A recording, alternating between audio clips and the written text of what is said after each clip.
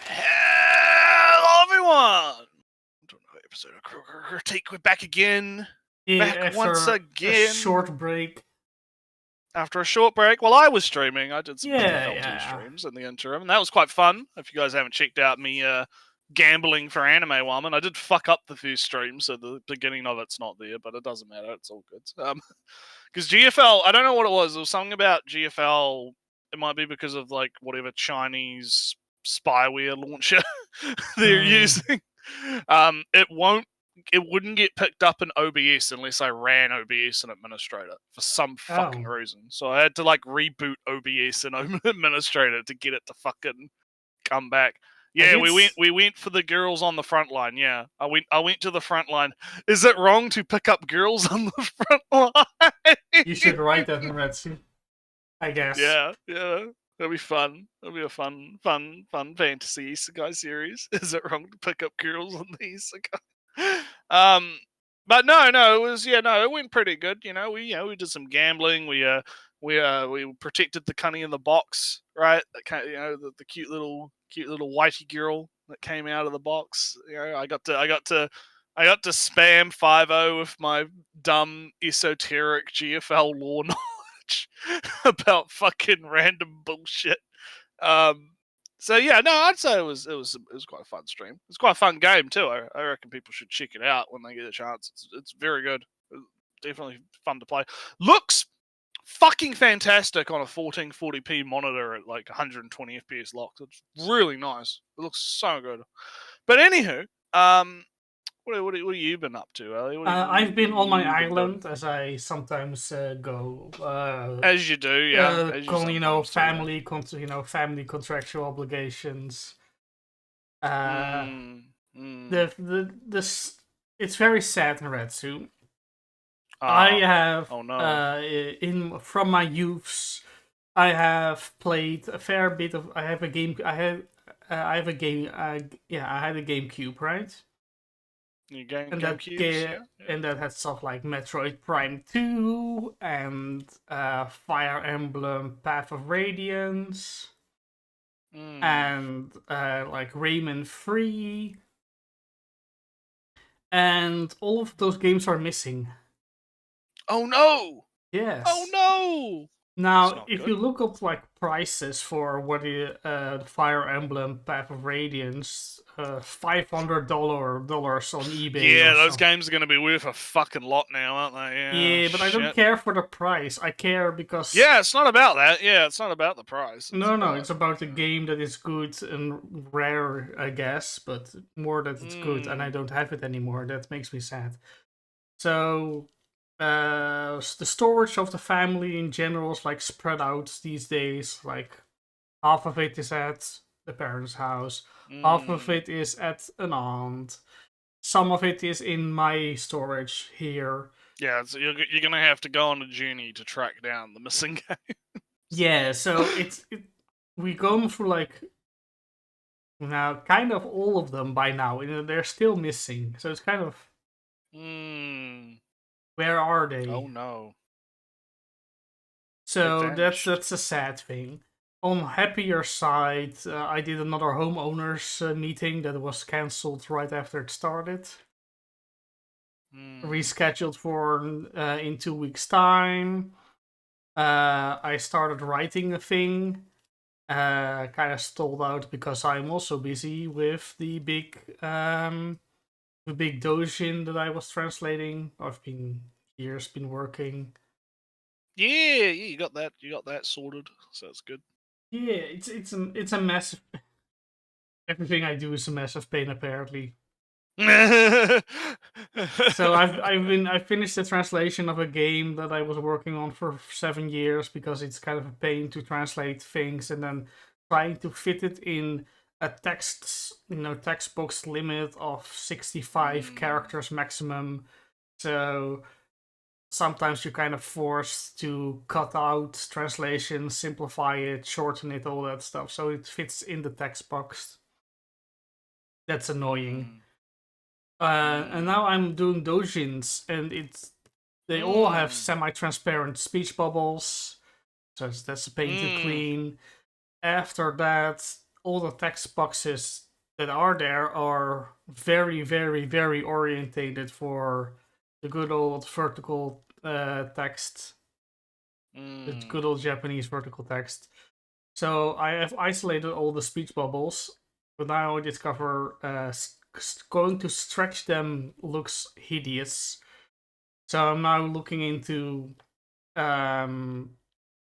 either modifying existing ones and making just placing them myself, or making them my own stuff of my own. But I can't. I don't have the same brush as what they used for the speech bubbles, so it won't look identical at all. So I'm better off just cutting and chopping up existing speech bubbles and rotating them and whatnot, and making them speech bubbles. But I'm going to need a whole palette of them, and paint all around is the moral of the story. Don't translate, people. It's a massive... Yeah, don't do it. Don't do it. Don't start. Ruin it. Not even once. Don't Not ruin even your life. once. Not It's even always once. a massive pain. Yeah, don't do it. Don't do it. Don't do it. But yeah, so I guess we should probably get ready to talk about. Do you like feminism, Ellie? Are you a feminist? You love the woman. I think we all love woman, don't we? We all love woman on the show, right? Well, I think we might have met our match. We might have met a man that loves woman more than a man who's so blinded by his love of the woman that he sees it in everything, Ellie. He sees it in everything. Everything has to be about woman. It's we also, were, of course, talking... it's also blinding us. We can't watch It's blinding us. Yeah, the radiance of his love of woman is blinding. So yeah, we're back talking about our good friend, I guess, friend of the show. Maybe not friend of the show, considering how much I fucking ripped into him last time. Explanation point is back again, because I saw this video while I was browsing the channel subscriptions after I did a GFL stream, and I saw this title, and I was like, oh yeah. This is gonna be fucking good. This is gonna be a good one. Yeah, spoilers for everybody here. Sometimes I do a quick look in advance to see if it's actually any good to cover, and it's going to be tedious. It's going to be tedious, but I think it's going to be funny. I have a sneaky suspicion there's going to be some moments that are going to be pretty, funny, and it's also good because it's about a show that you watched. Yes, that is so true. You can actually talk about it. And I can sit here and I can make fun of the man, and you can be here making actual salient points about the show. Is that our usual dynamic, Naretsu? Yeah, the usual dynamic. Yeah. So that's why it fits really well. But yeah. Last time we covered our boy explanation point, I believe, was the problematic media video where we Wasn't got a little bit. One more? It's like, I think that was a long time ago. We did one of his videos a lot. I think he did a video on isekai economy. Yeah. Was that him? Him? I think that was him. I can't remember. I don't think it's economy. It was it's like morals or something. This kind of it was something. I don't fucking remember. But he did. Yeah, but that was like years ago. That was a long time ago. But yeah, the last one we did was the problematic media one where we ripped into him quite a bit because he was like, oh hey, Necro's in the chat. Hey Necro, how you doing? Hey. Because he was like, I'm gonna look at making a clip of it because we're actually out of clips, so probably not gonna see any clips. Probably not gonna see any clips for a while because I haven't had the time to actually make like a batch. But I'm gonna maybe make a clip out of him trying to make the point that if you post a GIF of Gate online, you have to make sure you add a disclaimer about how it's a nationalist anime or some shit. And it's like, oh god. So yeah, so that's the kind of person we're covering, right? So you can imagine he's going to be very he's gonna be very feministy, very very on the feminist side. But the title of the video is "Accessible Feminism why do men watch the Apothecary Diaries? Well, Ellie, you're a man, right? Yeah. Allegedly. You're allegedly a man. Not from this profile image. I thought... Not from that Oh, no, profile wasn't I image, already... no, but I was already trans, right? allegedly you are a man. So why did you watch the Apothecary Diaries? I don't know why I started watching it. It had just a very strong start, and it was immediately kind of a mystery show, a detective show. Right. And it was. I mean, it did look pretty interesting, and you know, you when you were talking about it on the anime discussion, you know, it sounded like it was quite fun. So. Yeah, and it was always like the whole series was like mini mysteries here and there, and suddenly, oh no, they are all connected. They are all part of the same larger thing, and then you just got recontextualization, all that good stuff, like a good mystery series does. So what you're saying is you didn't watch it because you love feminism. No, I wasn't. My love for feminism wasn't the driving force behind watching the show. No. All right. Well, I guess without any further ado, let me just get my can over here so I can. Let's see how this goes. All right, I gotta get my mic in there. Well, that was an alright one. It was nice. It was a nice little clunk. It was alright. It's somewhat muted one, but somewhat muted one. Yeah, those these Celsius cans, they don't fucking click very good. They're not very clicky. But anywho, let's get right into it. Hello, we are on the brink of potentially the last fair American election. If you are American and eligible to vote, make sure you check your voter registration and get out there and vote for Kamala Harris and Tim Walz, people who actually believe that your life is worth supporting. Harris believes...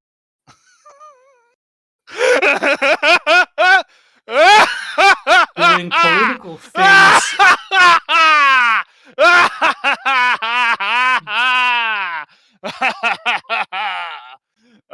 Sorry, I had to get it out. I had to let it out.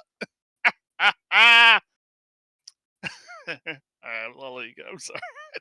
No, it's always this dates the video very much. It dates the video and it's fucking hilarious in hindsight.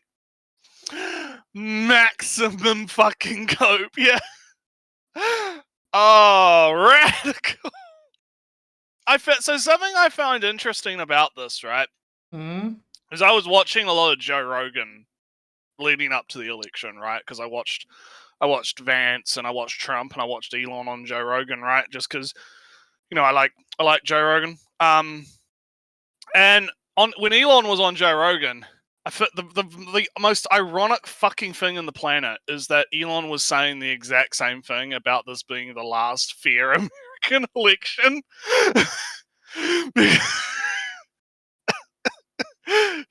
So it's interesting how it's the same thing but the opposite side of the spectrum, right? Because Elon was obviously saying it because he reckoned that if Trump lost, then the Democrats would basically rig every single election for the rest of eternity, right? And here you've got Explanation Point essentially saying the same fucking thing about Trump. So, no, yeah, I guess the difference is that it's funny. I just find it ironic. Trump did say you don't have to vote anymore after I won, so that's a thing. No. Ali, you're doing that thing where you're being brainwashed by the media. You're being brainwashed by the media because what he meant was I wouldn't trust Elon on anything because he's not very smart. Because I know the context of that quote that you said, and what he meant by that was because he was talking to hyper-religious, like Amish types that don't actually normally go out and vote. So what he meant by that was, hey, you guys are mad. Go out and vote for me. That's something you can do. After you've voted for me, you don't have to vote again. You can go back to not voting again, right? He wasn't saying like, oh, don't go after I win, you won't have to vote again because I'm going to install myself as General Emperor God Emperor Trump, and you won't have to worry about it anymore. No, that's not what he meant, right? That was but Trump says stupid things all the time, so it's kind of he hard does, to... and I'm not gonna say that him saying that was like, because one of the things that Trump does, and I don't want to turn this into like the fucking Trump cast, right? But like one of the things Trump does is he does this thing that Such an Adam have talked about on their stream, which is strategic ambiguity, right? Which both hurts and harms him, right? Because he'll be strategically ambiguous or whatever the fuck the word is about certain like topics, and that gives him like wiggle room to say, "Oh, I didn't actually mean that," or "Oh, yes, I did mean that," right? When questioned on it later, but it leaves like room for wacky interpretations like that one, right? Where it's like, "Oh, when he was saying that, did he mean that because he's going to install the God Emperor? Or did he mean that because of the, but if you actually look in the context of what he was saying when he was saying it, it makes sense. Yeah, but if you are deliberately vague, you can't be angry that people take their own interpretation with it. Which is, and that's the problem, right? That's what I mean, right? Enough old news. Yeah, enough old news. Yeah. Well, I do want to comment, like, to drag it away from us debating about Trump. Just in general, this is cringe, right? Just in general, this whole like, I wouldn't have had a problem necessarily if it was just like, oh, go out and vote, right? Mm-hmm. Like, hey, the election's coming up, go out and vote. Still would have been kind of cringe, but I would have been okay. But this whole like, I'm gonna suck Kamala's clit in the first 13 seconds of my video about Apocryphary Diaries, right? Like, come on, man. Yeah, I mean, it is. I'm just like, because can you just imagine if it was like if it was reversed, right? If it was like a Trump supporter guy, right? If it was a guy who's go out and vote for Trump. Otherwise, I don't have to imagine. I just have to see Elon Musk jumping up in the shape of an X. Yeah, no, but Elon Musk isn't doing anime fucking YouTube videos. I'm saying in the context of like, if it was an anime YouTuber, right? If it was an anime YouTuber or something, right? And he's like a pro-Trump guy, and he starts his fucking video with a completely out of context, like, guys, you guys, listen, you have to go out and support Trump, otherwise they're going to end democracy, okay? They're going to rig all the elections for the rest of history if Trump doesn't win, right? That kind of shit. Yeah, Sammy, we are literally 13 seconds into the video. This is literally how this man starts his video, right? Well, to be somewhat fair, right, to our pausing in 30 seconds in, he does a lot of fast talking and a lot of images. He does a lot of fast talking, yeah. There's a lot of information in that sense. Yeah, because he's going on about how, Kamala Harris is the only one that actually cares about people. Let's move on from old news. I want to make fun of them more. there's like a whole 20 minutes left. Okay. To cap it off then, right? This kind of like stuff here is why Trump won. Okay. I don't think this video is or whatever is why Trump won. No, not video. No, Elliot, not the, you know what I mean, right? Not the video itself, the attitude, right? The attitude he's got is why Trump won. But anyway, let's continue. Believes in affordable housing, restoring Roe v. Wade, and battling climate change. Trump believes that immigrants are. Oh, he's going through a whole policy program. Holy shit! Yeah, come on, man, fuck off. In Springfield, they're eating the dogs. They're eating the dogs. They're eating the pets. They're eating the dogs. They're eating the pets. Again, does he really think that this is gonna help? Right? Does he really think that this is gonna help him? Like, no. I mean, it obviously fucking didn't, right? Well, help is a relative thing because it's help is a relative word. Because American voting system is weird. But anyway, the people that came in, they're eating the cats. They're eating the pets of the people that live there. Okay, Grandpa, let's get you to bed. Do the reasonable thing. All right. Again, this condescension, right? The condescension of, listen, you got to do the reasonable thing. You have to vote for my candidate because I am a big smarty pants man, right? I make anime YouTube videos for a living, right? That's why I know more about politics than you do, right? Because it's an It's just an anime YouTuber. The was it how many views it has? It doesn't make any impact on any election. Well, of course it. Well, yeah, but what I'm saying is, it's just like it's not helping him, right? It's not helping him, and it's not helping the cause, right?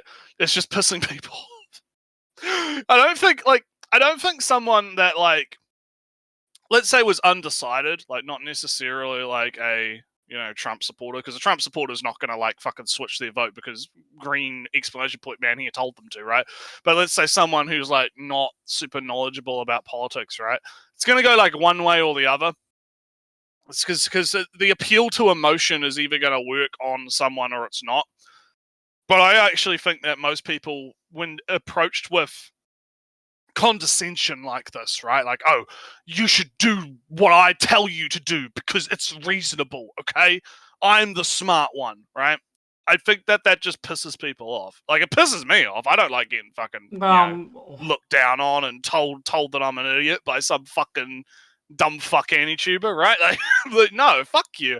Fuck you. I'm going to vote for Trump just out of spite. All right, Naretsu, you're reading a little bit too much emotion into this because I'm not seeing that he's hating on you specifically. No, he's not he's not hating on people. He's being a condescending prick, not to people specifically, but in general, right? There's an attitude here. Like, we literally have "do the reasonable thing" on screen right now. Yeah, right? but the other side says the reasonable thing is to vote for my guy, so you're unreasonable. Yeah, but I'm not getting blah, blah, told. I'm not getting that shoved into my face in a shitty anime tube video by a rightoid, right? It's happening by a leftoid. Well, so I'm going to call out the leftoid doing it. You can only go to the K-On profile images to get that experience. What? But Ellie, have we ever encountered a fucking anti-tuber in our entire history of covering anti-tubers on the show that has done this? Right? Left or right? Hell, Nori hasn't done it. The anti-nofap guys haven't done it. Fucking, all these other people haven't done it, right? Like, I'm sorry, but it's like, no, you can't be like, oh no, but oh no, that does. Yeah, oh no, you can't be like, oh no, the both sides, right? When this guy's actually doing it right now, and I'm criticizing it right now. All right, I was talking a little bit more generally, like the whole of anime community, not this video specifically or. But the thing is I don't really like. If I see some retarded K-On avatar going off about shit on Twitter, I can just be like, all right, I don't care. If I came here because I like Apocalypse Diaries and I was interested in like, oh, I watched that. I kind of like that. I wonder what it does have to do with feminism. That sounds like an interesting topic. And then I get fucking blasted in the face with a bunch of bullshit about American politic nonsense that I can't even fucking do anything about anyway because I'm not a fucking American, right? No. But we can like skip, it's annoying. It's annoying and it's dumb. Yeah, it's annoying and it's dumb, right? That's my point. It's annoying and it's dumb, and it comes off as condescending to the audience, right? Like, it's not helping his cause, and that's why it pisses me off, to be honest. It's clown world. Yeah, Good is right. It's clown world shit. But anyway, we got to get through this. We got to get through this. I want to actually talk about anime. I want to actually talk about anime. So come on. Support sanity. Now onto this. All right, here we go. Here we go. All right. We're gonna. How many seconds was that? All of that happened. Yeah, all of that happened. We talked about it. Let's talk about Apocalypse Diaries. Let's go. The Apothecary Diaries video. Pick your poison. Drink your poison. Good poison. Also known as the Pharmacist's Monologue and Drugstore Soliloquy, the Apothecary... Drugs. Damn, that would have been a base title if they localized it to that. Wow, drugstore. The drugstore soliloquy. I would go for pharmacy soliloquy. Drugstore sounds a bit pedestrian. A little bit, yeah. My local drug dealer soliloquy. Yeah. Oh, all right, let's keep going. Diaries is a show about girls doing girly things like politics, science, detective. It's about women, written by women, and yet it's watched by dudes? If you look at the breakdown of Apothecary Diaries viewers by gender, which I used my special YouTuber powers and connection. Sorry, there we go. Yeah, so wait, it's woman made by woman. She also like got done for tax evasion too, so she's. You know, Naretsu, I have a feeling, right, that almost all of these tax evasion cases is just a case of bad tax filing.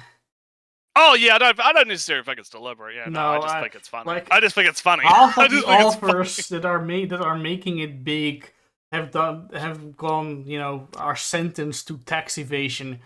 I swear, Naretsu, it's all just bad tax filings, and maybe the system is needlessly complex. Source material is a light novel. Yeah. Gouda's right on that. But it's like, yeah, no, it's like, again, I'm just doing it for the meme because I think it's funny. But it's like, I think this whole like thing about how it's woman. Why would the men why are men watching it if it's all about the woman? I'm getting like the vibe that I get from that is the same vibe I got from Normalities, although Normalities was a lot more like direct about saying, men just cannot empathize with women, right? I'm getting that kind of vibe where he's shocked that, like, I thought men didn't like feminine things. How could the men watch the feminine show about the feminine? Yeah, never forget. Yeah, why would the men watch the feminine show about the feminine things if they're men? Because I thought men didn't like. It's an oddly sexist point of view, right? In a sense, to me at least, right? To assume that like like an ordinary man, right, wouldn't be interested in Apothecary Diaries or like anything else. Because a show that I watched a long time ago, and I'll like respond in a sec, but like a show that I watched a long time ago, like I what was it called? I think it's like Snow White and the Red Hair. I think is like the English title for it. I really liked that. I thought it was good. It was, you know, and that's like, you know, sappy, romancy. Oh, I love him. He loves me. Oh, I have to save her. Oh, you know, so and so and so and so. Right? And I thought that, I thought it was good. I liked it. You know, I like a good romance every now and then, right? And typically that kind of show would be considered something that was for girls, right? It would be considered, that's a girly thing to watch, right? Why, you know, you're meant to be a manly man. Why are you watching the girly show and liking the girly show, right? But it's weird because, you know, I would assume, based on this man's politics, right, he would be against such gender stereotyping, right?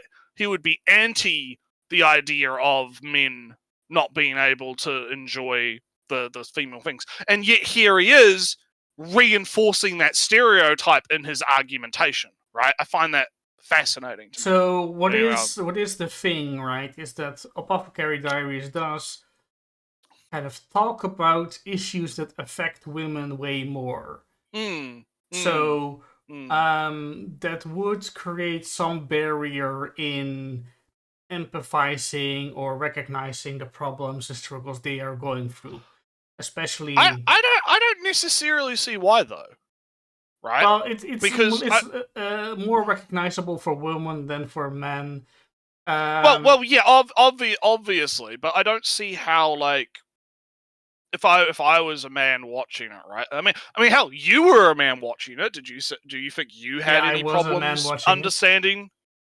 Did you have any problems understanding and empathizing with the women's issues presented in the show? Right? Like, did you? Oh no, it's a very the series crafts a very fine balance between having this system where they all can thrive, but ultimately in a golden prison, in a golden cage.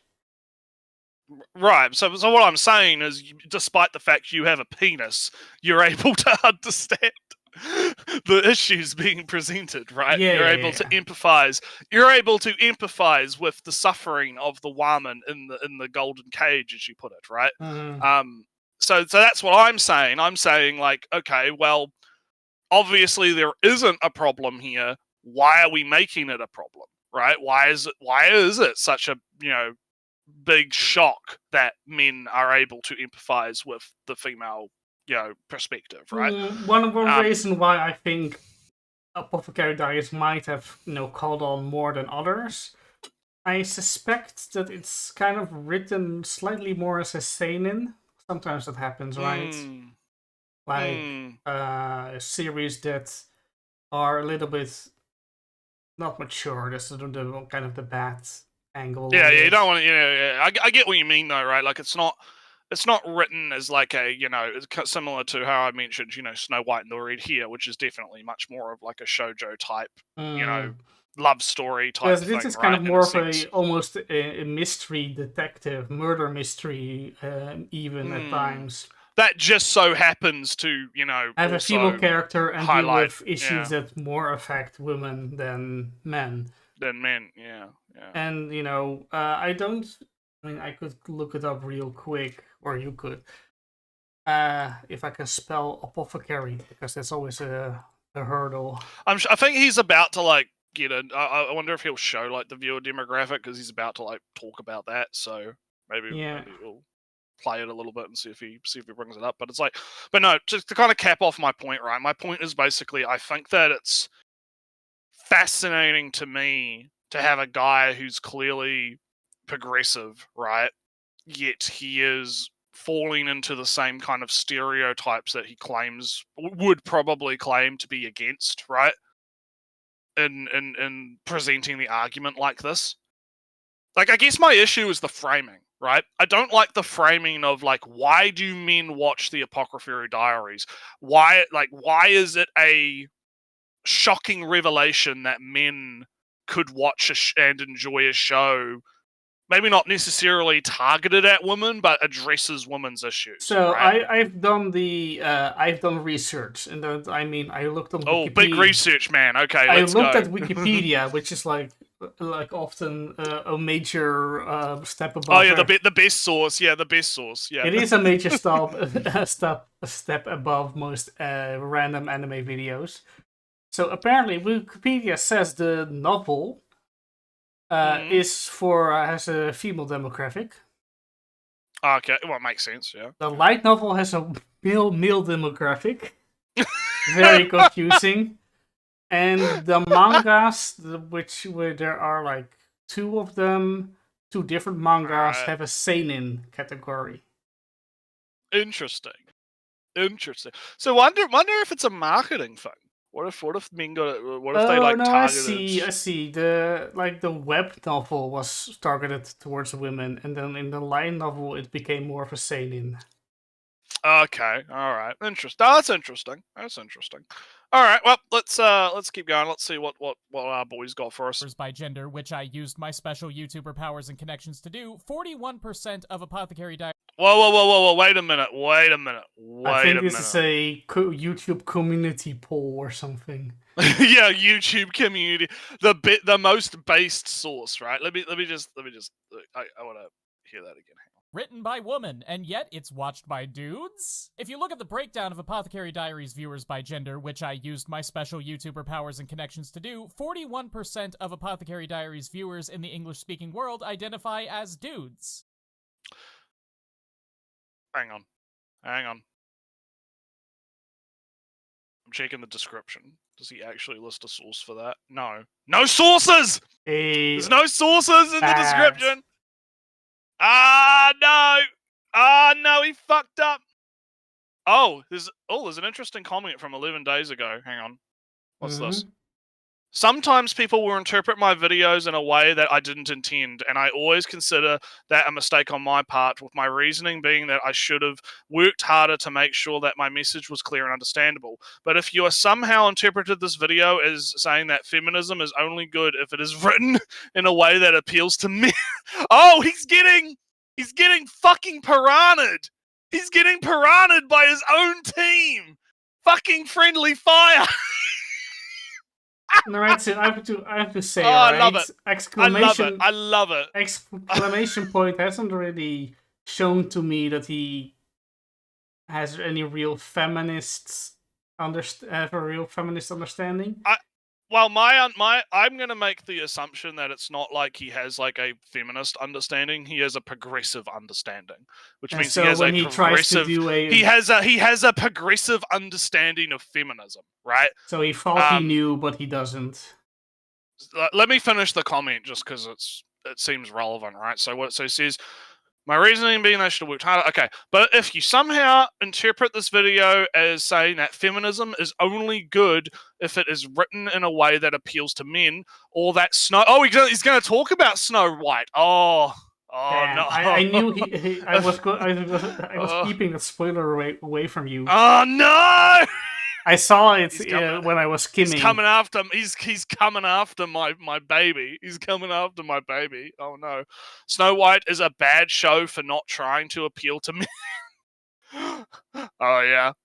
Then I don't know what to tell you. I spent 2 entire paragraphs, one at the beginning and one at the end, explicitly saying the opposite. I don't know what I could possibly have done to make it clearer. This video is not about what makes a good feminist protagonist. It is not about what makes a good feminist story. It has nothing to say about how stories should be. It is about a single show, using another show as an example, that presents its feminist message in a specific way with a specific goal that I find interesting. But I already said that in the video twice, so I don't know what I'm hoping to achieve by saying it again here. He's already kind of losing me in that he's describing intent to a series, to a piece of work. That's a common problem, right? We've talked about it so many times in so many videos, people prescribing intent to the work, right? I don't think that the Apothecary Diaries set out... Right, the author set out to write like a feminist work, right? Like, I think because here's the thing, right? I don't, unless you're like an actual like propagandist, right? I don't think most people that are creating art are necessarily doing so specifically for the purpose of pushing like a particular like thing like that. What I think is more likely the case is she probably was like, hey, this is a woman living in this setting, right? What was it like to be a woman living in this setting, right? Or a setting that's somewhat like that, right? And so obviously sexism and feminist-related, women's rights topics are going to come up if you're going to be a female protagonist in a sexist setting, right? Like whatever, I don't know what particular era of Chinese history it's set in or whatever, I don't right? know the but year, but it is not that important. It's like it's not. But you get what I'm saying, illegal, right? You get what I'm saying, right? Like, we have to sit here and we do have to admit, in hindsight, that in the past, a lot of cultures were, or is it not ancient China? I don't fucking know. It's ancient enough. Ancient enough, right? It's not ancient China with the huge harems. Yeah. Oh yeah, it's not ancient China with the huge harems. But you get what I'm saying. You get what I'm saying, right? It's like, in the past, things were pretty fucking sexist. They're not as sexist now, but back then, women were basically fucking cattle, right? Essentially, right? So you do have to kind of, like, if you're going to have try and create an authentic feelings like story in that setting, obviously topics around what it was like back then for a female protagonist or a female character trying to navigate that kind of situation, right, is going to come up as part of the story, even if it's like tangential to it, So I feel like that's the problem, is people look at that and then they prescribe the intent of, oh, the author set out to say something about society today, right? Because they included all of this stuff about society in the past, right? And it's like, no, I don't know, don't think so. Now, I believe I said this before somewhere at some time. I think it's fine, kind of in a casual, personal thing to say from, oh, the author just wanted to blah blah blah blah blah. Right? Right, yeah. But if you're going to do, the big words with the big meanings and all that stuff, caution is advised.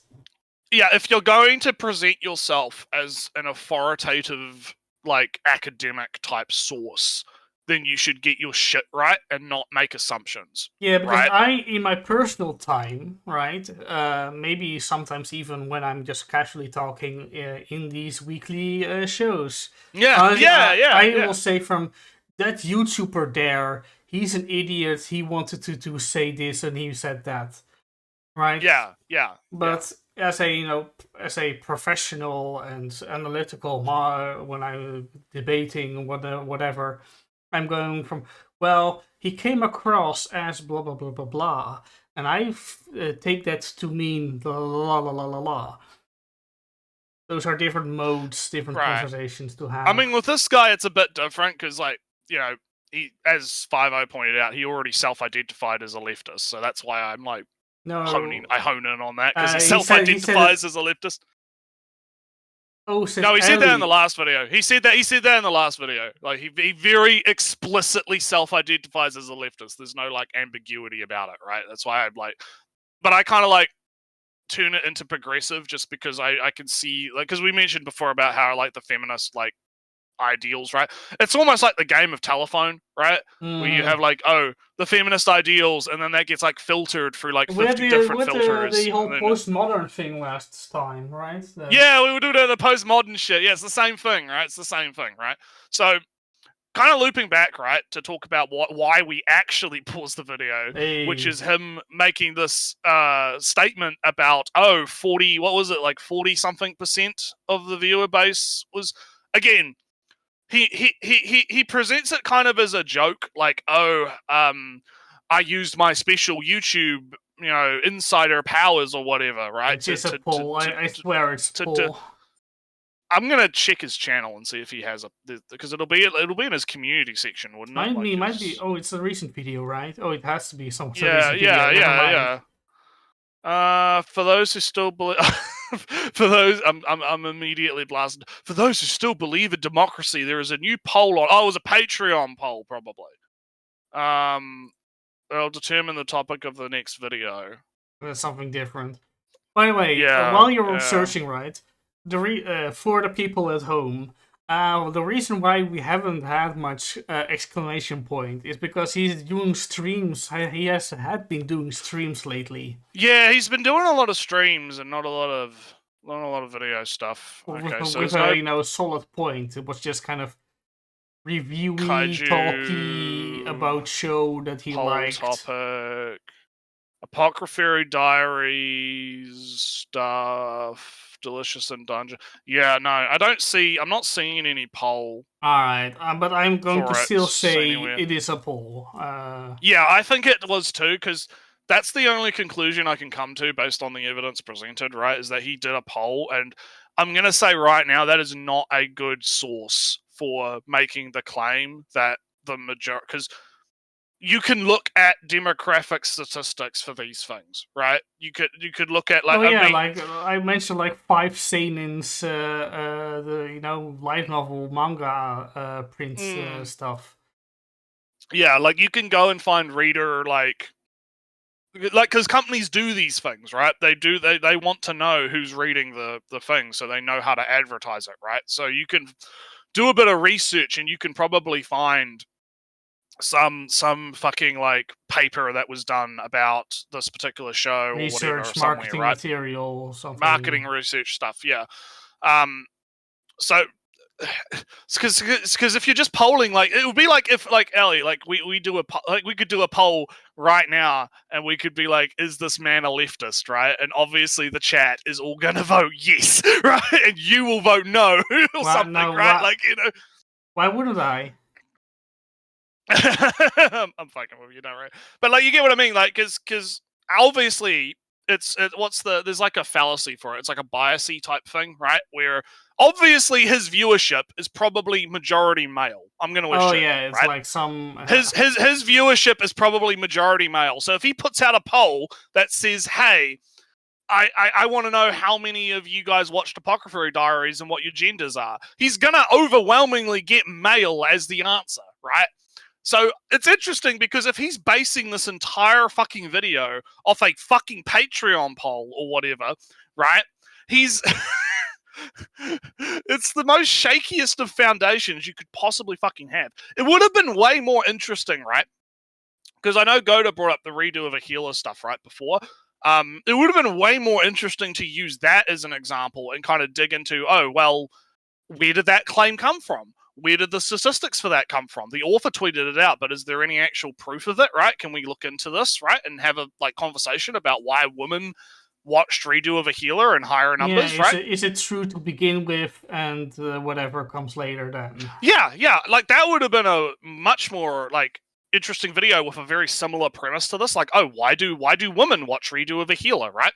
Also, what's going on there? Right, a small extra detail. I believe that, of course, the readership for novels is higher for women than for anime watching, because anime there hasn't been any female-centric, there hasn't been a lot of female-centric shows in the past few years. So the total audience for women watching anime has decreased a little bit, and they have gone, moved a little bit more to the web novels and the and then you already start at a imbalance, so you kind of have to compensate for that stuff, etc., etc. And Gouda makes the point of you compare redo of a healer to 50 Shades of Grey. Yeah, there's an interesting conversation to be had there, right? There is an interesting conversation to be had there, but I think the issue with this is if he's basing his entire premise on a Patreon poll, because that's the only thing I can assume he used, because he didn't link any sources, right? Mm-hmm. He didn't even show the poll results up on the screen, right? He just he's just stating this. He did say 41%, right? And it was on screen for 2 seconds. No. I mean, I would have wanted him to post the actual screenshot of the poll with the bars, right? Just be hey, here's the actual poll that was done, right? But he didn't do that. So as far as I'm concerned, he's doing the what is your source? I made it the fuck up, right? Many such cases. Many such cases. But anyhow, let's keep going. Thank you to Miles Atherton at Whitebox Entertainment for that number. And that. Oh, hello. Yeah. Look. We just. I'm fucking pre-jacking. So this is interesting. Then he's getting that from Miles, right? So that means he's getting that from Crunchyroll, right? Supposedly, because I don't know if Miles still works at Crunchyroll, but Miles was a guy. Read the text because it's so. No, crunched. I can't either. But I know also, Miles. Did he cite this in the description, or is it just? No, he did not cite it in the description. You fucking dumb. Oh god, it would have been great if you could have Oh, here we go. Oh, hang on. Mm-hmm. Oh, damn! I'm an idiot. I didn't read properly. He says. Demographic information was taken from survey data conducted by Miles Atherton, White Box Entertainment, over 1,850 respondents in North America, English-speaking Europe, Australia, and New Zealand during June 2024. Why didn't you link to this, right? Because there's no link. It's just he says that this is a thing that happened, right? There's no, okay, if you... I'm glad he did source it, and I just missed it because I didn't read it hard enough because I got ADD distracted by his his comment about being eaten alive, right? Oh. But where's the link? Where is the statistic? Where is the actual because I would want to read the actual fucking paper, right? Did he just DM Miles and Miles sent it to him or whatever, and then he looked at it and he's when you're citing these sources, you actually have to fucking cite the source, right? And not just still, say, right, I have my issues with starting demographics and whatnot and audience percentage before you start going into specific animes and series and whatnot. Yeah. There's so many shows and media that and here's my question, right? Because I can't see the actual paper or the actual poll or the actual whatever it is.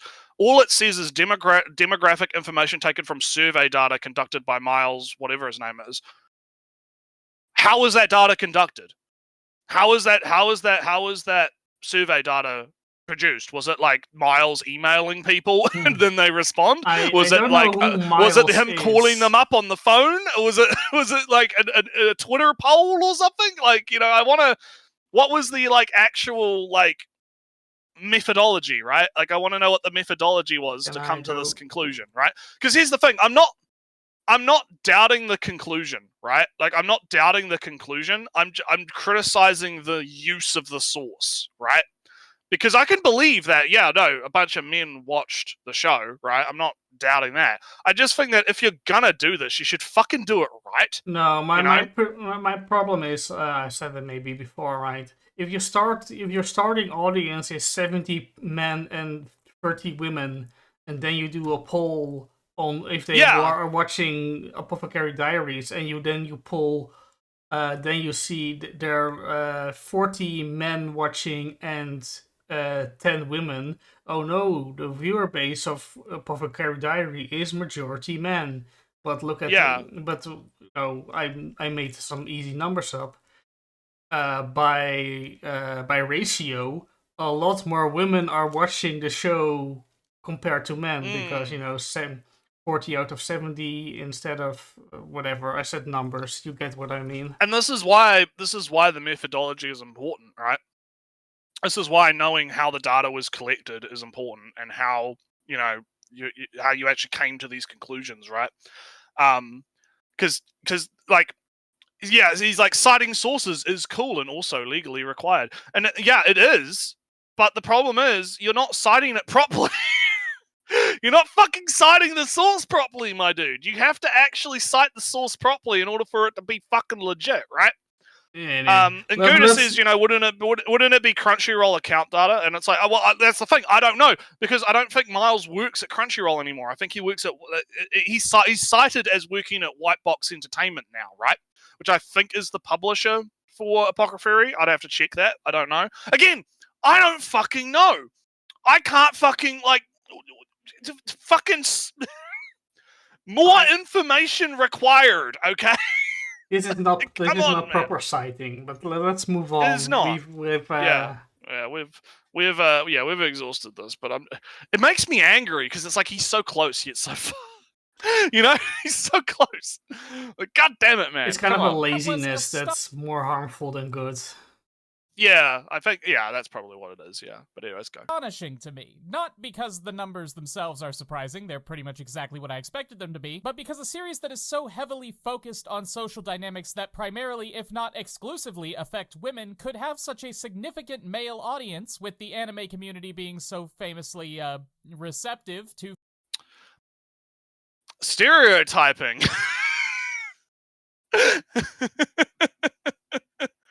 Isn't stereotyping fun? You love stereotypes, right, Ellie? You love stereotyping. Yeah. Look, all anime fans are just raging fucking sexists, right? Those K-on! Avies on Twitter, they represent the entirety of the male anime community, right? Of course they do, Nancy. Yeah, of course they do. Like, I hate this shit, dude. I fucking hate it, right? It's so fucking dumb. Because, I hate it because there's like this hypocrisy to it, right? Where it's like, oh, I'm allowed to like stereotype guys that, I don't know, like SAO or like the fan service or whatever. I'm allowed to do that. And then you go on Twitter and like 99% of the anime community is literally just people being puritanical against fan service. Like, straight up. Some of the, like, if we're going to talk about like stereotyping, right? The real stereotyping would be that anime fans are fucking, at least Western anime fans, right, are prudish motherfuckers, right? Because what are the tweets that get the most fucking like traction, right? The most likes and the most fucking like interactions on Twitter. They're always the fucking, oh, this fan service is bad. Oh, how dare you have the it's 5 anime that were like ruined by fan service tweet. A billion fucking likes, probably botted, right? Right? Yeah. Like, there's like, I don't know why he wants to perpetuate the stereotype that, oh, the male anime fans are all just horny fucking like man children that want to fucking like, fucking goon all day, right? It's like, which is again ironic coming from me, but ironic coming from me, but I'm not seeing that. I don't see that at all. It's fucking literally the opposite. And yet here he is in this video trying to be like, oh, man, I'm so confused. Why would men watch the feminist show, but men also like the hot woman in the SAO? I don't get it, Ellie. I don't understand. It's crazy. I'm slowly getting more tired of using Sword Art Online. It's been years. Get a new show. Yeah. use I don't want to say use Fire Force, but use something else. Well, Fire Force would be nice. It would be more recent. What more recent? Yeah, watch another anime, right? Like, come on. Like, anyway. Feminist discourse. But something... Okay, hang on, wait. Because another thing is, with the SAO example, the SAO example doesn't even make sense, because the SAO literally shows the sexual assault being bad. Like, it literally shows it as the being bad. It's not good. It's like, God. All right, anyway, let's keep going. Yeah. About Apothecary Diaries is different. Guys like this show. Guys will sit through 20 minutes of an episode of anime telling them that, hey, women actually have problems in the world, and be cool with that. So what makes... Maybe it's because most men aren't actually sexist, you dumb fuck. Maybe that's why. Also, it's not like 20 minutes of, feminism, women problems. It's, more like,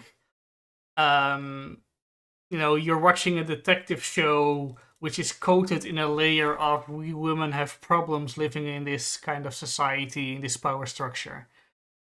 Like whenever Mao Mao wants to do something, she needs to get permission. She can't overstep her boundaries.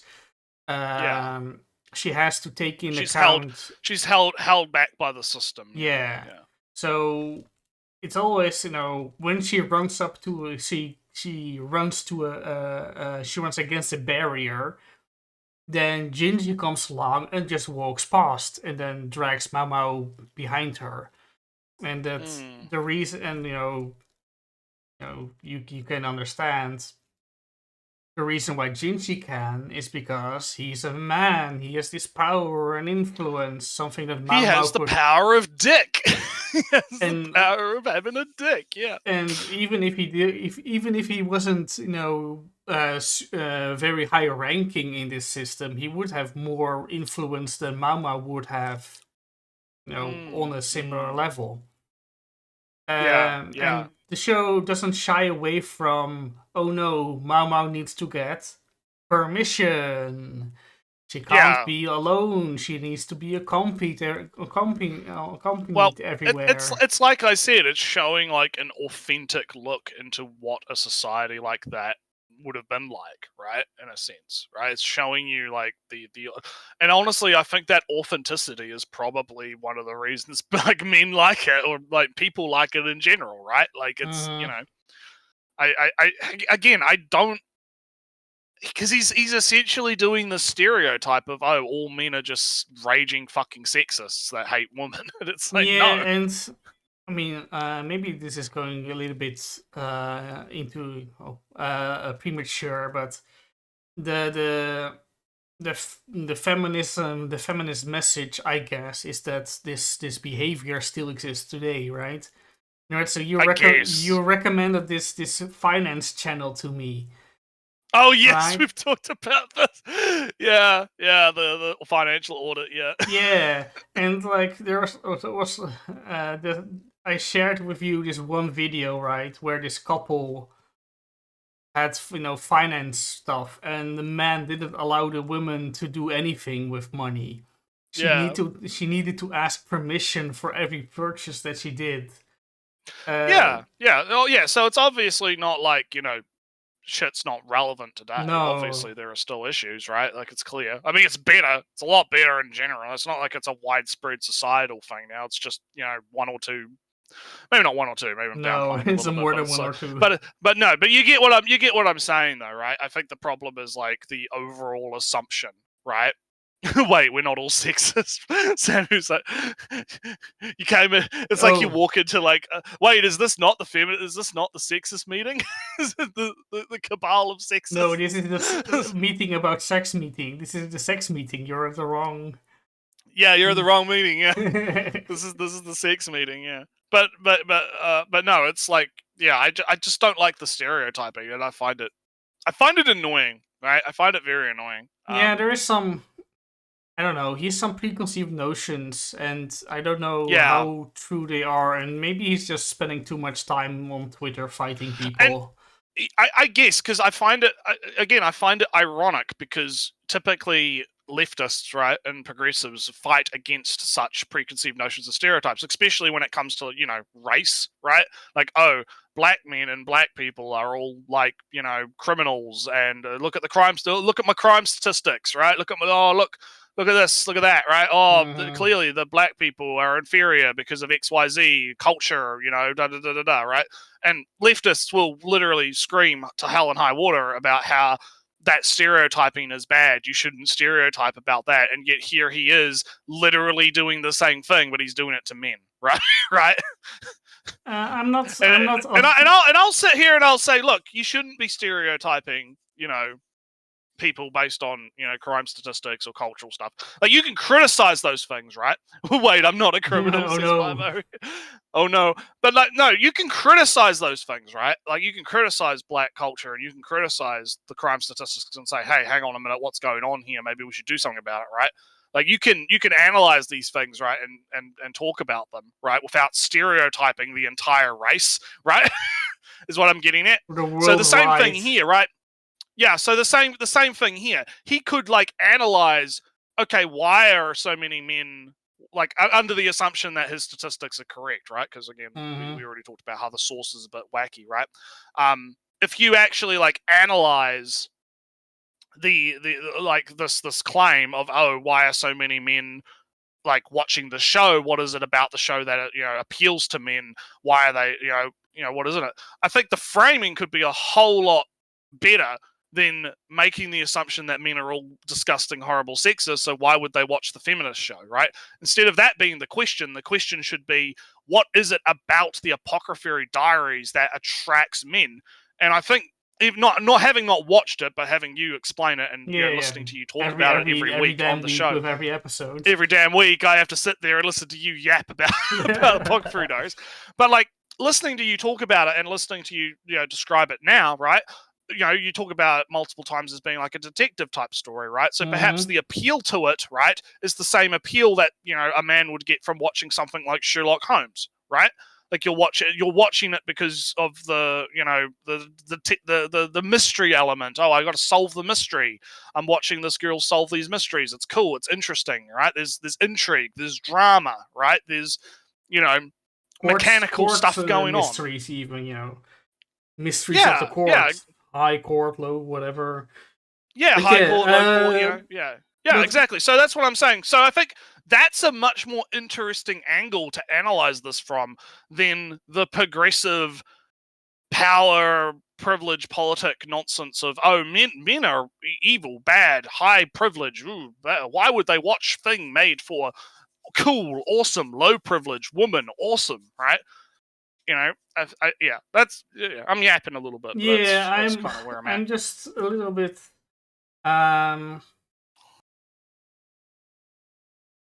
He's a little bit too hung up on men watching show that doesn't look at first glance that it would appeal to them.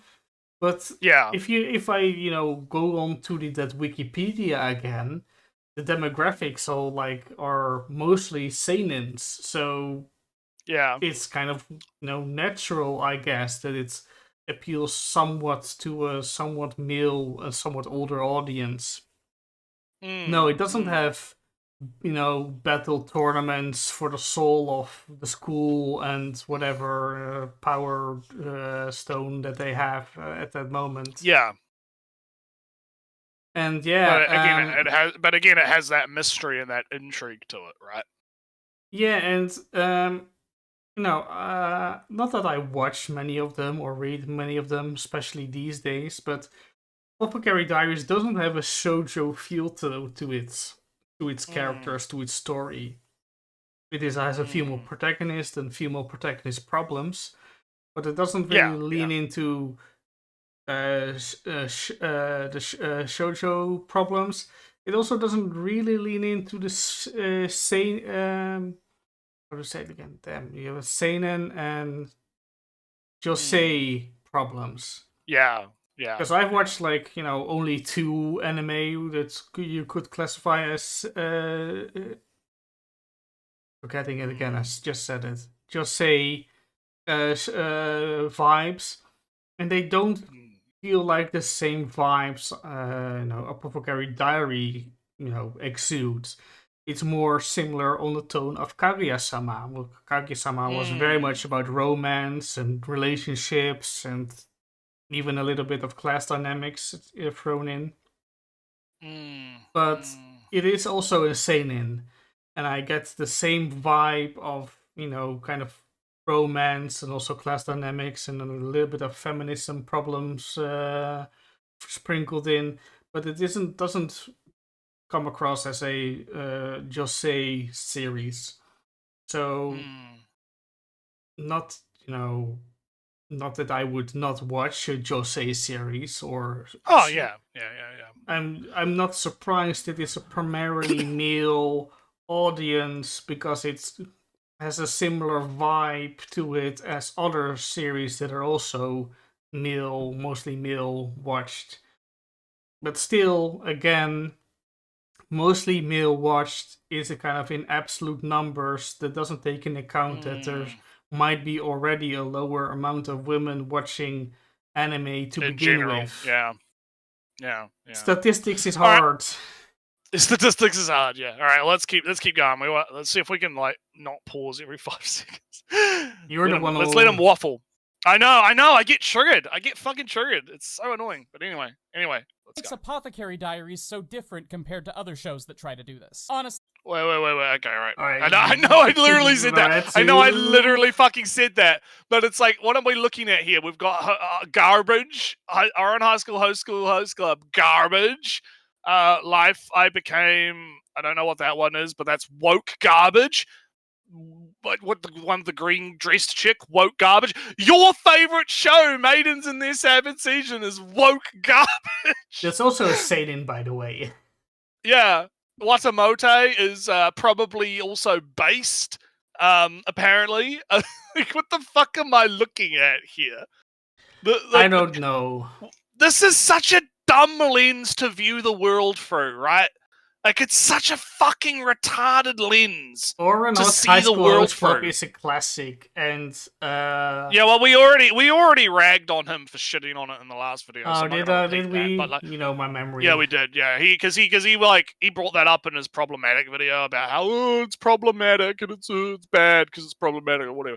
My thing is this idea of because to hone in on the 2 shows that I know more about, one via you by proxy and 2 because I watched it, is Watamote and Savage Seasons, right? Mm-hmm. I have never seen a single fucking soul on this planet describe Maidens in Their Savage Season as woke garbage. There is no one that, I'm going to make a qualitative hard statement, Ellie. I know we don't like those, right? But there is nobody in the world that fucking exists that watched that show and said that it was woke garbage. And I'm going to make an assumption that the only reason he is going to say Watamote is based is because 4chan is partly to blame for its popularity, right? Yeah, it's starting popularity. It got a bunch of popularity on 4chan, and it got pirated a lot, and people translated it, and that showed that it had, popularity, and then the publishers were like, oh, we could sell this in the West, so let's make an English version. Yeah, let's do that, yeah. And the author even directly references 4chan in an artwork, with spaghetti at the end of one of the chapters or something, right? So it's but that doesn't, it's because he's got this warped fucking reality that he sees the world through, right? He thinks that it's probably also based because those evil racists on 4chan like it. Oh, those evil racists, Ellie, they like the show, and that means it's based. But they don't like the Savage Season show, even though I don't even know what if they had an opinion on it or not, right? Like Watamote is from what I know, right? I've not watched the show. I've read the manga for like a couple of chapters, but 4chan enthusiasm couldn't convince me that the manga was better than what I thought it was. It's just a show about a girl who's very awkward. And yeah, pretty much. I don't think that makes anything woke. I mean, Auburn High School Host Club... or based. Or whatever. Auburn High School Host Club is about, gender identity. Yeah. Or whatnot. That's Naretsu. That sounds decently woke to me. That's woke, yeah, super woke. Yeah. Maidens, no. Maidens is just... oh no, I have sex. I have a sex. Shit! Sex drive switch activated. Oh no, my people think. Oh no, I can have sex now. Oh no, what do I do with the ability to have sex now? Yeah. Panic. It's woke garbage, though, Elliot. It's no. totally woke garbage. Explanation Man says it's. I mean, I get he's kind of doing a joke here, but I'm like. It's the absurdity of it, right? It's the absolute absurdity of framing things in this way, right? Like, I can't... It is actually like he's, like, in a different reality, right? It does reinforce the feeling that I have, that he's just getting all his opinions through Twitter fights. Yeah. He's getting all of his opinions through, like, Twitter fights and watching Hassan Piker or some shit, right? Like, I wouldn't be surprised if he would be like, oh yeah, One Piece is totally about fucking liberation, class liberation, and pirates or whatever, being pirate terrorism cool or something, right? Who knows? Something like that. I haven't watched One Piece at all or read it. Yeah. Explanation point is straw manning. Yeah, pretty much. But anyway, let's keep going. It's a lot of things, and I'm not going to be able to get to all of them, even in this incredibly long video, so I'm mostly going to skip the obvious stuff like it's a mystery show instead of a romance, and focus on... Wait a minute. Wait a minute. So he's going to skip over, like, the quote-unquote obvious stuff that is more Occam's appealing razor, to men. Which is probably the actual reason why men like it, so that he can go off about like some nonsense about. I mean, I read the entirety of the blah blah blah amount of days before marriage, right? Yeah. Can you guess what the series called? 350 days until marriage. What kind of genre does that fall in? Oh god, it might battle shonen, maybe. Ooh, close. maybe it's a battle shonen, Ellie. I wonder. I'll give you part of the answer. It has some romance elements. God, I would never have guessed. You might even say it's almost completely romance. Yeah, maybe. Also Holy comedy. Shit, Yeah. Oh man. Naretsu, I liked it. I could. Holy shit, you did! Oh man, I would never have guessed, Ali. I would never have guessed. I would never have guessed that at all. You know, like, oh god. All right, let's keep going. Things that I found the most interesting, and I. Oh yeah, so hang on, so fuck all the other men and the reasons why they might like it. I'm going to talk about why I found it interesting. Me, also, the disgusting leftist. Why I found it interesting. Also, there's totally a romance going on in the show, so... Yeah, I was gonna say, I thought you mentioned, like, and I was remembering, and, like, you were talking about, oh, she's, like, got the crush. She's got the crush on this guy, and then, oh, no, he's got a love triangle. Oh, he wants to, there's another romance with the, the concubines, and the he's trying to, all that stuff. Also, but he has more a crush on her, and she is, I forget it. She's kind of asexual in the whole thing, and she's not into it. Yeah, she's not into it, basically. And there's kind of his struggle to get romantically involved with somebody who doesn't feel romance, not a single romantic bone in her body. Yeah, but anywho, let's continue. I had just one more thing to clarify before we really begin. I just want to make clear that the fact that the Apothecary Diaries does appeal more or less equally to male and female audiences isn't inherently virtuous or something that absolutely any series should strive for. There are certainly wonderful shows that want to speak directly to a certain group of people, and being focused on appealing to a small and specific demographic is usually a much better plan for creating a story that resonates strongly with its intended audience than trying to appeal to a broad range of folks. Ouran hasn't done anything wrong just because only 25% of its viewers are male, and these numbers also come from Miles. All right. He is like really fucking salty about the fact people like Ouran, isn't he? He's really fucking. He keeps bringing it up all the time. Like, even in the last video we covered, because he brought it up. Like, he had a whole section about it, right? And now, like in this video, he's bringing it. Like, he must be real fucking mad. I'm kind of surprised that it's kind of so heavily female focused. I wonder why, Ellie. I wonder why it would be so heavily. I wonder what a show that's entirely about pretty boys and fucking talking about gender and love triangles and how those boys interact with the girl. So I would recommend Ouran to anybody. And I would too. Yeah, I'm just saying, it's like, oh man, I wonder why, right? It's kind of the same thing here with the. I guess if you're going to count in the the Dragon Ball Z and the My Hero Academia crowds, that might be a harder sell to them. Yeah, I kind of want to go back because he had something flash on the screen. Range of folks. Ouran hasn't done anything wrong just because. It's like these numbers. These numbers come from Miles. Like, God, one source, and we don't even get to see. We don't even get to see the numbers, right? So it's not a poll from his Patreon or Twitter or no. But I am inclined to believe the numbers per se, in of themselves. I am. Again, it's like I said when we were ranting about it. I am too. I just don't think this is good sourcing, right? No, because if you're actually going to source, if you're actually going to source it, you can't. Like, this is literally, hey Ellie, my uncle works at Nintendo, and he told me that the Switch 2 is coming out tomorrow. Oh damn! Right? Yeah, another you better clock? be ready with your wallet.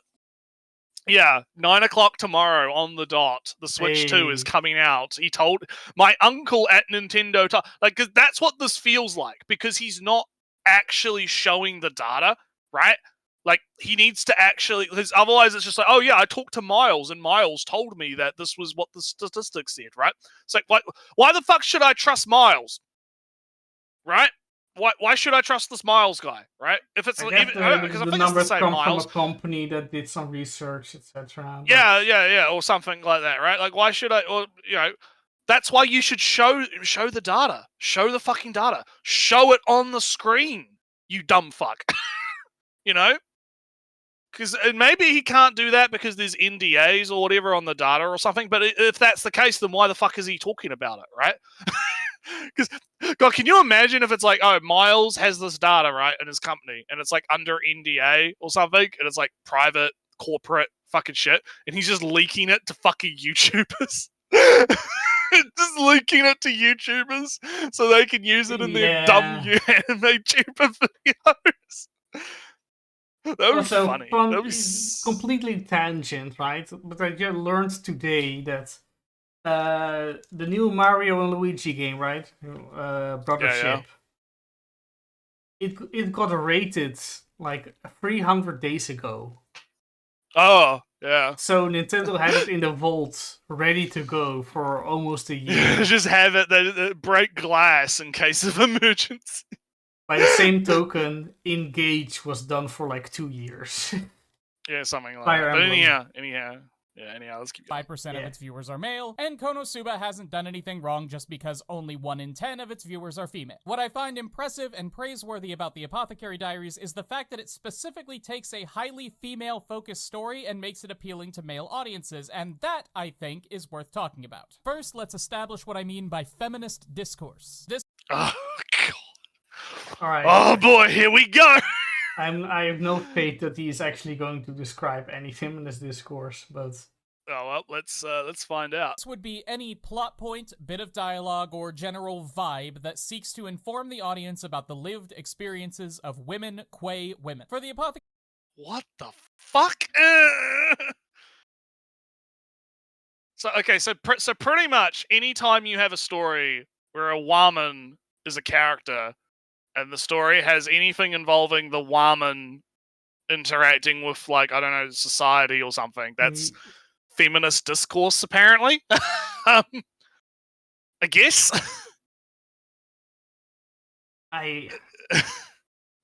This kind of feel... You gotta prescribe that intent. Yeah, I have a you feeling. gotta prescribe. You gotta prescribe that intent onto the work, right? Like, Alright. oh yeah, Game of Thrones is a feminist discourse because it has women in positions of power having to fight against the men, and they have to navigate the political landscape of the men. Feminist discourse is when women... What was the exact women qua women? Women qua... I'll go, let's see. Because he talks real fucking fast. So Yeah. Let's listen again. What I mean by feminist discourse. This would be any plot point, bit of dialogue, or general vibe that seeks to inform the audience about the lived experiences of women, quay women. For the Alright, so when the show has talks the lived experience of women qua women. This basically anytime a woman is in a show, it's a feminist show. Is pretty much what he's saying. Because he's like, oh, it's a vibe. It's a vibe check, Ellie. It just has to have the vibe of, oh, the women are in the show and they do things, and that's feminist. Apparently, that's the feminist vibe, right? I guess it's from what I'm feelings. Okay. I'm crystallizing, right? So no, I'm crystallizing. All right. Oh, you're going into the crystal. Are you guys? Is Trump taking you and putting you in the crystal? I have no idea what you're referencing, but I'm going to talk. Don't worry about it. Then. Don't worry about it. All right, crystallize yourself. So okay, go. I feel that what he's saying is it's about how women are depicted. Depictions of women. What are they? What are they opinions on the matter? What are they? How are they depicted? Where are they in the show? Right. That doesn't. So that is not feminist discourse to me. That is getting your lens on. Well, if I was going to be describing feminist discourse, right, I would use the Apothecary Diaries based on the information that I have as an example of that, and say it is when you have you showcase a feminist. It's hard because it's like the way he's describing it is way too vague, right? Yeah. Because it's just a vibe, right? It's literally just a fucking vibe, and he even says that it's just a vibe, right? Whereas I would try and nail it down as like, okay, you have a situation where, like you said, she's in a society, and because she is a woman, she has to navigate the unfair sexist aspects of that society. And you could argue that that is feminist discourse because it is making a commentary on this is what it's like for women in society, right? Whether or not that's intended or not by the author, right? Let's just put that in a box and put that on the side for a minute, right? Like, if I'm going to like define feminist discourse, right, it is when the show is actively showcasing this is what sexism is like, right? This is actively it, right? It's not just like, oh, the woman does a thing in the show. That's feminist discourse. It's like, no, like Cersei Lannister, right, doing a thing and getting the Iron Throne, right, blowing up a church, right, and getting to the Iron Throne. That's not like feminist discourse, right? That's no. From what that's her doing a thing and that thing leading to her getting to become the queen, right? Like that's not feminist discourse. Feminist discourse, from what if you're asking me casually, am I a feminist? Yes. If you're going to ask me, hi and mighty, and are you up to date with the academics? I'm going with you. Are you gonna say feminist? no? You're not. No, not at all. No, but feminist discourse, as the fancy term that it is really, from what I understand, really about the same really vibe that you might get as if you are using deconstruction. Right. A show doesn't deconstruct its own message. It's to present something. It's a lens in which you look at something. Yeah, so you can unleash feminist discourse on Apothecary Diaries. But the show isn't a discourse; it's a kind of a right. Yeah, showcase. I get what you're saying. You're basically saying that you use feminist. You can use the lens of feminist discourse to analyze Apothecary Diaries and say, oh, it's making a commentary about this, and this, right? Yeah. Or it's when she has to do this is a relation to this, right? Yes. Whereas the show itself is not actively. It's not actively a feminist discourse, right? It is. You could simply use the lens of feminist discourse to analyze it and come out with XYZ conclusion, right? Which makes sense to me, right? Yeah. But, so this is where I was stuck for a moment. All right, he's saying something and it's wrong. Let me. yeah, he says something and it's wrong. Let me try to salvage what I think he means and what I think is a better way to etc. Yeah, and I agree. I agree with you. I think to say it again, what I think he is saying he's defining as feminist discourse is actually just putting your own lens on. And what feminist discourse kind of actually is punching it with all your academic theories and meanings and fancy words and whatnot to just sack every bit of it. But I don't think he'll be doing that. Well, let's find out. Apothecary Diaries, this would largely focus on autonomy, lack of social mobility, general disenfranchisement, gender essentialism, and sexual assault or abuse. Speaking as a male anime fan, these are not generally the kinds of things that male anime fans want to hear about in their cartoons, but it's especially... Well, how do you know that, right? Just because you don't want to have those things. He's self-reporting a little bit here. He's kind of being... Again, I think this comes back down to the whole stereotyping thing, right? Like, I don't think most men are actually sexist, right? Personally, I think there's obviously sexist men, right? And obviously we joke about sexism a lot because it's funny, right? But woman, right? Am I right, Ellie? Woman, woman. Nah, but yeah, we joke about it and we have a fun time. But I don't actually think that in modern day, like at least in the Western world, right? I don't think most men are these like raging misogynists, right? In the way that he's like, I don't think if I was watching a show like Apothecary Diaries and then suddenly it's like, oh, she's getting blocked by the man and she has no rights and stuff. I'm not going to be like, oh, well, fuck it. Guess the show's no, can't watch this. Yep, I'm done, right? I don't want to hear about this. I don't want to hear about these fucking women's problems. Ugh, disgusting. Ugh, get it away from me, right? I'm not going to do that. That's fucking stupid. Right? So that's why I have a problem with this. Like he's got this weird stereotype in his head, and he's projecting his own weird stereotype onto everyone else, and I hate it. It's dumb. I don't like horror. You won't catch me playing a horror game voluntarily a lot. Yeah. Right? Resident Evil, nah. The new hype game, mouthwashing, nah. It's not my thing. You can go if you can. Someday I'll play a horror game and think it's good, whatever. Right. But Right. that's one thing. I don't think you can ever say, "Oh, it's a feminist story." No, thank you.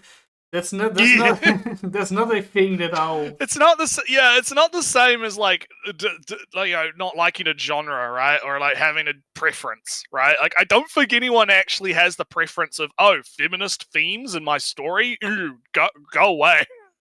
I don't think that's what happens, right? No, I and there's so many stories that have so many messages in one way or another, right? Yeah. I haven't been watching. What was the show again? Anyway, sometimes there's a show that has a big.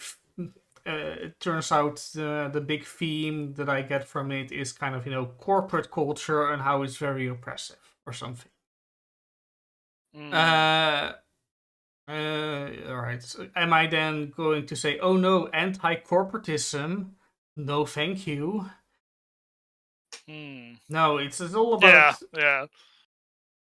And I guess I think this kind of goes back to like just this is going to sound off topic, but it's not, right? But going back to discussions about DEI and wokeness in video games, in relation to something like Dragon Age, right? You know about the new Dragon Age game that's come out, right? Yeah, but I haven't been watching or whatever. Everyone's talking about how shit it was. I watched I think Sarah Naritz or whatever her name is. Did a like hour or something long video about just reviewing the game, and a lot of the DEI stuff is obviously in there, but it's not the fact that it's like diverse or has trans characters, non-binary characters or stuff in it that's the problem. It's that it's just horribly fucking executed and written, right? Like it's not the fact that that stuff exists in the story that is why people are reacting so negatively to it. They're reacting negatively to it because it feels like it's being forced into, like the square peg in the circle hole, forced into the story. One of the clips that goes around quite a bit is like they're talking about like real life IRL non-binary gender pronoun stuff in this like fantasy dragons and magic and shit setting, right? Whereas, and it's being compared to the past games where they also had like, trans. I think in one of the older Dragon Age games they had a race of some race, right? And the race had a word specifically for transgender characters, but it was a word that was in universe, right? So no one really had a problem with that, right? Because it was like in universe and it made sense, right? It was like, oh, they made a specific new term for this thing, right? Instead of being like using modern day terminology in the fantasy world, right? So basically, like what I'm saying here is, I feel like Explanation Point maybe could be seeing the reaction to stuff like that, right? Like DEI and wokeness and all that stuff, and he's drawing the wrong conclusion about why people are reacting so negatively to it. Because I don't think it's the fact that it's diverse or whatever that's the problem. The it's problem the fact, that I feel is kind of going on, right? You'll have some people complaining that there are trans people in the game. You're always going to have fuckwits, right? Yeah, but always, what I feel you're always going to have fuckwits. Yeah. The problem is that the vibe that you're kind of describing is that it's with the fancy word anachronistic. Which is kind of having something outside of the time where it belongs. Yeah. Sometimes. I mean, of course, we're talking about like a fantasy world. Yeah, so but sometimes. But it's just, I get what you mean. Yeah, I get what you mean. Yeah. So when suddenly people start talking about shampoo in fantasy worlds, I go, can you call it something like body soap instead, please? Yeah. Or hair yeah, soap. no, I get you. Something like that. It reminds me. Have you seen the meme, the 4chan meme about Lord of the Rings, and it's got like the Toyota Corolla or whatever in it? No, I haven't. it's like oh, you'll accept like all of these things that aren't like they're immersion breaking. Like usually it's done about gameplay mechanics, right? So it's like, oh, you'll accept regenerating health and health packs and all of this other stuff that's unrealistic. So that means you must be totally okay with this 1984 Toyota Corolla in the fantasy setting. Yeah, right? It's all about that anachronistic feeling. And you see a skilled writer will be able to work their way around that, like you said, by renaming things from shampoo to body wash, soap, or whatever. Yeah, right? I or have watched... renaming non-binary to, I don't know, some fantasy fucking word, right? Apparently, this has kind of a off topic, right? We're veering more and more off. Yeah, we'll get back on the rails after you. Eventually. There's this problem in fiction, right? Fantasy writing is kind of the Chantal or the Charlotte problem. I forget, or the Jennifer problem. The problem is, Naretsu, Jennifer is a name that's been around for 1,000 years. But people associated with it, Jennifer with a vapid valley grow on her iPhone. Yeah. So when your story suddenly includes a Mr. Pitt, a Mr. Bradford Pitt, a Brad Pitt, as it were. Yes, I get what you're saying. Yeah, you got a problem. But Brad Pitt was a very British member of Parliament in 1785. So Brad Pitt totally works as a Victorian age name in the early Industrial Revolution, whatever setting you have. But no, you can't use it because Brad Pitt is a famous actor, or 1,000 other of those examples. Yeah. So looping back to the video, I think my general point here is just that I feel like this is kind of projection, right? I feel like he's taking a stereotype that he has about anime fans and he's projecting that onto everyone as a whole. And I do not believe in that stereotype. I don't think that most anime fans actually would have a problem with... I mean, here's the thing. They obviously don't have a problem because they watched the Apocrypha Diaries and didn't have a problem with it. So clearly they don't have a problem with it, do they? Right? Like, yeah. By the way, I've been, whilst we are talking, I've been thinking at the same time. It's not that easy, you know. I thought of a show. Thinking is dangerous. Yeah, it's very dangerous. I thought of a show that I kind of dropped for political reasons, in a sense. Oh. You know, I've been talking. I sometimes mention Dr. Stone. Oh yeah. And to remind the people, the reason why I dropped this is because I didn't really address. It had some conflict of ideology in the beginning. But then it kind of decided that the liberal society that we live in today is kind of the peak of all humanity. And then I thought, well, there's a lot of problems today. Why are you so desperate to go back to the kind of the capitalism? Not to go too far off topic, but I think it's just mostly what's his name, the scientist Mansinki or whatever. It's mostly his like he just wants to go back to like his whole thing is just like he's not that worried about the whole like issues with the modern system. He just wants to go back to what it was, right? Essentially. Yeah. Like, he doesn't want to change. He wants to bring it back like as it was, save everyone, reset everything back to how it was, and he's not really like thinking about how to improve what was, right? He's like, no, we just have to go back, right? Whereas the other character, I can't remember his name, but the caveman guy, right? He was more like the issue with him was his solution wasn't we need to go back, but we could fix things along the way, right? His thing was, no, we should just stagnate and be primitive forever, right? Go back to monkey, right? And not bring back technology and not bring back liberal society, as you would put it, right? Yeah. And that's kind of like the thing. So I can understand like you having an issue, I guess, with like the well, like I guess the my problem because the thing is like I don't think like that was the intention, but I can see how you draw that conclusion is what I'm saying. Like I guess my problem is that there was this conflict between ideology, and suddenly it was gone, and the story kind of was missing something. It wasn't anymore. It did move on from that quite quickly. Yeah. All right.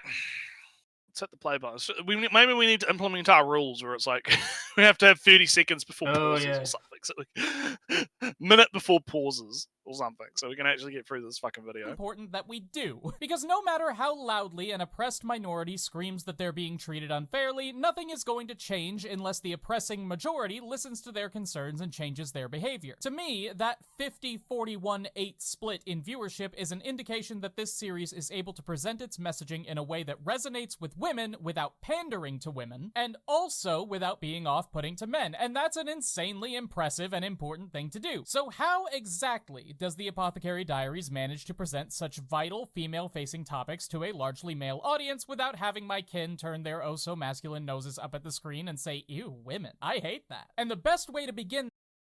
So again, it's like, this is such a shaky foundation, right? Yeah, to base his thing on. To repeat myself, at least, he's fighting into Twitter comments.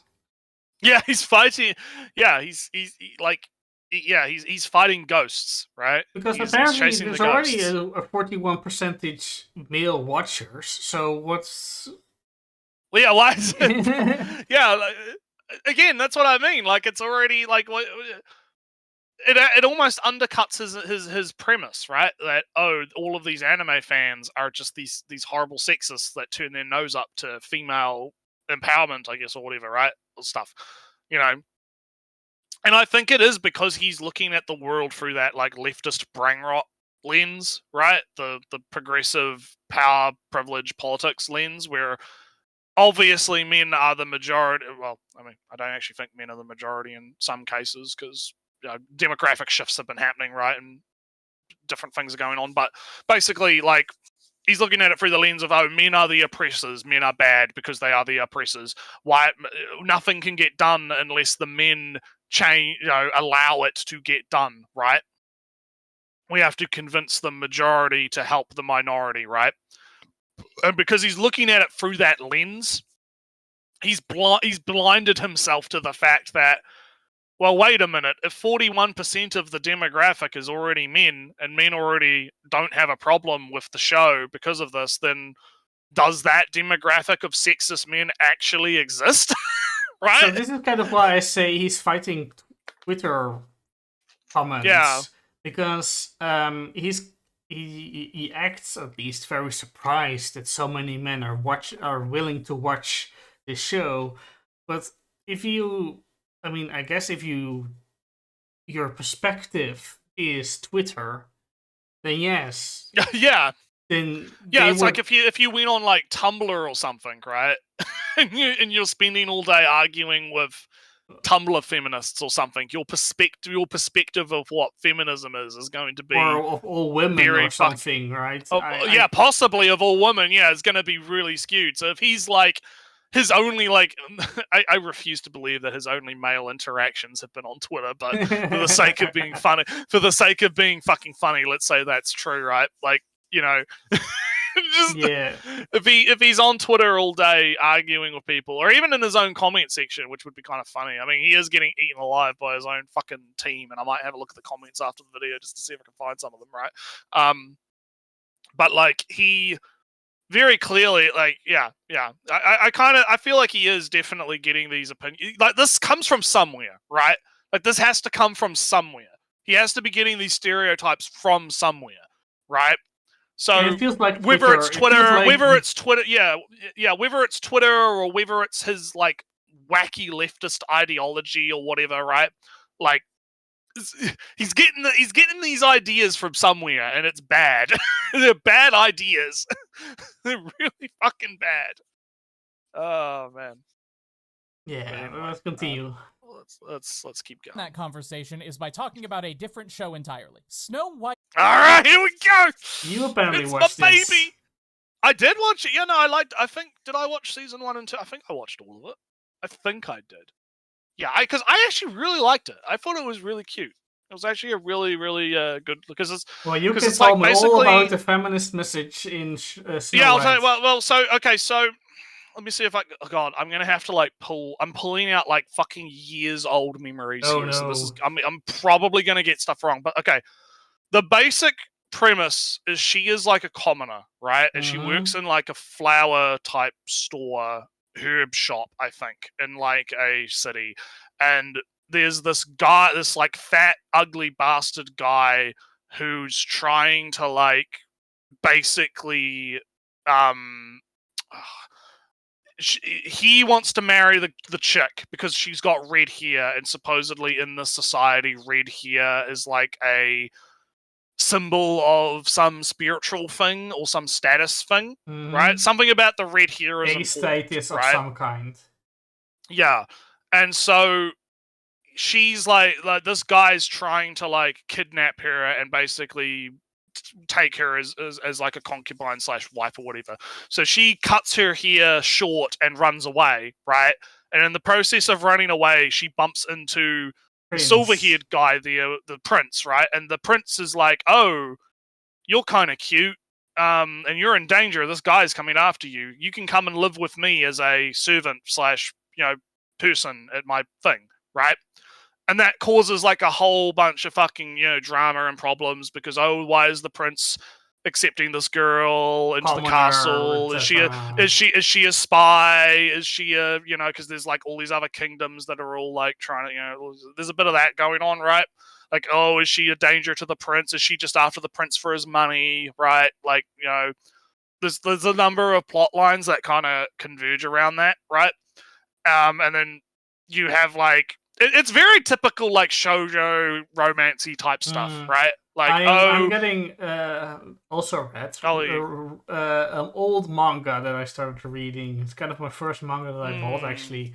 Red River. Shoujo. Girl gets isekai'd into the past. Oh. As I say properly. To ancient Egypt, where this modern Japanese girl is suddenly kind of semi-kidnapped, semi-taken as a concubine, but not really, and also kind of because she doesn't love the king right away and doesn't respect, know the king to be respected. Therefore, the kingdom wants her more, but can't really because social blah blah blah, politics, shoujo stuff.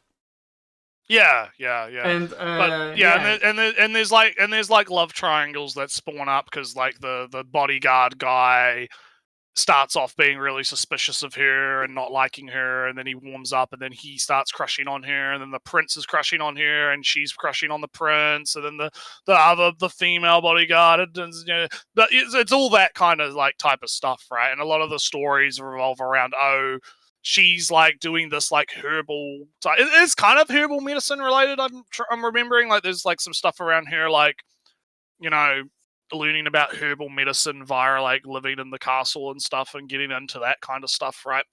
And she like gets in trouble because she goes out hunting for some like rare herb and gets kidnapped, and then they have to find her. Or the prince has a problem and she manages to find a way to solve the problem through some bullshit or whatever, right? But I thought it was really good, right? Like, I have fond memories of it. The OP's really good, too. We might run into the problem of that he's going to summarize the entire show. He's probably going to summarize it for us, yeah. Well, it'll be funny, because we'll get to see if his summary matches up with my memory of it. Because again, it was like, I don't remember when the show came out, but it came out like years ago. It was a long time ago when the last season ended, so... Yeah, but anyway, let's go. With the Red Hair is an anime from 2015 about... Yeah, 2015, yeah. Oh, no. The ye olde days of 2015. God. All right, let's keep going. A small-town apothecary who is kidnapped and taken to be the concubine of a local monarch. She then catches the eye of a high-ranking government official and gets to live out her days as a court herbalist. I don't have the numbers on this one, but I am very comfortable saying that Snow White with the Red Hair is not a show made with dudes in mind. Okay, so, he doesn't have the numbers on it. So, well, first off, how can you make that assumption, right? That's the first thing. And the second thing is, I would agree with him that I don't think the show was necessarily made with men in mind, but clearly because I watched it and I fucking enjoyed it, it doesn't matter, right? Clearly, like, me having a penis didn't, like, stop me from finding enjoyment in the relationship drama and the, you know, that kind of thing. So, you know, maybe there are just men out there that like romance stories, dude. You know, I am one of that's was it 10%? Yeah, 10% that watched Autumn High School Host Club. Yeah, exactly. Like, you know, why? And again, and I don't understand like why it has to be such a big deal, right? Like, why does it have to be a big deal that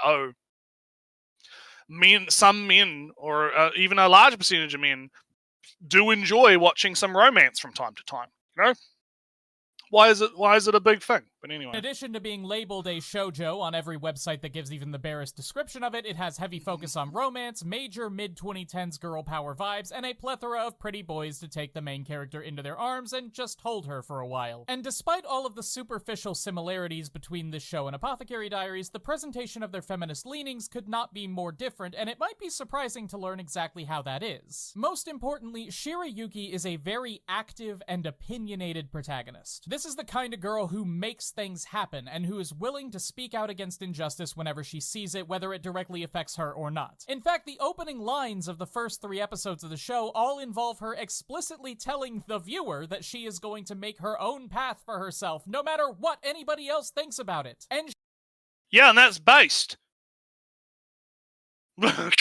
Yeah. She's based. Like, what the fuck? I mean, you think me... Dude, listen. Does he think that men don't like strong women?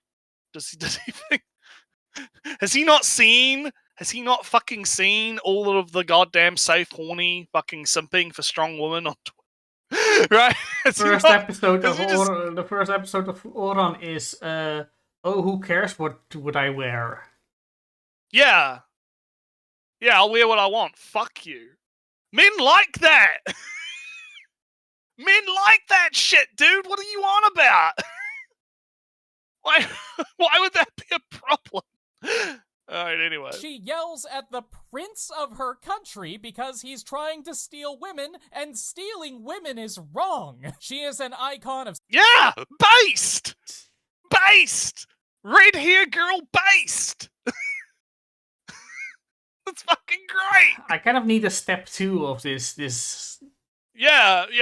Well, this is what I mean when I was trying to like remember like the start of the show, where it's like, yeah, she was like because the prince guy is like, oh, I want fucking you as my bitch because you have red hair and that's special or whatever, and she's like, nah, fuck you, you're a fucking cunt, I don't want you at all, and then runs off.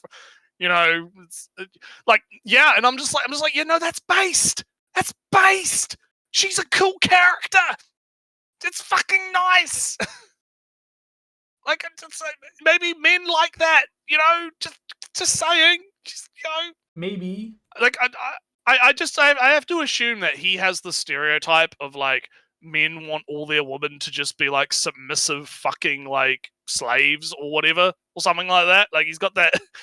That's what it feels like, right? That's what it feels like. It feels like he's like, well, how could a man want a strong, independent woman that like speaks up to power? And oh man, men, they just want women to be slave sex toys or some shit. All right, I'll fight you on that, Naretsu. I find a woman who can wield a sword sexy. Yeah, too right.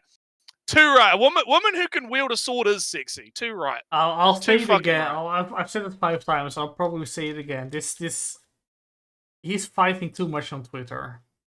You don't need to say it again. You don't need to say it again. We get it. He's fighting too much on Twitter. He's chasing the ghosts. Yeah. He's going after the stereotypes. It's like, yeah. We got to get out of that loop because we're stuck in a bit of a loop. Yeah. He's looping. It's because he's looping. He's just doing it over and over again. He's doing this like, I'm going to make assumptions about, you know, who's watching these shows and why they watch these shows, right? And it's like, no, you're just fucking wrong. You're just fucking wrong, mate.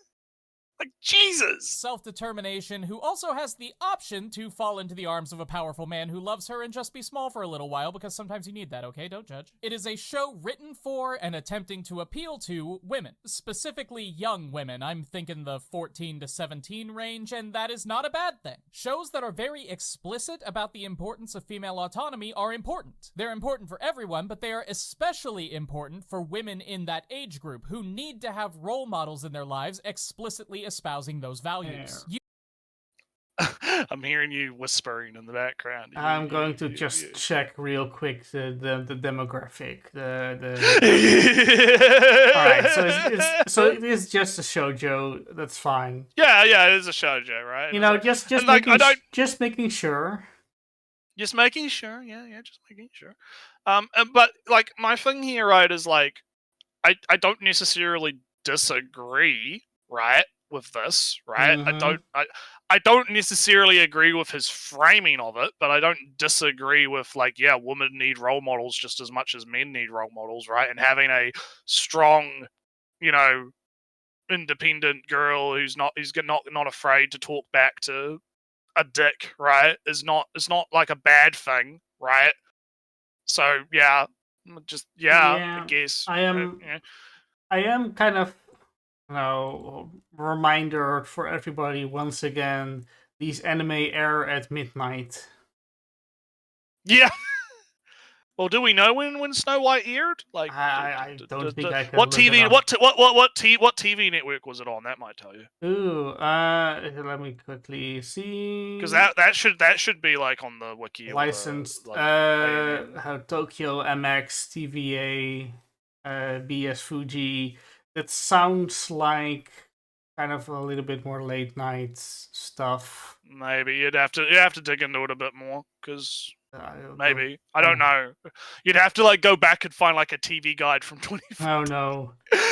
Japanese TV guide for Tokyo MX 2015. What time did fucking Snow White air on Japanese television?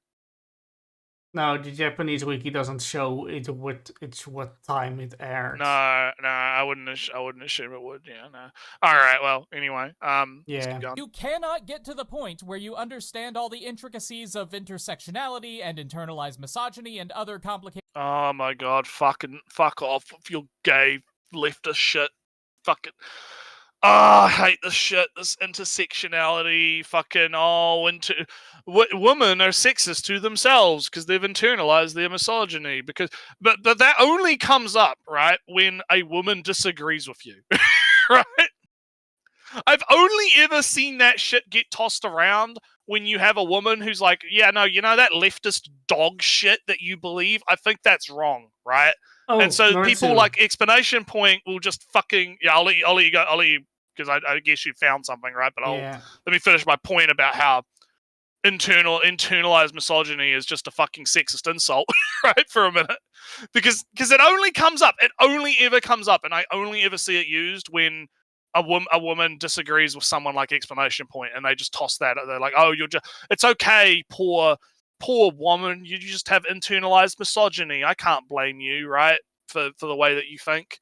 Because you disagree with me. So anyway, what'd you find? You got some. I found the air and broadcast times on the Japanese wiki. Oh, actually, and Retsu, it may not surprise you. It's all midnight. It's all.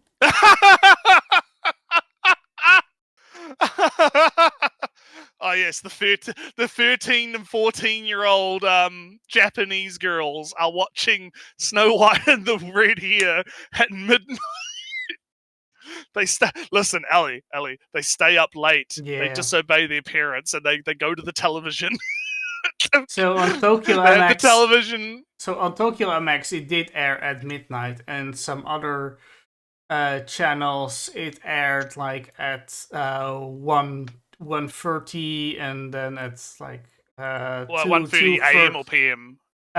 Midnight, whatever. So like AM then. Okay, all right. And like, I mean, I'm just imagining like the 14-year-old Japanese like girl just like sitting in front of the television with like the volume turned down to like 1%, with fucking like Snow White and the weird hair. She's just like watching. Don't want to wake up. I can't wake up, mum or dad. I have to watch I have to learn about the oppression of the Wamans in the show. The earliest time you could catch it live on Japanese TV was at 10 or 22 hours. Right. Which is still pretty... That's Late. pretty late, right? So, yeah, it's pretty late. So... it's so funny. It's so funny. But anyway. Yeah. Gender studies words if you don't first Gender studies. Triggered. I'm triggered. Oh. Okay, sorry. I had to do it. understand girl good. But that Girl good. He's taking a bunch of really like high concepts and trying to like boil them down to like propagandize, because he's propagandizing right now basically like, gender studies is cool and not just, complete unacademic dog shit, right? Intersectionality is good and internalized misogyny is a thing that's not just, a sexist insult, right? Like, yeah. All right, buddy. kind of direct on-the-nose messaging simply is not going to fly if you're trying to get your point across with men. Men do not... Really now? I mean, have you tried talking to a man who watched the fucking show and liked it, mate? Have you actually tried interacting with a human being that's not on Twitter, right? Have you attempted to do this? Now you're right? going. Now you're starting the Twitter. Yeah, well, yeah, because you put it in my brain now, so I gotta get it out. Blame me. Because it's like, but it's true. But it's because it's true, right? It's true. Like, has he actually talked? Has he actually fucking just sat down?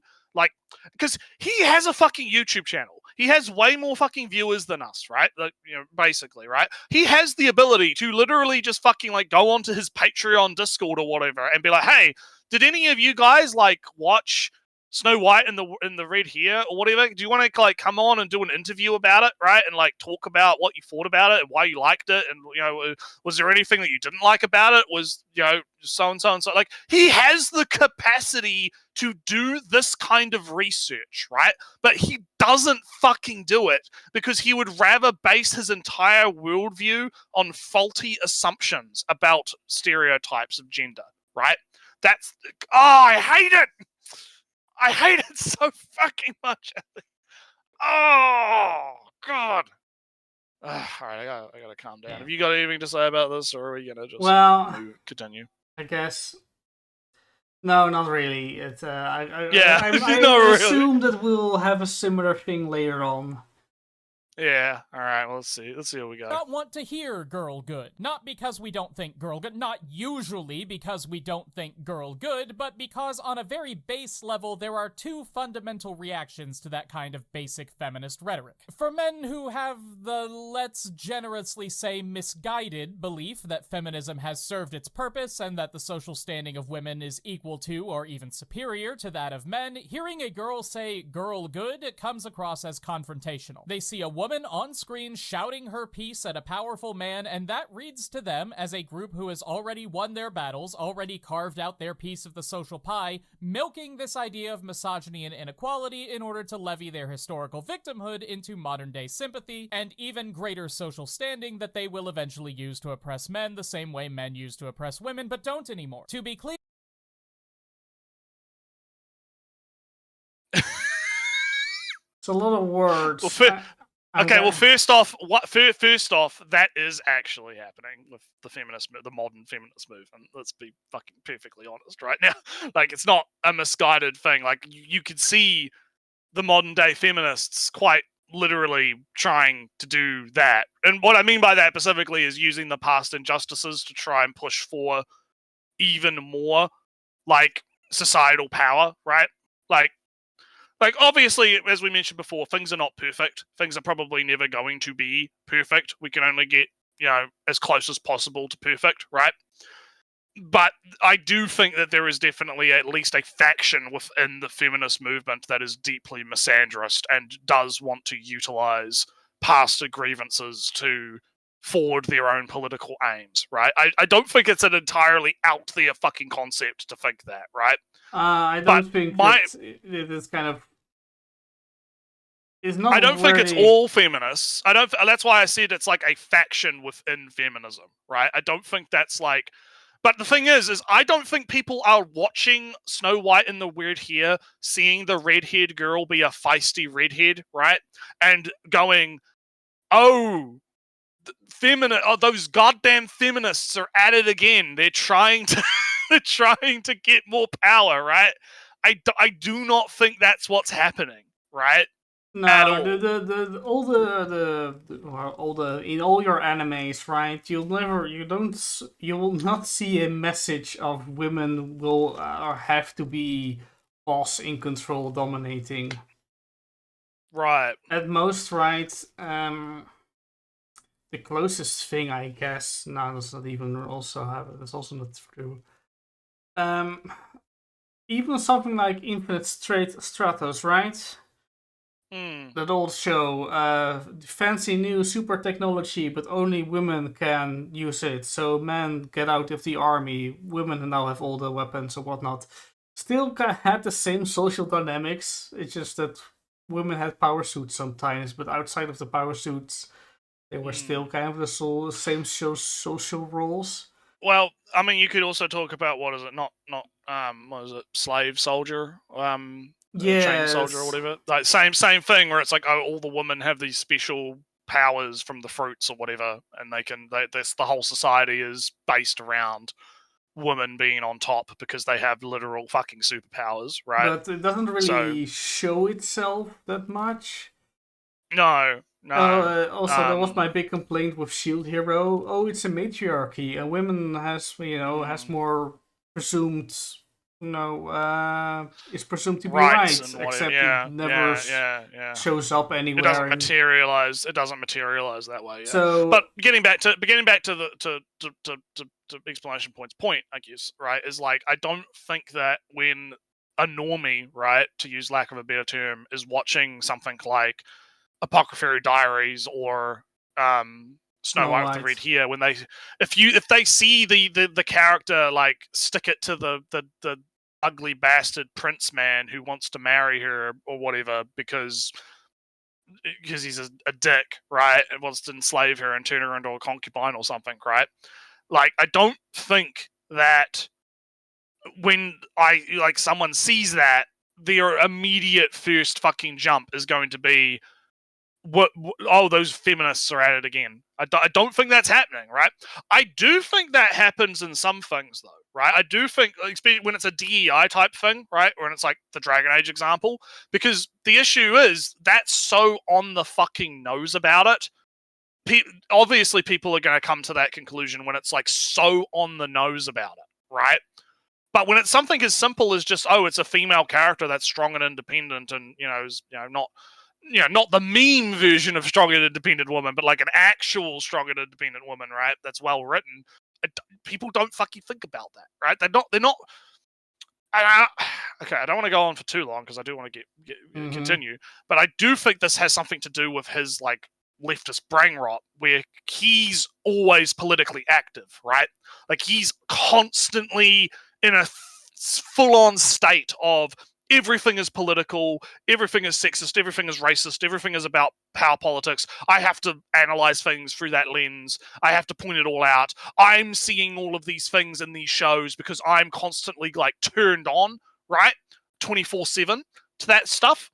And I think he's making the false assumption that everyone is like that. Because that's not fucking true.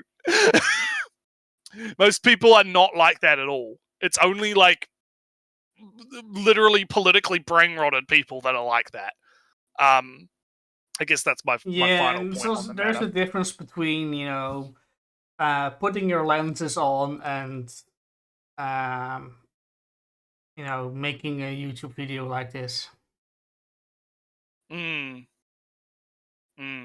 exactly. So let's continue. Here, this is obviously absurd, but if a show wants to get this kind of message across to men, like I allege the Apothecary Diaries does, it I alleged the alleged, Ellie. It's alleged that the Apothecary Diaries... It's not a definite statement.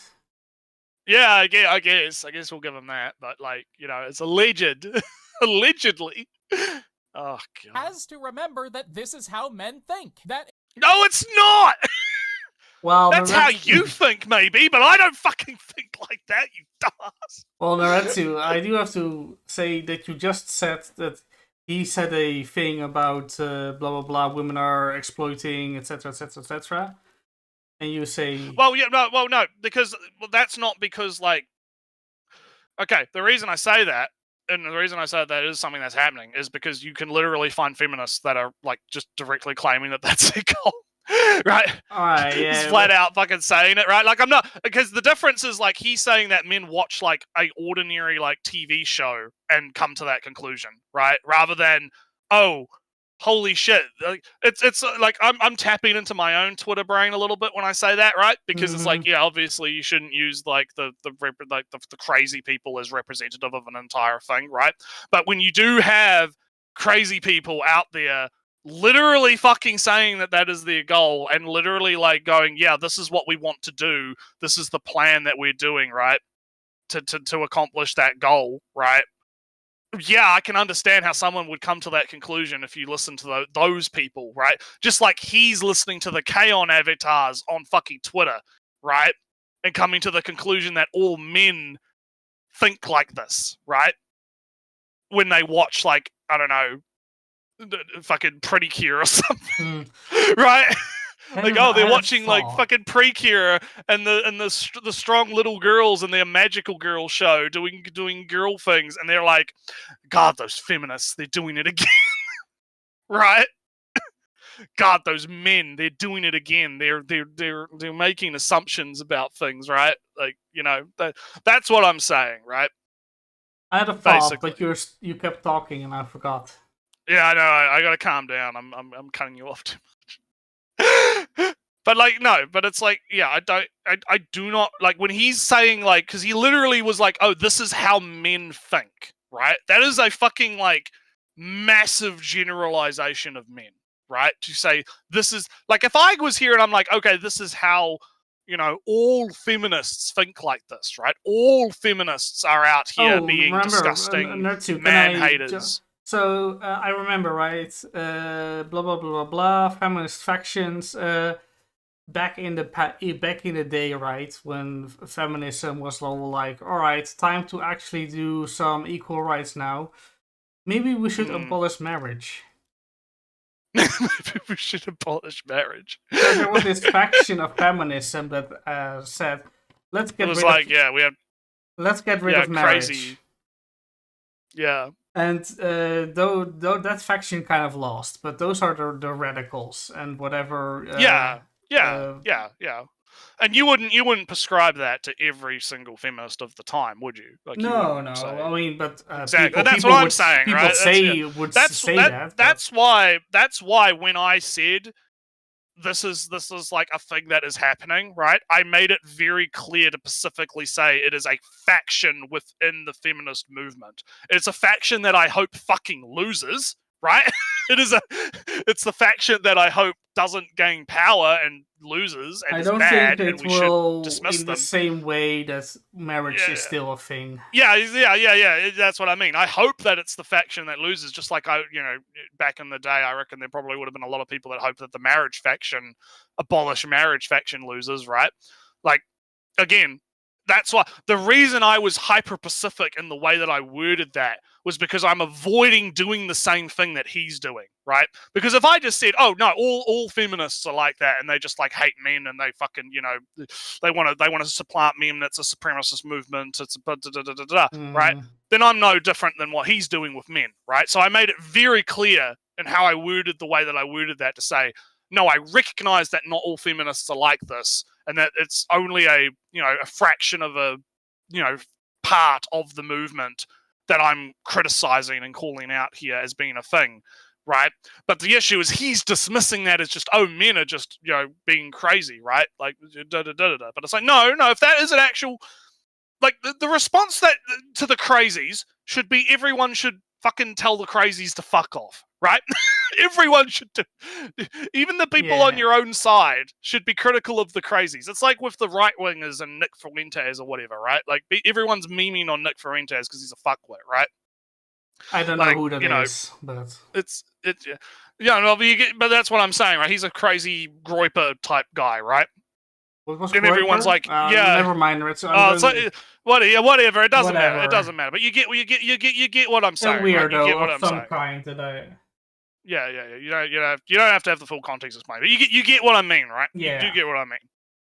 So anyway, let's keep going. A good portion of men believe that women have all the rights they need, and that any modern talk of inequality is just the bitching of eternal martyrs, phrase used advisedly. But see, there is like, oh yeah, those men, that's a portion of men, right? Mm-hmm. And that's fine, but he didn't do that before. He's doing it now, but he didn't do it before.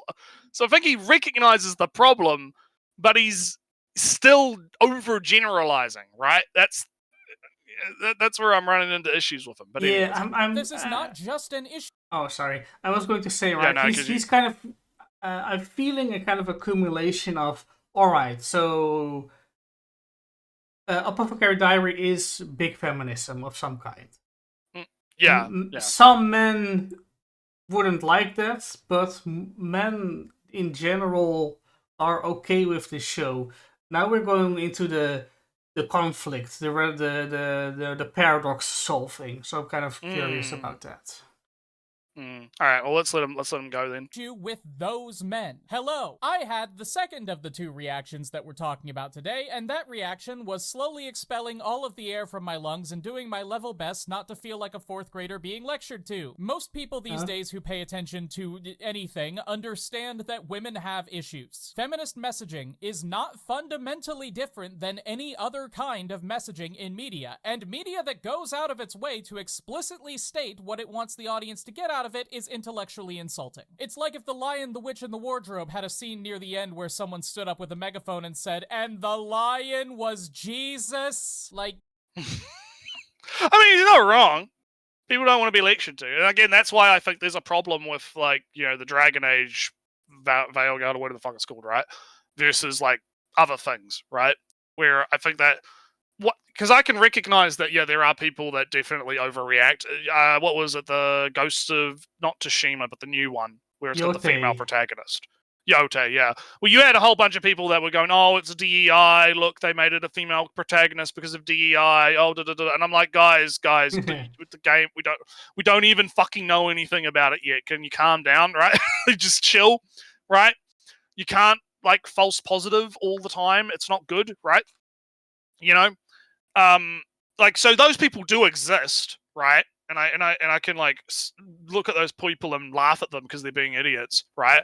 But at the same time, they're like that specifically because they've been preached to so many times by other media that are doing what Explanation Point is prescribing, right? Where they're just like hammering in that message over and over and over and over again with like the subtlety of a fucking sledgehammer and expecting people to just kind of like become what they want them to be or something. I guess like if you smash them long enough. Yeah, I'm getting some, I'm not going to say I am a big true neutral whatever. You're clearly not centrist. Well, yeah, centrist is the word, right? But sometimes I get the feeling that Exclamation Point is more getting all his opinions by seeing what that Nick guy is saying.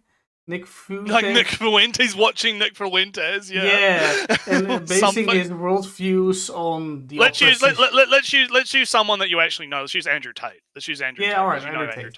Right? So we'll use Andrew Tate. He's getting all his opinions on how men think from Andrew Tate and being, oh no, this is terrible.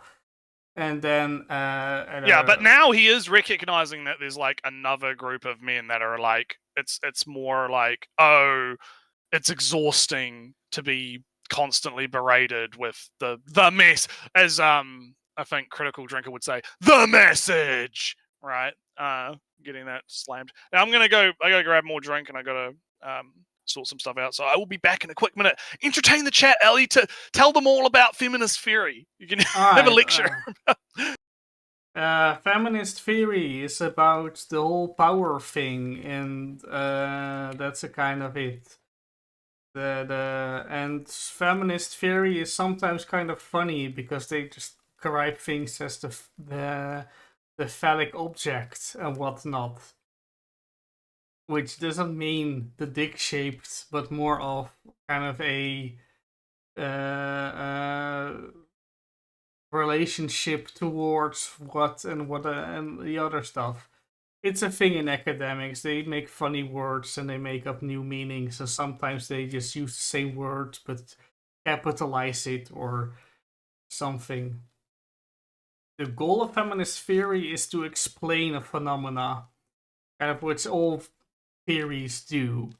It's to give an explanation, a model to explain stuff.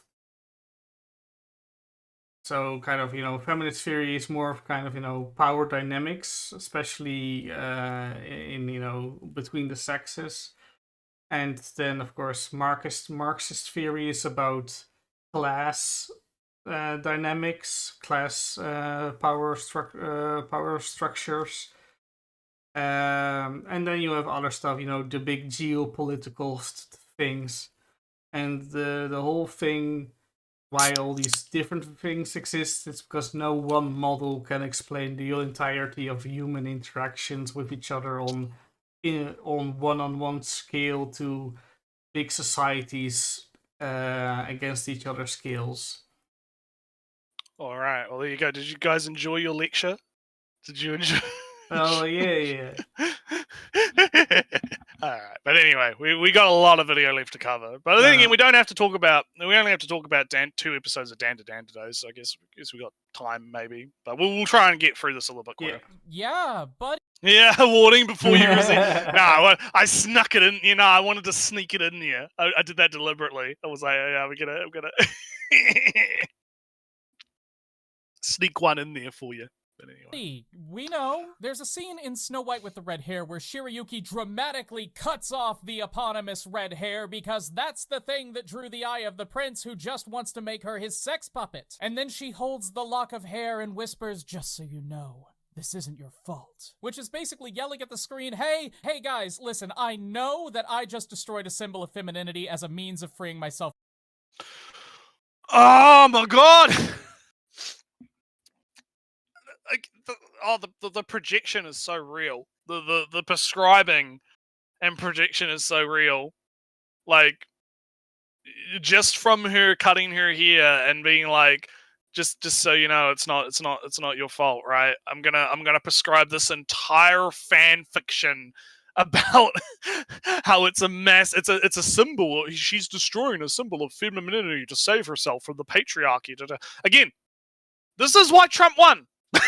This is this kind of shit right here. He's doing the thing right now that he's actually complaining about, because in Snow White and the Red Hair, it's not hitting you over the head with this stuff in the way that he's making it out, right? It's like, no, she's just cutting her hair and being like, it's not the fault of your hair that this is happening, right? It's the fact that the guy's a dumb fucking asshole, right? It does. I mean, I don't know, right? Then I'm digging, through the layers of his MS Paint explanation. I can see how this explanation works, right? I don't. Oh yeah, I can see how he came to this conclusion. I don't feel it's a wrong interpretation. No, I'm just saying I think it's like it's still a projection on top of what it actually is. It's not like, I don't think it was like intended by the author for it to be like this massive message about patriarchy, and it's like he's prescribing modern feminist gender studies theory onto the show from 2015.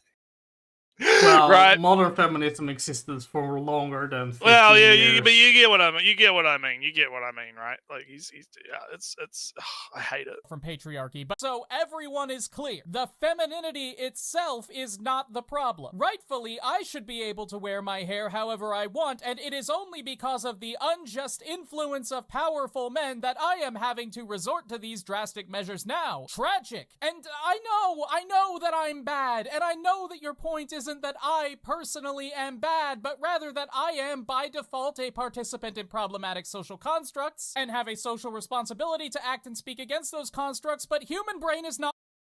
God, this is so fucking gay. This is so fucking gay and lame. Like the self-flagellizing, right?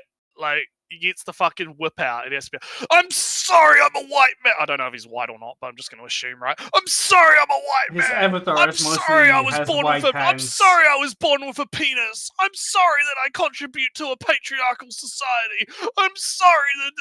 Oh, I hate. Why do they do this? It's so lame. It's so lame, dude. You can very easily not, contribute to this mindset by not doing it, and then say you're lame if somebody else does it. Yeah. You don't have to you don't blame have to do this. Yeah, you don't have to do the self-flagellation. You don't have to blame yourself. You can just say others are bad. That's good enough, I guess. Yeah, if you encounter like an actual sexist piece of shit, you could just call them a sexist piece of shit, right? You don't have to do this whole like, I recognize that I'm a horrible person because I'm a man. Oh, I'm so, it's so lame. It's just lame. I mean, at most you can apologize for benefiting from the system, but not blaming yourself for being this way. And like he wants people to vote for this, right? Like this is like he does this whole song and dance, right? This flagellation song and dance, and he expects people to want to vote for that, right? Like vote in a way that he wants, because he wants everyone else to pull out the whip and start being fucking like I hate it. I hate it, man. I just oh my god. Like, grow a fucking spine and stop being a pussy. Right? Like, holy shit. Not wired to think in those terms, and it feels like you're saying I'm bad. Every one of these scenes feels like an explicit call-out, and that works on... Here's an interesting thing, actually. I know pause and unpause, right? I never felt that. I never felt any of this when I was watching Snow and the Red Hair. I mean, at most, my thoughts were, You slay, queen.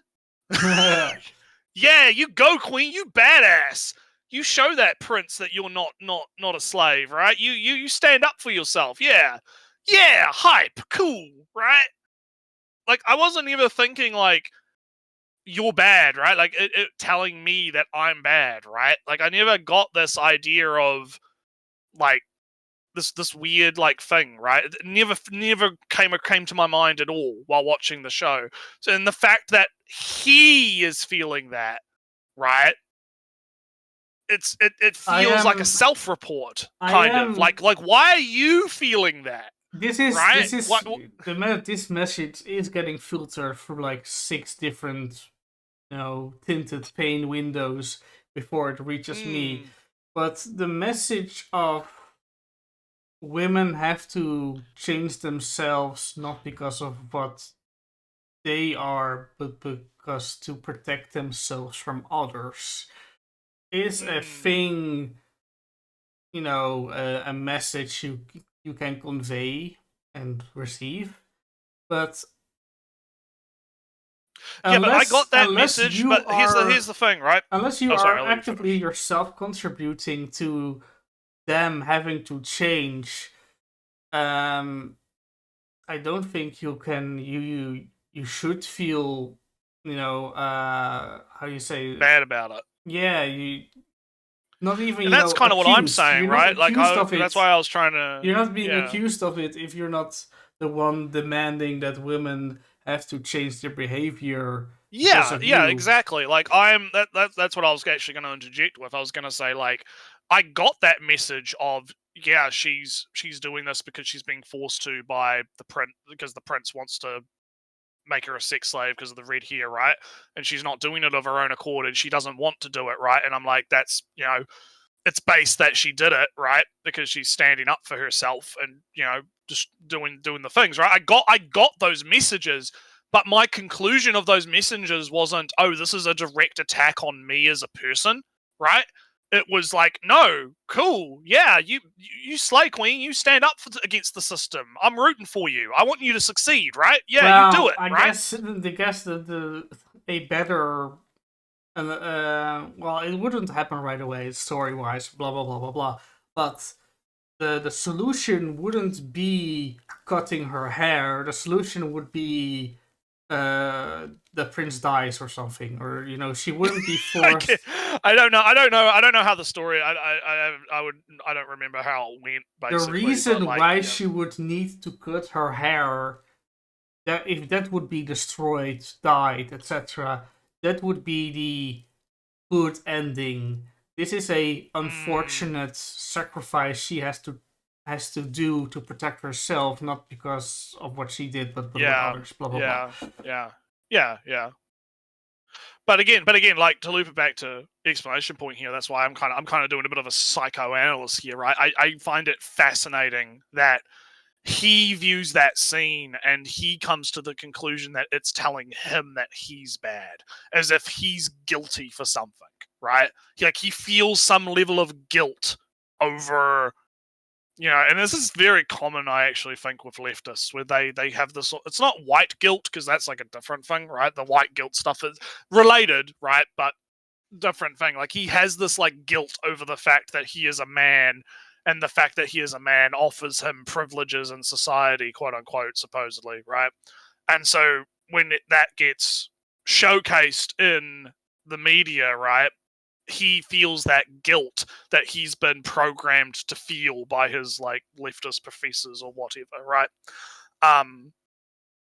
But yeah, it's weird to me, and it's hard for me because I can't. It's not that I can't empathize with it, but it's just because it's such a contrast to how I like reacted, right? I'm finding it difficult, like, how can someone think like this? And honestly, like, it makes me sad, right? That he feels guilt over who he is, right?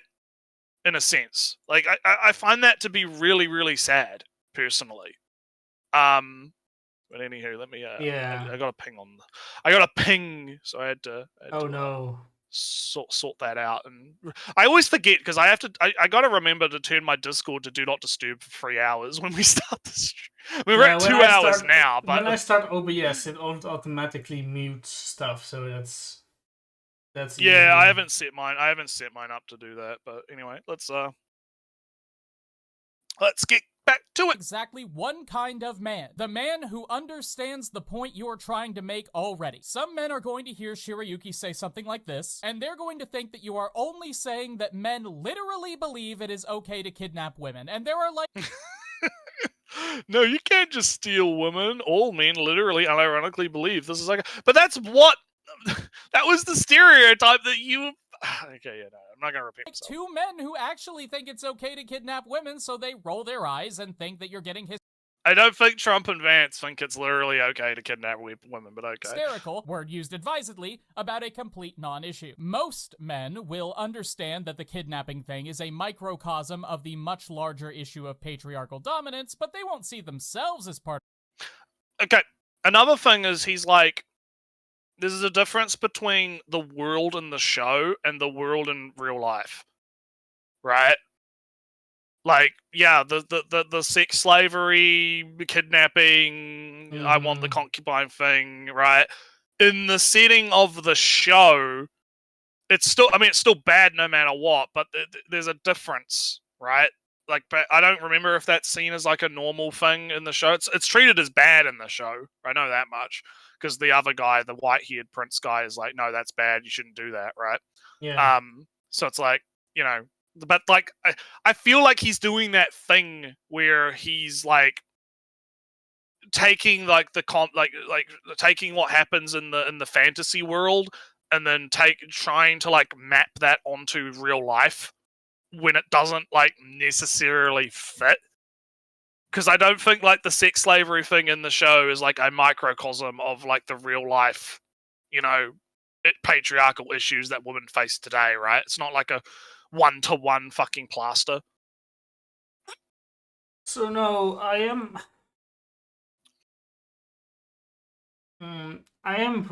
won't say I will. Words is getting later. Words. It's getting later and later by the minute.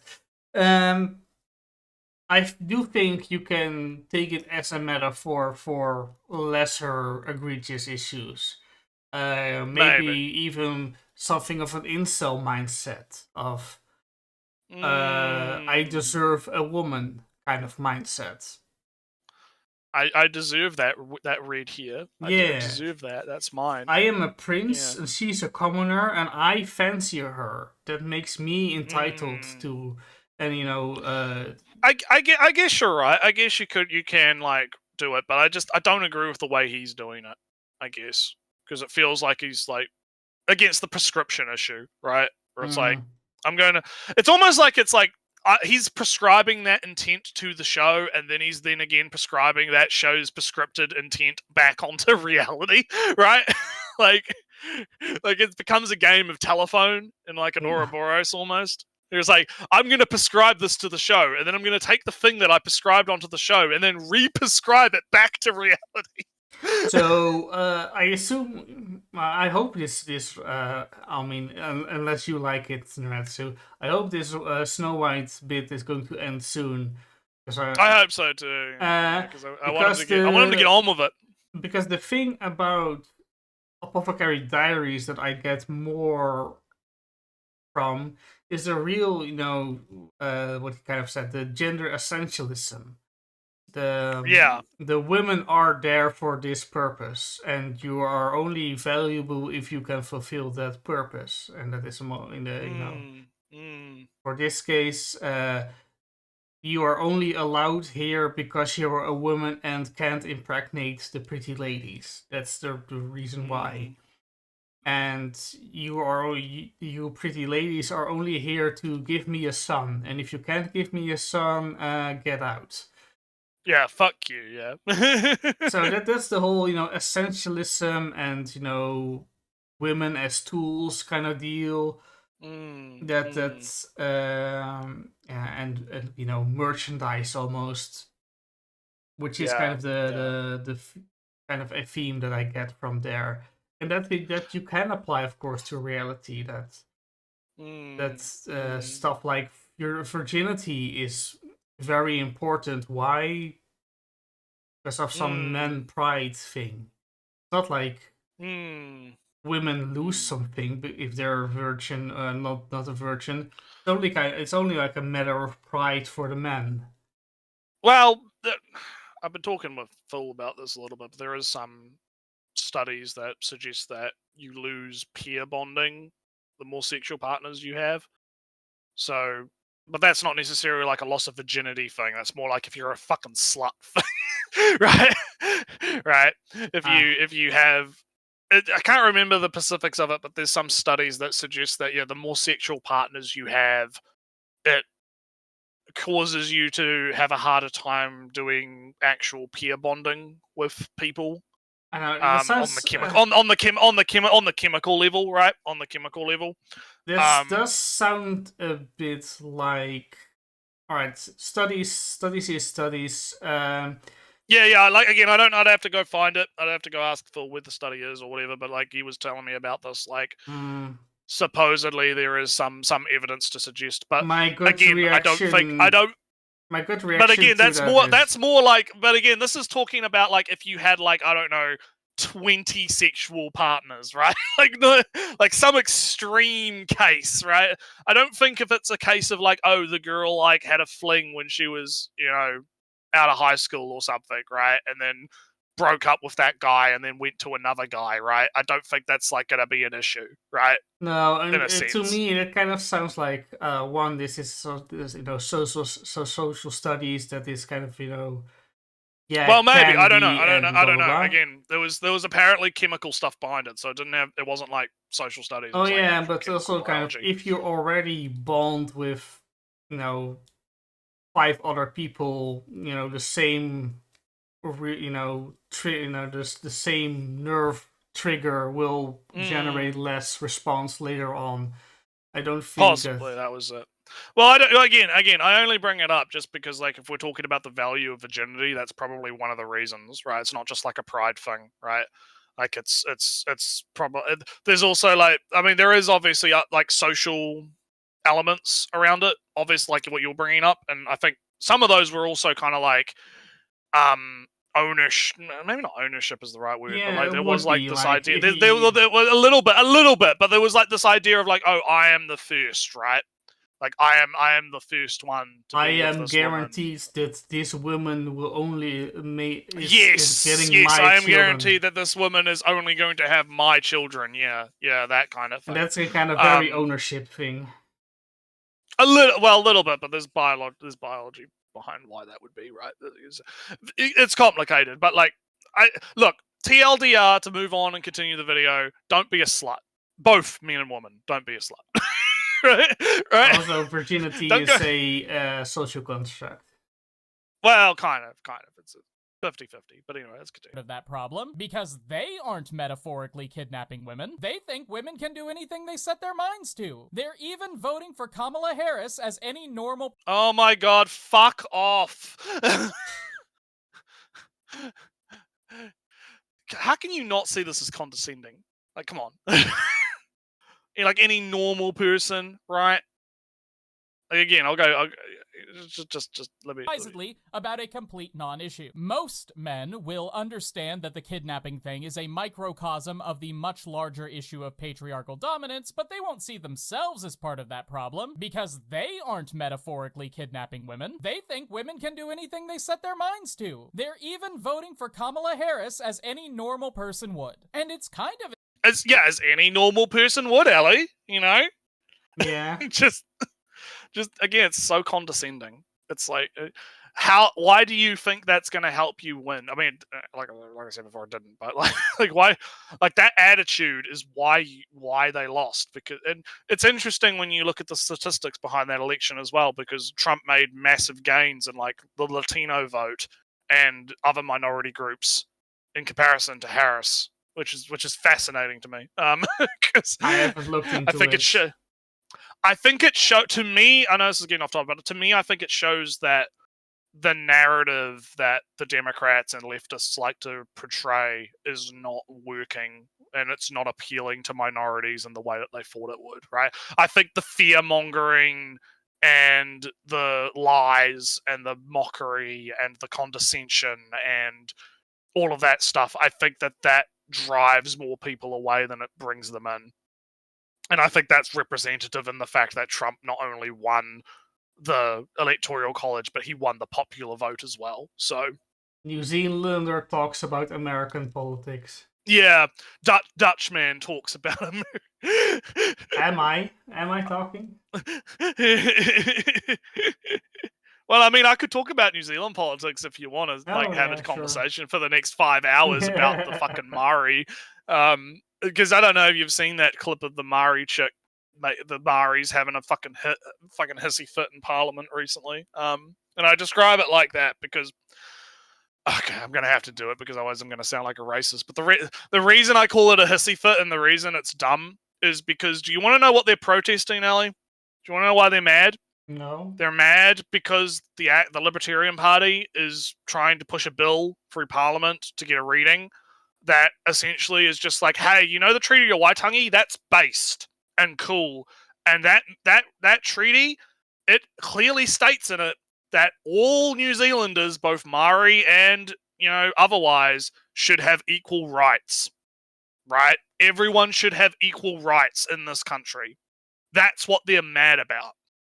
They're mad about the fact that the libertarians want everyone to have equal rights and that Maori should not be given special treatment just because they were here first. That's why they're mad.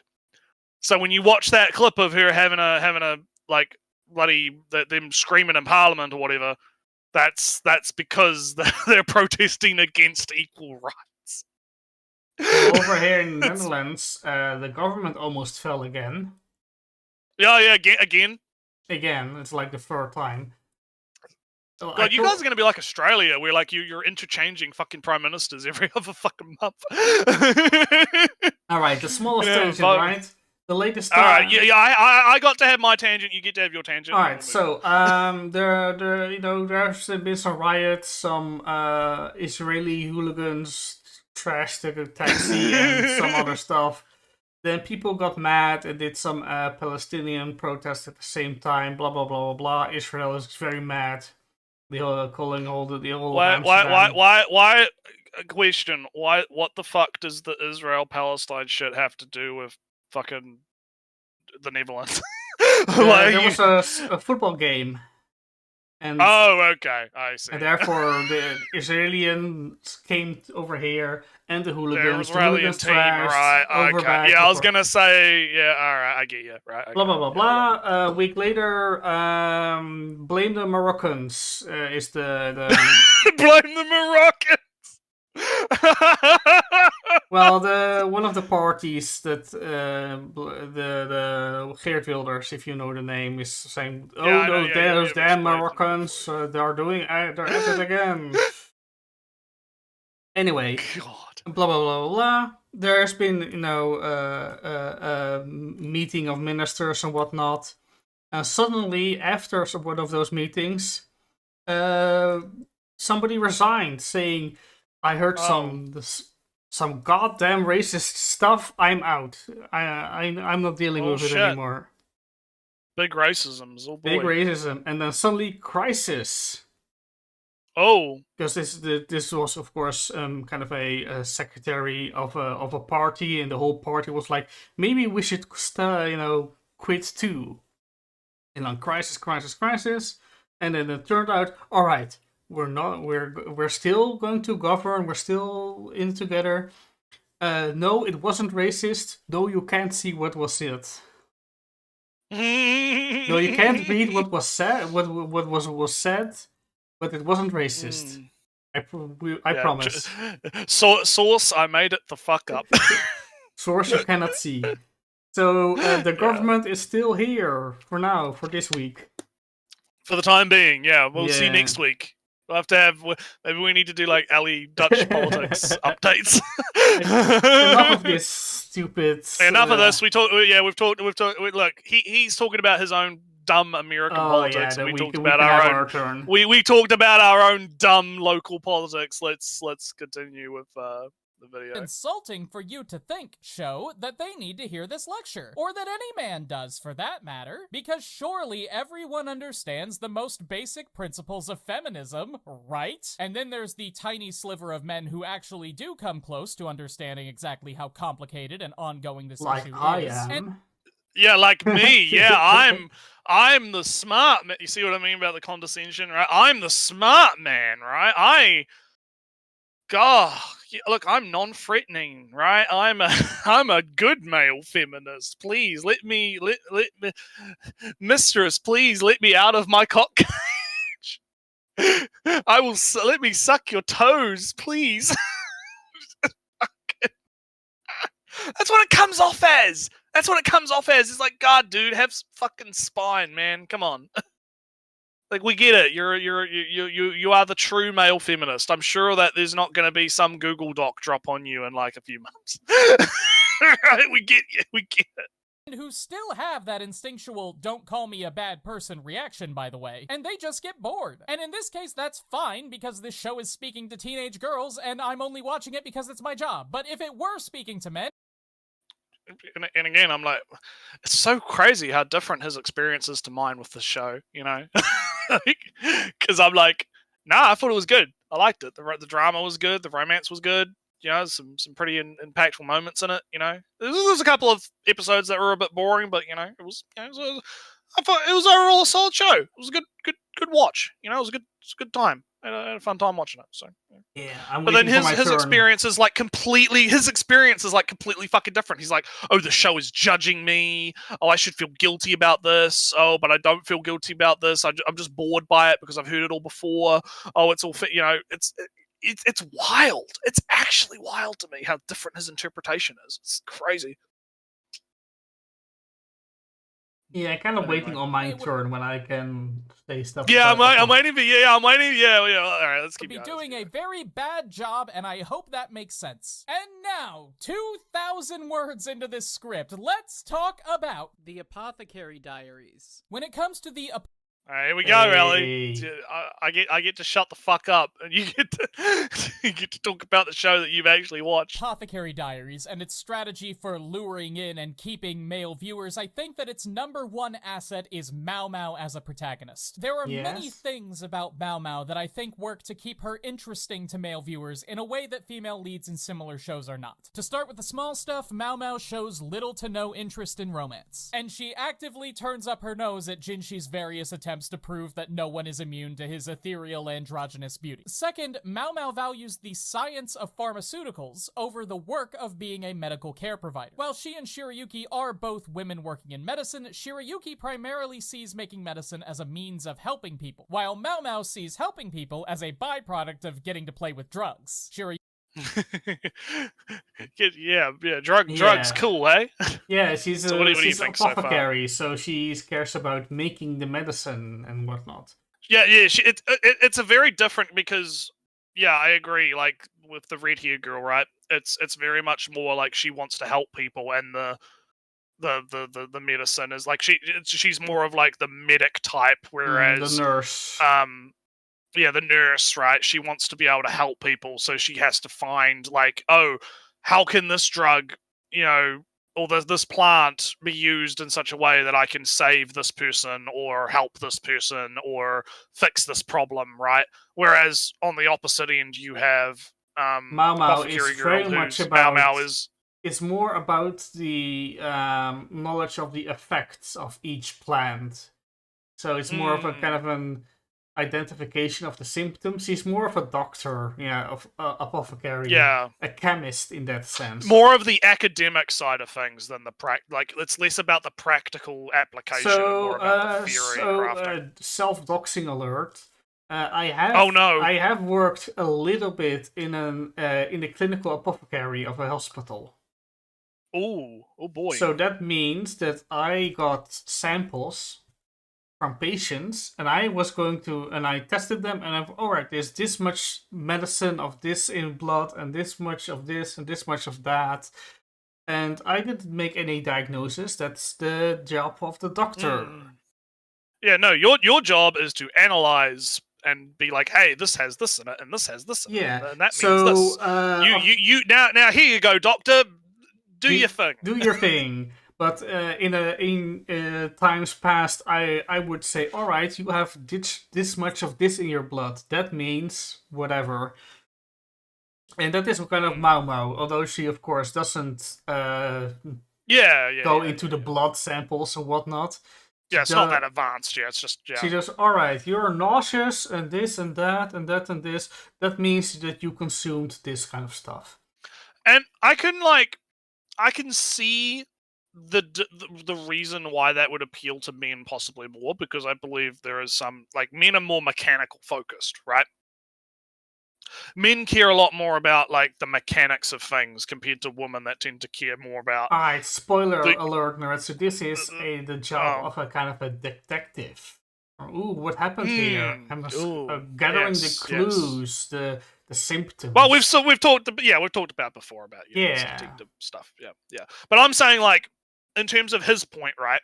I can see like woman would maybe appeal more to the redhead version, which is more about the feelings, right? Mm-hmm. Like it's about, oh, I have to help this person and fix their feelings and make them feel better, and and the science and the alchemy / apothecary stuff is just tangential to being able to solve the feelings problem. Whereas with Mao, it is the mechanics of creating these new drugs that will help people, obviously, but it's not about the feelings of the person as much as it is about this plus x plus y plus x equals x y z blah blah blah blah blah blah blah, right? Yeah. And because there are studies, around that, right?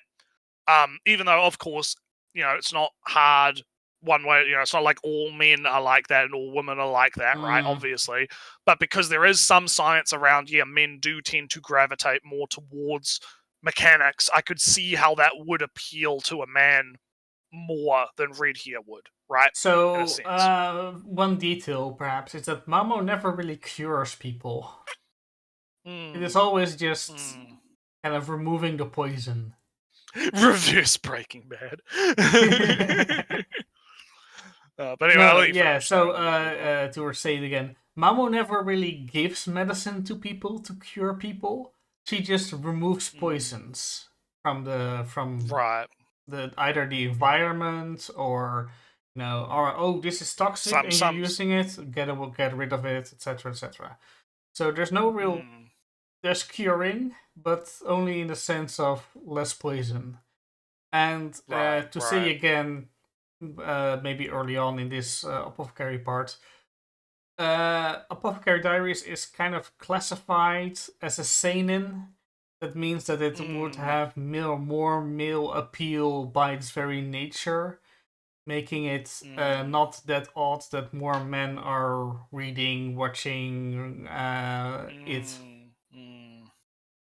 Right. Anyway, let's keep going. Yuki is a nurse, and Mao Mao is a pharmaceutical engineer. Well, yeah, he basically just made the Yeah. Here. Again, I have no numbers on this, so let me know if you do, especially if I'm wrong. But my gut and 30 years of living in a society tell me that men are significantly less interested in romance and in shows that feature passionately empathetic protagonists than...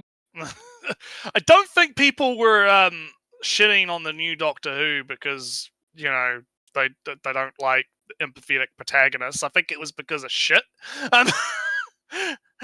I have never watched a single episode of Doctor Who. I cannot speak. The new stuff is shit. That's all you need to know. It's not well written. It's bad. Like it's not. Yeah.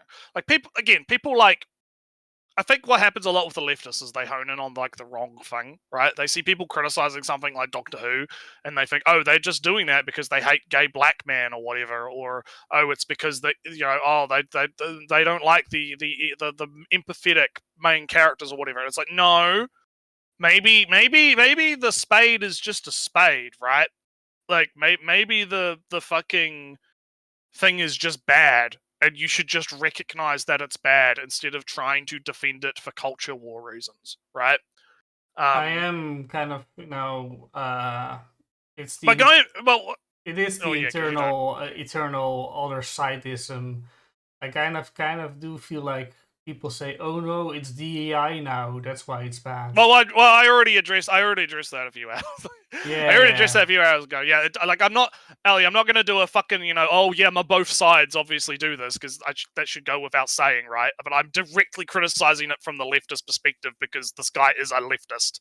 If he was a rightoid and he was saying the same thing about something like the fucking what was it again, the ghosts of Tsunami or whatever, right? The thing, right? Oh, if he was saying, oh, these progressives, they just only love things that have, like, again, I don't want to fall into a never-ending cycle of having to be obviously both sides, right? I am all right. I guess that more women, initially or go for romance as an interest, but I think that all interesting stories have some romance in it. So it's kind of more I think it's a bit of a stereotype that men don't like romance. I think that men do. Like, of course, we'd have to look at you could look at it from a statistical point and figure it out that way, right? But he's talking about his gut, so I'm going to talk about my gut, right? I think more men like romance than they let on, but they don't want to like openly show that, right? Because it's seen as like a girly, it almost plays into his own like worldview, right? Where it's like the whole toxic masculinity. You're not allowed to like stuff that's feminine. You have to like stuff that's manly. Romance is not manly, therefore you're pressured by society to not like it, right? Like, I think that more men do like romance than he probably thinks. Also, they do. Just an example, right? The Matrix has a romance story. Underworld has a romance story. Vampires and werewolves together. And werewolves, yeah. Every shonen has a love protagonist, whether it's Naruto and Hinata or whatever. So Yeah, it might not be, the big focus, but every fight for the best girl is in some way Yeah. a romance. Exactly. So anyway, let's keep going. Women are. But as I said before, those are not things I want to dive particularly deep into in this video. The most important aspect of Mao Mao as a protagonist, as I see it, is that she is passive. Mao Mao is exactly the kind of character that your creative writing professor told you never to write. She is not a mover and shaker in the way that Shirayuki is. She just accepts things, letting them roll over her and doing her absolute best to keep her nose out of any sticky situations, even while her feet autonomously guide her toward the stick. When it comes to social Do you agree, Ellie? 'Cause I don't know. I can't comment on this. So, I guess, Mao Mao is a passive character enough that she if nothing happens, Mama wouldn't do much, right? Problem is, things, she's on a boat in a river and has to, desperately paddle to get away from the tree trunks and the sharks and whatnot. So she's always moving around problems. Right. That's her active doing things to stay safe. Yeah, and I feel like there's this weird thing where I feel like there's not real because he's talking about it as if it's like a problem, right? Like your creative writing class told you not to write the passive characters, but I'm like, obviously it was done well enough that people like it, right? And Mama does do things extra and maybe overboard to make sure that she is, relatively safe. And she has enough personality quirks and desires and things. I guess what he's talking about is she's not like actively driving the plot, I guess, in terms of like, oh, she has a goal and she's moving towards that goal. What mystery story has an active protagonist in that sense?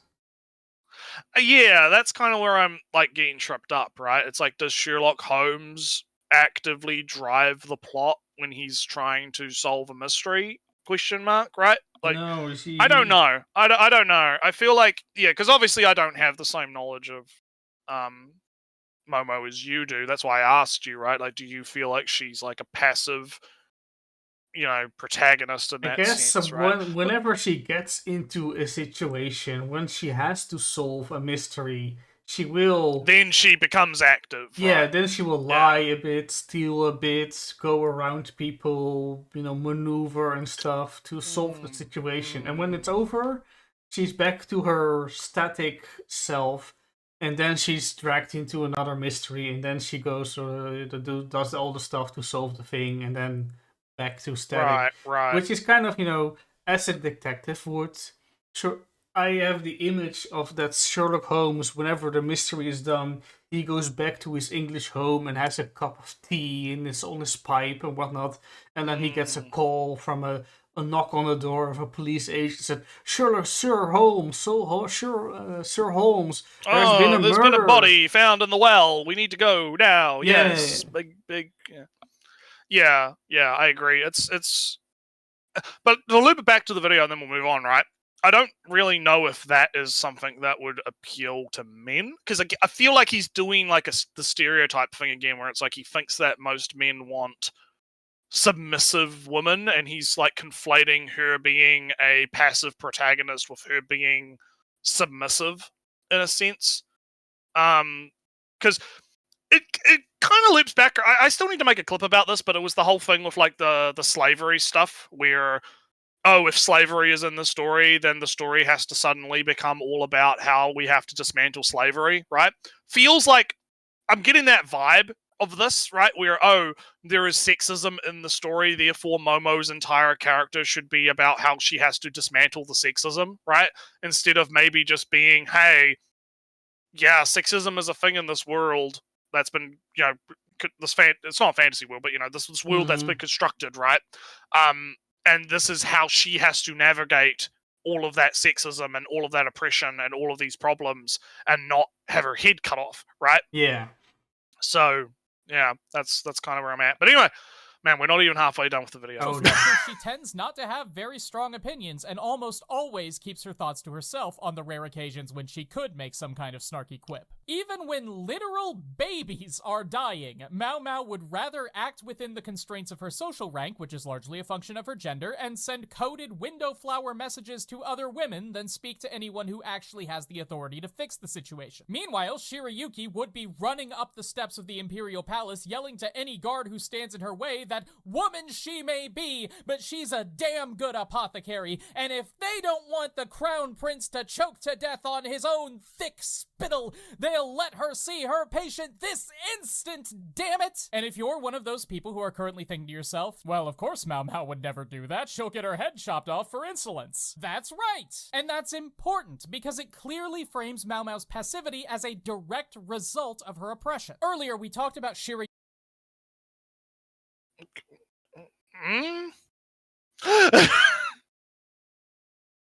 Yeah, It's almost... that's I guess mostly true in that Mao Mao is very aware of her position and cannot act stuff. Do stuff. My question here is, I'm just like, I don't know what he wants, right? Like, well, I mean, I guess he's not making a claim about what he wants, but it feels kind of like comparing and contrasting these two things feels kind of weird because they are different. There's a different tone and a different energy between them, but I don't really think that one is more appealing to men than the other, and that's, I guess, where I'm getting tripped up, because I think men can like both. I think both styles of, hey, you have like a passive story of a girl navigating the treacherous road of this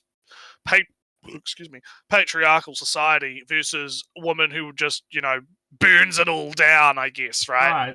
Doesn't give a fuck. There is a moment where Mao Mao, runs up the stairs and says to the guard from "Let me go right now, or somebody dies." And what happens, Naretsu? What happens? She doesn't get her head chopped off, but she does get her head bashed in. Ah. Right. It works out in the end, fortunately, but Mao is capable of running up the stairs and telling her guard, "Get out of my way." Right. It doesn't go as very well, unfortunately, and that is kind of, the point, I guess. Yeah. But yeah, that's where I'm getting tripped up, is like, I don't see the correlation between how like one is better than the other in terms of appealing to men, right? That's kind of where I'm getting tripped. Yuki's vociferating as a deterrent for getting men to listen to what she has to say, and the obvious solution to that is to get her to say less. But how can you do that without sacrificing the point you're trying to make? Especially when part of that... The point who's trying to make? Who's trying to make that point? Author, is the author trying to make that point, or are you trying to make that point? Right? That's a key thing here, right? But anyhow, let's continue. Point is the fact that women are not in a position to be able to speak their minds to powerful men. You do it by making the lack of commentary demonstrate the point. Mao Mao isn't just silent about the world around her. She's silent because of the world around her. Show don't tell is basic writing advice, and it's advice that the Apothecary Diaries takes to heart. Yes, Mao Mao will occasionally have some unkind thoughts about being forced to work under an incompetent doctor who barely knows a metacarpal from a Gyarados. But we never see her rant about how hard she likes the doctor. I mean, as a but Ellie, man bad. Man bad. Mao Mao has gripes of the doctor because he's incompetent and only because of connections there. So the doctor... Alright, this is kind of maybe another bit of, gender commentary of the show, I guess. The doctor is never fired, but Mao Mao takes on all the responsibilities, actually. Right. But is never acknowledged as a doctor. Well, nepotism, sexism, commentary on that type, yeah. But anyway, and how rough it is for women in medicine, and how much she wishes the mean old man in charge would just listen to her and give her the job she deserves. Creating a situation where Mau Mau could not reasonably say these things, even if she did think them, is fantastic writing. It avoids the problem of turning potential viewers off with lecture-based dialogue, while further demonstrating how oppressive So how majorities turned tend off to... were you by Snow White walking up the stairs and telling the guards or something? Not very. Again, my reaction was like, nah, based. Slay, girl, go, yeah, do thing. Be powerful. You strong, yeah.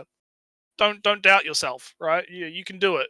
You know, fuck that guard, right? Was there a guard? I don't even remember. I do not even remember the context behind any of that shit. Again, from like 2015, right? It's like almost literally a decade ago. Almost literally a decade ago. Like, you know, but it's, I do know that I wasn't like turned off by it at all. Like, and so that's why I find it so fascinating to me that that's what his interpretation is, right? That people would get turned off by that, because to me it's like, nah, it wasn't just a non-issue, right? So it's so weird. These people are weird, Ellie. Who actually exert their power over people. It isn't that oppressed people speak up and are beaten down, and it certainly isn't just that oppressed people are just waiting for one brave soul to be willing to say what everyone is already thinking. It's that the implied threat of violence that comes with a deeply entrenched power structure prevents most people from speaking out at all, or even from having the thought that speaking out might be beneficial to them. If Mau Mau were to... See, it's almost like free speech is important, right? It's almost like it's a cool thing to have free speech, you know, Ellie. You know, just it's really cool that, you know, people are allowed to speak their mind without, you know, threats of violence or censorship or anything. You know, this goes a little bit further than free speech. It's more of, you know, under what systems can you even speak, and if does it even matter? I mean, yeah, that's what I mean. I mean, obviously, Momo doesn't have fucking free speech, and she can't say what she actually thinks, otherwise she's going to get her head chopped off or whatever, right? Like, that's what I'm saying, right? So I'm making that point because, you know, yeah, I'm doing that bad thing again. I'm being a bit bad faith and being a little, you know, because leftists love censorship, right? They want to sanitize the internet, you know. They want to, you know, you're not allowed to say mean words, right? You're not allowed to do mean things. Oh, you're going to get cancelled for saying the wrong thing, Ellie. Social pressure. Ooh. Right? Yeah. Just saying. Raise a stink about not being given the opportunities that her talents should rightly afford her, the odor-eliminating spray of governmental domination will immediately be employed to ensure that the rear palace remains fresh-scented and orderly. Mau Mau knows that, and so she does not smell. But that's not to say that Mau Mau never says anything subversive at all. She just doesn't tend to view it as subversion so much as speaking plainly about the reality of her lived experience. Whenever I think about feminism in the Apothecary Diaries, this is the scene that always comes to mind for me. Take a look. Cosmetics aren't always for making a face more beautiful. I don't think I understand. Then let me explain. It's to prevent being dragged into a back alley. I lived near the brothels, but not every man left satisfied. Some had empty wallets, violent tendencies, and diseases. A short, skinny, ugly girl rarely becomes a target. Were you ever harmed? Attempts were made, but instead, I was kidnapped. In this case, my makeup had faded, and they seemed to think that I was borderline marketable. I'm so sorry. If only we could have policed them better. I don't particularly mind now. A buyer can't tell if you were kidnapped or just sold off legally. They can't tell, and they really don't care. Doesn't that make you angry? Of course it makes me angry. But it's not your fault, and what can I do at this moment? This scene in episode... It's powerful stuff. It's pretty good. Yeah, big power structures, the things she has to do to prevent things, and how the system is kind of set up for abuse. Yeah, it's very bad. Well, let's see what our leftist man's interpretation is. Episode 5 is the first time that the viewer is confronted with the reality of sexual assault in this society, and I want you to think about how easy it would have been for that not to be the case. We know that this is a world in which sexual assault... I am not... I heard a sigh. I heard an Ellie sigh. The thing is, this is episode 5, right? By this point... Yes, by this point in that scene, one of the concubines got sick. Yeah, I remember this. You talked about this, yeah. And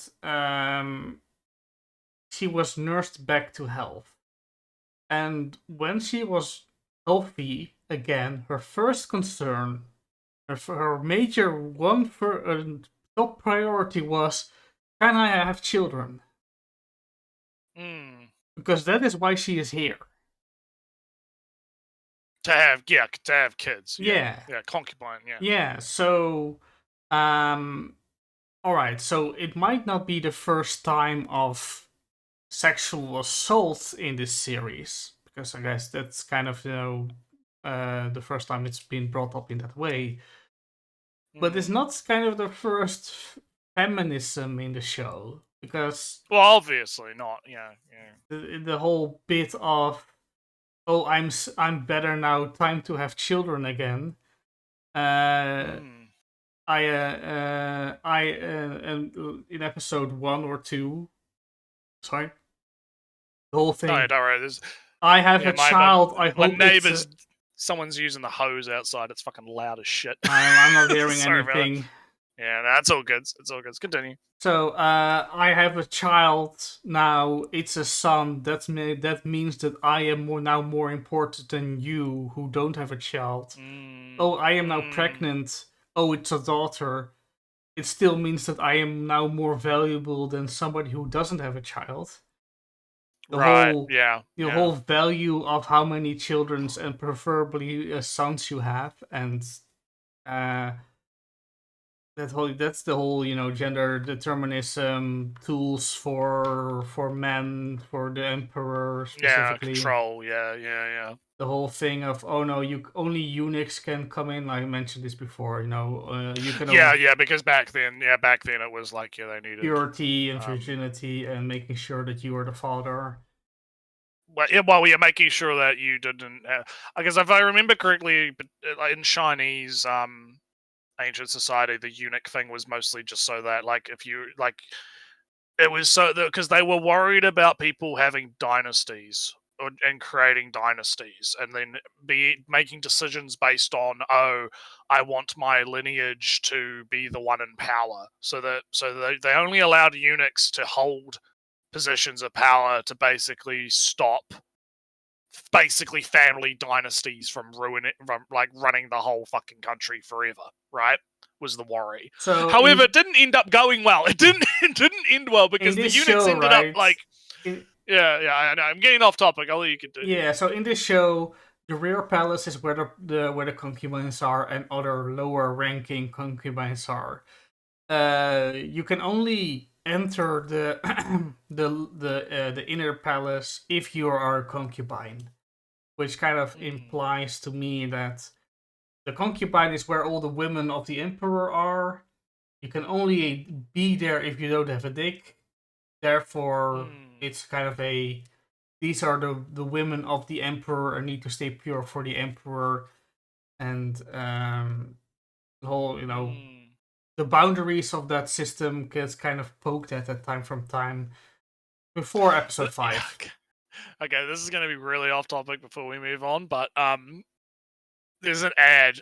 I think was it a TUI ad? I can't remember. It was an ad for something down here, and it was like these two guys. It's like this Maori guy and this white guy, and they're in the Middle East or Egypt or something.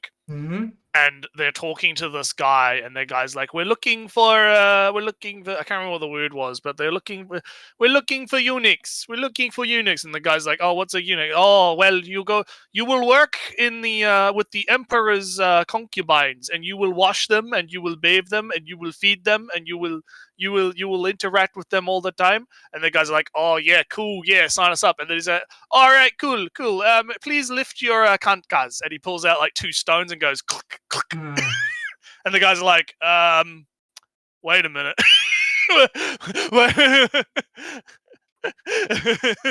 I'd have to remember what that ad was for, because it was a funny fucking ad. I can't remember what it was for, but it was like something to do with, it was either like beer, it was a beer ad, or it was like a fucking pie ad for some pies or something.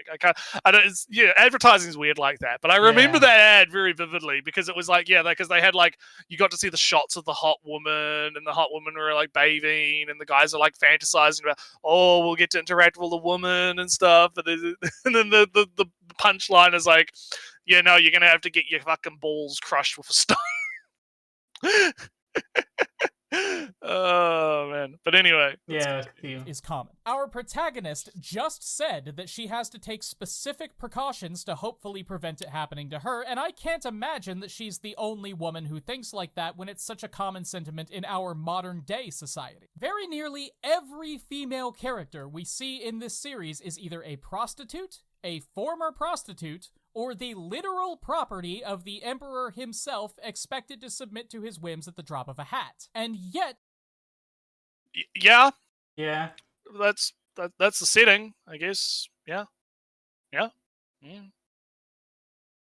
This series goes out of its way to show the viewer the glitz and glamour of a sex worker's life. We don't spend any time with average street-walking prostitutes until we do. We see the lives of the 3 princesses of the Verdigris house and Feng Shen, the incomparable courtesan prodigy. We don't see the nameless concubines who spend every night in the rear palace wondering if the emperor is going to be craving them tonight. We see the 4 consorts who have lavish parties thrown in their honor, wear beautiful robes, and live in houses named after gemstones. Why? In a series that obviously cares about making people understand the plight of women, why don't they ever show us what happens when women walk around town unaccompanied? Why? Maybe because it's not about that? Has he considered that, Ellie? Has he considered maybe the show that is titled... Is it called The Prostitute Diaries, Ellie? Is it called... The Concubine Diaries? No, it's not. It's called The Apocryphary Diaries, right? It's not about that. Maybe that's why. Yeah, it's... I think Ellie's dying. It's too late. Ellie's dying. It is late. It's getting later. Right. It is... Mao doesn't really interact with the streetwalker. She lives or works at the big famous brothel. She was kidnapped into the imperial palace. Now she has kind of connections to both. Every now and again, she goes back to her adoptive father and mixes some medicine together.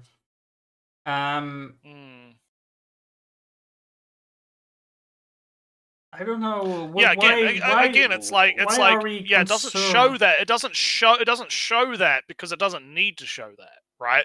Because it's not about that. And I don't really feel, because the plight, I guess the struggles that the concubines have are maybe, you know, they live in luxury and fancy dresses, but they're still, of course, heavily oppressed. Yeah. I don't think to have a poor street-walking prostitute that is homeless, I don't feel it would add much of the struggles of women to that. Because it's already covering the struggles of the woman. It's not. It's already touching upon the subject. It doesn't need to become entirely about the subject, right? And again, it kind of loops back to what I was. Oh, there you go. You were already kind of, you said it, you didn't like it, Naritsu, but it's really is there is some of these internalized misogyny going on where the concubines only see their self-worth is measured by how good babies to clarify, I don't like the internalized misogyny in the modern day leftist usage where because they use it as an insult on women that disagree with them, right? I will say, like, clarify, internalized misogyny is a thing that can happen. Right? It is a thing, right? It's just I oftentimes see it misused, is what I'm saying, right? So yeah. Anyway, yeah. so and in this case, what you're describing is internalized, actual, right? Internalized misogyny, right? So, I don't think that this common street prostitute's perspective adds that much. You can, of course, I guess you can add that character later, and that would offer. Yeah, I mean, a new there's no reason they dimension. couldn't, right? Yeah, I mean, yeah. There's no reason they couldn't. It's just like, for like, again, it's almost like he's not like like, what? Because he's asking the question of, like, okay, well, why doesn't it do that? And I think, like, to cap this off and move on, like, the answer is the reason of why is that it doesn't need to, right? There's no real like, what is the actual benefit that would be gained from having that other perspective, right, of the lowly street prostitute, right, versus the concubines, right? Does it actually add anything to the world building or the story narrative itself that the author is trying to portray? And I would argue, based on what you've said, I would argue probably no. Right? Well, I would. So, but I am not a writer, as I very much clearly am not a writer at the same level as the author of this work. She could write a streetwalker character into this and have it good and make sense and have a story and a narrative and a message and all that stuff. Yeah. Because I can't think of a good one right now doesn't mean it can't happen. And that's what I'm saying. Yeah. It's like, they could, and if they wanted to, they would. But yeah. I am satisfied with the themes and messages that were happening during the series itself. So I don't. Yeah. I'm not feeling a lack of them. Like I was kind of feeling a lack of it in Dr. Stone. Yes. Okay. Let's continue. Does the Emperor never call on a consort on screen? Even Mao Mao's kidnapping is cartoonish, with her being slung over a guy's shoulder like a bag of comedy oranges.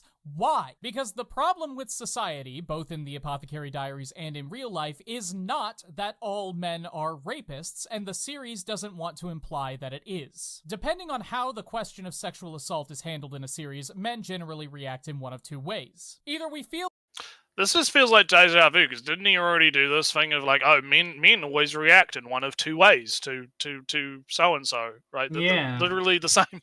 Literally the same. He's like doing the mother's basement thing, or he's repeating the same point again, right? That's why it's. Well, let's hear it. Yeah. Well, let's hear it. Let's hear what he's saying. Like the series is saying that men are inherently violent, in which case you have lost your male viewership, or we take the scene at face value and we say, oh, what a horrible thing that women have to deal with. But I am not a rapist, and therefore I am not part of the problem. The idea of someone thinking like that might sound strange and dismissive to those of us who are don't worry about it. Yeah. But again, he's like, okay, hang on, because I want to hear it. Yeah, he's going to hear it again. I just got distracted. Want to imply that it is. Depending on how the question of sexual assault is handled in a series, men generally react in one of two ways. Either we feel like the series is saying that men are inherently violent, in which case you have lost your male viewership, or... I don't think most shows do that, though. I can't, off the top of my head, think of a show that was like, here's sexual assault, and therefore all men are, like, rapists. Maybe there's some, like, leftist DEI show or whatever that's out there or something, or some woke ass fucking cringe show that no one watched because it was dumb and bad that does that, but I can't think of any examples off the top of my head that do that. So, all right. So what's the second one? Yeah. Second one is we take this. Oh yeah, well at least you've got. No, I'm just thinking of shows of what show does this to entire groups to begin with at all. Yeah. Like, I don't think I can come up with one off the top of my head, because most of the time when, like, most of the time when I've seen sexual assault used in anime, it's either used as like fan service, right? So it's used in a fan service setting, right? In which case it's made primarily for people into that kind of thing, right? Or it's shown as being, hey, this is bad, this is a horrible thing. You know, honestly, regardless of whether or not it's a woman or a man, I mean, because I'm thinking about, you know, the sexual assault in Berserk, right? Where Guts gets raped by the guy, right? Like, that's shown as like a horrible, traumatic event for Guts, right? Not just because of the rape itself, but also because Guts is betrayed by his mentor, right? In that scene, because his mentor basically sells him to the big black guy, right?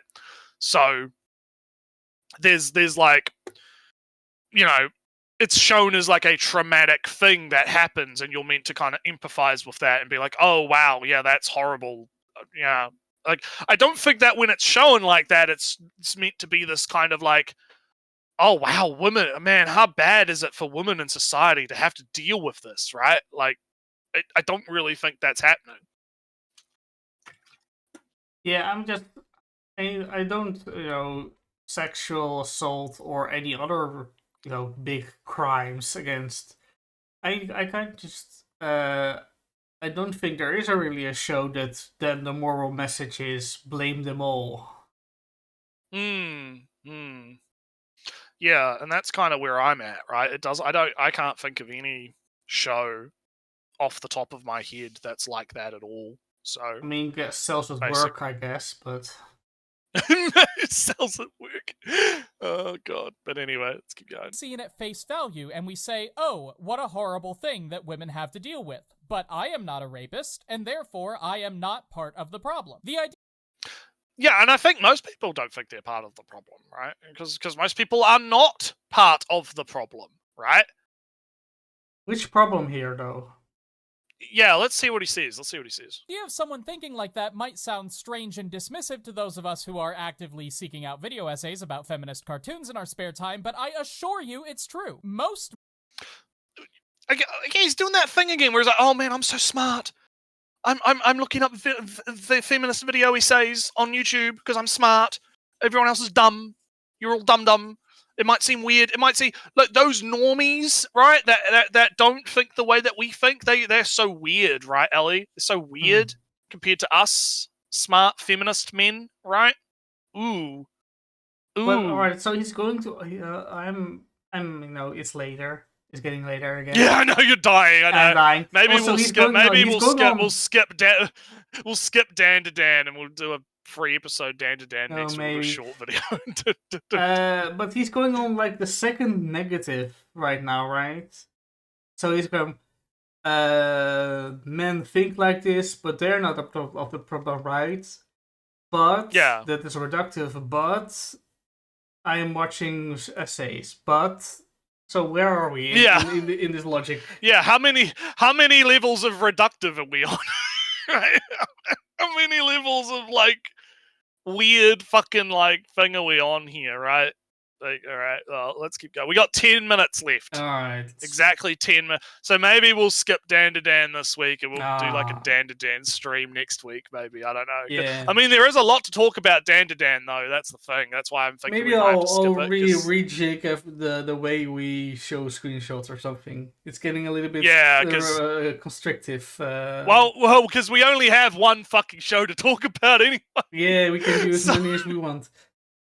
Yeah, I'll let you. Well, we'll look at it next week because let's just get through the video and call the stream. So men recognize that they are nothing like the people who kidnapped Mao Mao at the beginning of this story. They rightly think that they are more like Jinshi. They're horrified at the thought of something like that happening to someone they care about. They're sympathetic. They want to take action to change it. Problem is that they wrongly believe that the issues that women face in society begin and end with this kind of person, when in actual fact it lies much more squarely on the shoulders of people like Jinshi. Jinshi is... So, okay, I'm gonna do that thing where I jump the gun, right? Mm-hmm. I have a sneaking suspicion he's gonna do the whole like, oh, it's society, right? People like Jinji, right, are reinforcing the societal expectations of the woman, and that's what's causing all of the problems. Therefore, we need to completely uproot society because I'm a leftist and I believe that society is bad, right? So I think it's a little... That's my prediction. I could be wrong. That's my prediction. Yeah, I have the advantage of having watched the show. So the thing that I feel the angles will be is that Gingy has power. But he's completely ignorant of these problems that Mamo had, the women had. Right. Therefore, he's just happily thinking that everything is fine, and might even believe that all the women and concubine system is completely fine. They're all happy. Yeah, they're all happy, man. Look how happy they are. So therefore, he is a problem because he is completely ignorant of all the problems and problematics and this slavery system and all that stuff. Which the thing is, right, that would make sense if he was like a dude born in privilege and never experienced that stuff, right? Mm-hmm. Which is ironic, considering the demographic of most leftists. Oh man, there was some really funny insights from the 2020 election about that, actually. Because I saw a lot of tweets about because leftists were doing this thing. It was actually a weird self-own, right? Because they were making the point that, oh, look at all these uneducated places voting for Trump, right? Look at all these like backwater, low college educated places, and then compare it to the high college educated places voting Democrat. Not kind of realizing that is like a self-own in a sense, because why is it that the non-educated people that are working class, poor, the poor in the thick of it, right? I don't have the time to go back to America. I know you don't have the time to defend your silly leftist. No, I don't have the silly leftist stuff. Before I fall asleep, Naretsu. But I'm just saying, like, it's an interesting thing, because I would argue that our purple hair boy here has more in common with exclamation point than he thinks, right? Is what I'm saying. Just because he believes himself to be woke to the problems of society does not mean that he is actually woke to the problems of society, is what I'm getting at. So let's continue. He's not a bad man. Jinshi does not consider himself to be a bad man. He hears a woman say that women face serious problems directly at the hands of other men, and he doesn't laugh like a supervillain and flaunt his power in her face. He tears up. He wants to help. But he is so far divorced from the real issue at hand that he thinks the best way to solve rapes in the Pleasure District is to send more powerful armed men to the Pleasure District, and that is just not going to work out the way you want it to, my dude. The core... Okay, but then what actually would be the way to solve that then? Well, abolishing the slavery thing would help. That would probably be a good one, yeah. Just... But, like, I'm thinking about it from, like, the perspective of, like, I'm trying to think about it from his perspective, right? Like, having more armed men from his perspective would make sense, because, again, he's lived in probably a privileged situation where there are all of these guards everywhere, right? Mm-hmm. Assumedly, right? So when he's faced with, things are bad down in the pleasure districts because there's not enough security, right? Well, I'll just add more security. That'll solve the problem, right? And I would not fault someone in his position from coming to that conclusion, personally. I don't necessarily think that that's a wrong conclusion to come to, but as Explanation Point is saying, it's not solving the root cause of the problem, right? It's like a band-aid fix. Yeah. And it might even cause more problems, because now you have more men in the situation, and those men might not be as good as he thinks they are, right? Yeah. So on and so forth. Man, you really are dying, aren't you? Yeah. You with your stupid rants about left, whatever.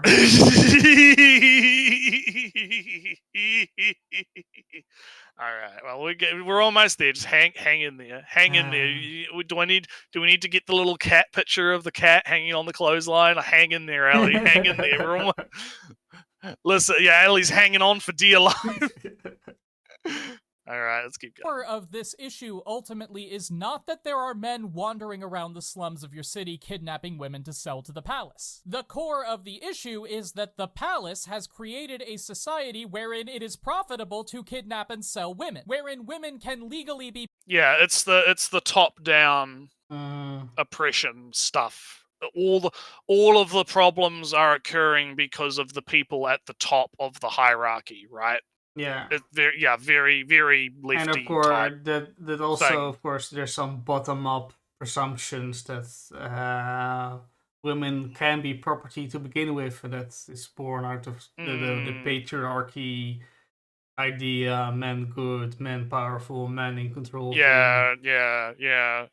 But anyway, let's keep going. press ganged into sex work. Presenting a viewer with a faceless enemy who is obviously bad does not provoke thought. Very few men are going to look at the rapist from the beginning of Psychopaths or the goblins in Goblin Slayer and do any serious self-reflection. Why would they? They are not. Yeah. Well, why would they? That's not what it's trying to do. Like, the opening to Psychopaths is not trying to get you to go to look inflectively and go, man, rapists are bad, Ellie. No, Psychopaths, it's all about how police are terrible. Yeah, exactly. It's not the point, right? It's not the again, and it's the same with Goblin Slayer. It's like the point of Goblin Slayer is not to get you to go, oh, rape is bad. Those goblins, right? It's yeah. I hate this always on political brain stuff. It's like, come on, man. Just why can't the thing just be fun, right? Why can't Goblin Slayer just be the fun fantasy D&D clone thing? Oh, they have to fight the goblins because the goblins evil, monsters, rape, bad, right? Yeah, it's fun, trashy. I don't want to say trashy because that's dismissive, right? But you get what I'm saying, right? It's like, it's fun entertainment stuff. It's not trying to get you to think big think, right? It just wants you to fucking have fun with the idea of the setting, right? It's just, I hate it. I really do hate it. It triggers me. God. Nothing like those people. But someone like Jinshi, a person with some very clearly good qualities who wants to make things better, if only for the people he cares about. A man can see himself in a character like that. And when that character does some harmless flirting here and there, or he wants a girl to make him an aphrodisiac as a joke, or he uses his authority to make her suck honey off his fingers, and sure, she complains, but it's all in good fun. A man can see himself in that too. And that is how you get people to start asking important questions of themselves. That's why it's important that the Emperor himself is seemingly a good man, by Emperor standards. This is the literal physical embodiment of a patriarchal society, a single man whose word is unquestioned and who can create the world that he wants to have exist. And nobody has a bad word to say about him. None of his I mean, yeah, this is a true thing, kind of, that Emperor is when one of the concubines is ill, Emperor wisely decides not to call on the doctor who's incompetent, but he says, "All right, I'll get that apothecary I've been hearing about." Stepping away from the order of procedure of command to go, "All right, doctor. You can be in your doctor's office, you'll maintain the medicine supply stock and all that stuff, but the apothecary will solve this problem." So that is smart of the Emperor. And the Emperor is never giving out like unreasonable demands or whatnot. But he is still kind of benefiting from the system, and the Emperor is the Emperor, right? So yeah, and I think that's the exclamation point is trying to make, is like, Emperor bad, even if Emperor good, right? That kind of thing. Yeah. Again, top down, everything's the fault of the top, right?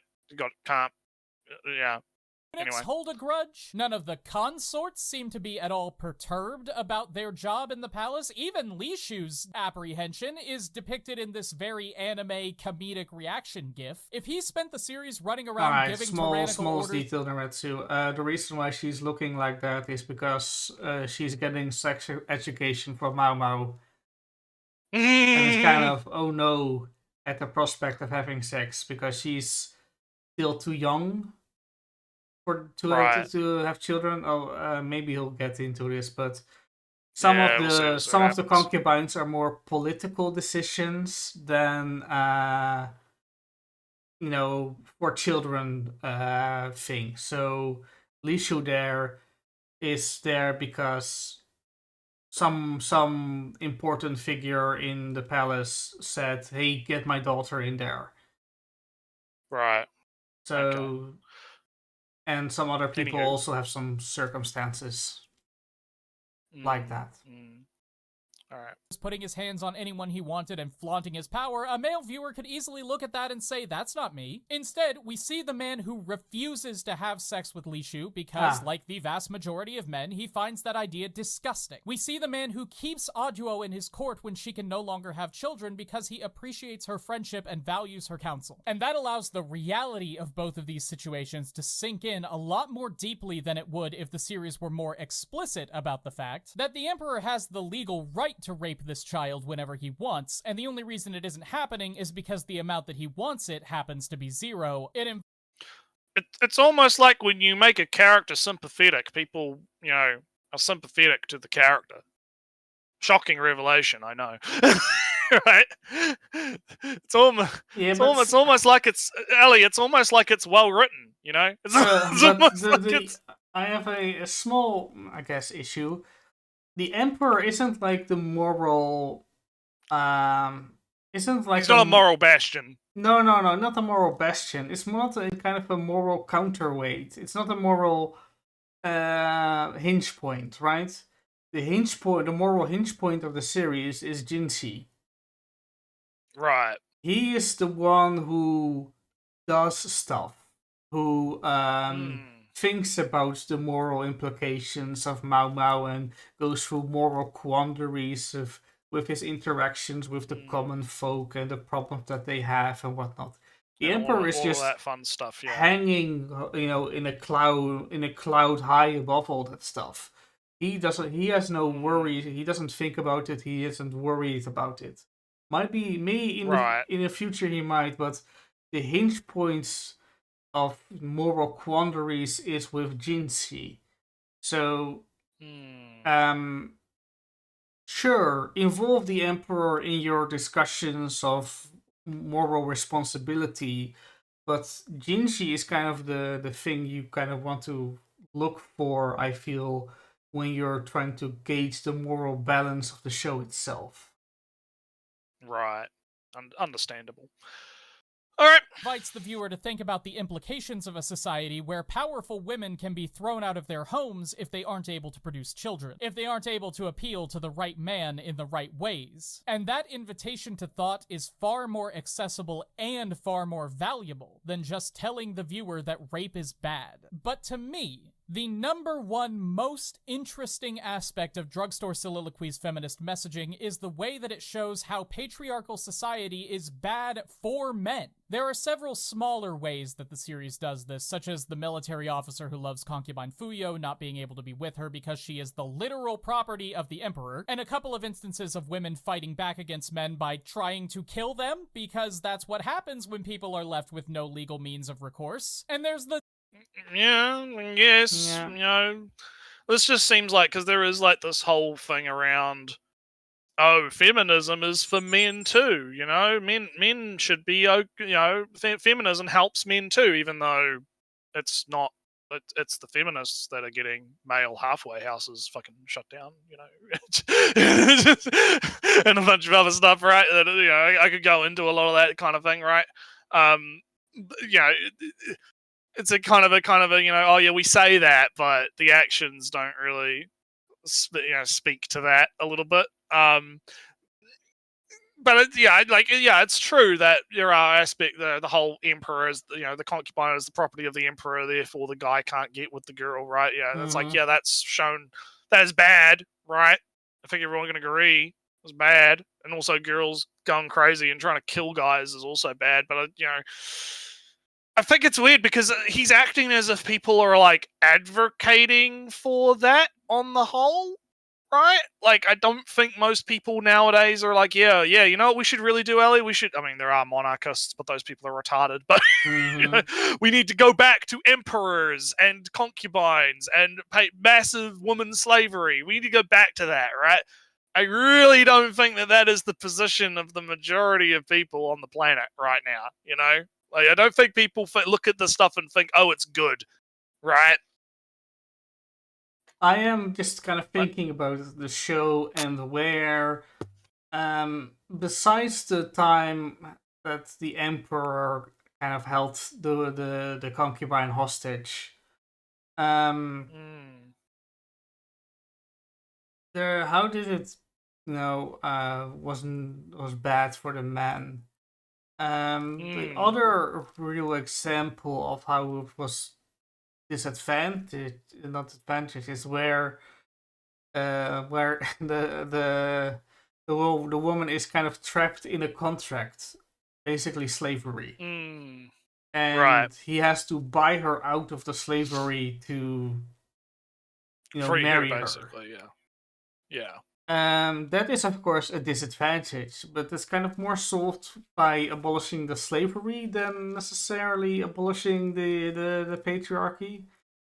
Well, the explanation point would say that these things are all intertwined, right? Like, the slavery is a byproduct of the patriarchy, therefore it's all connected, right? That is kind of true, but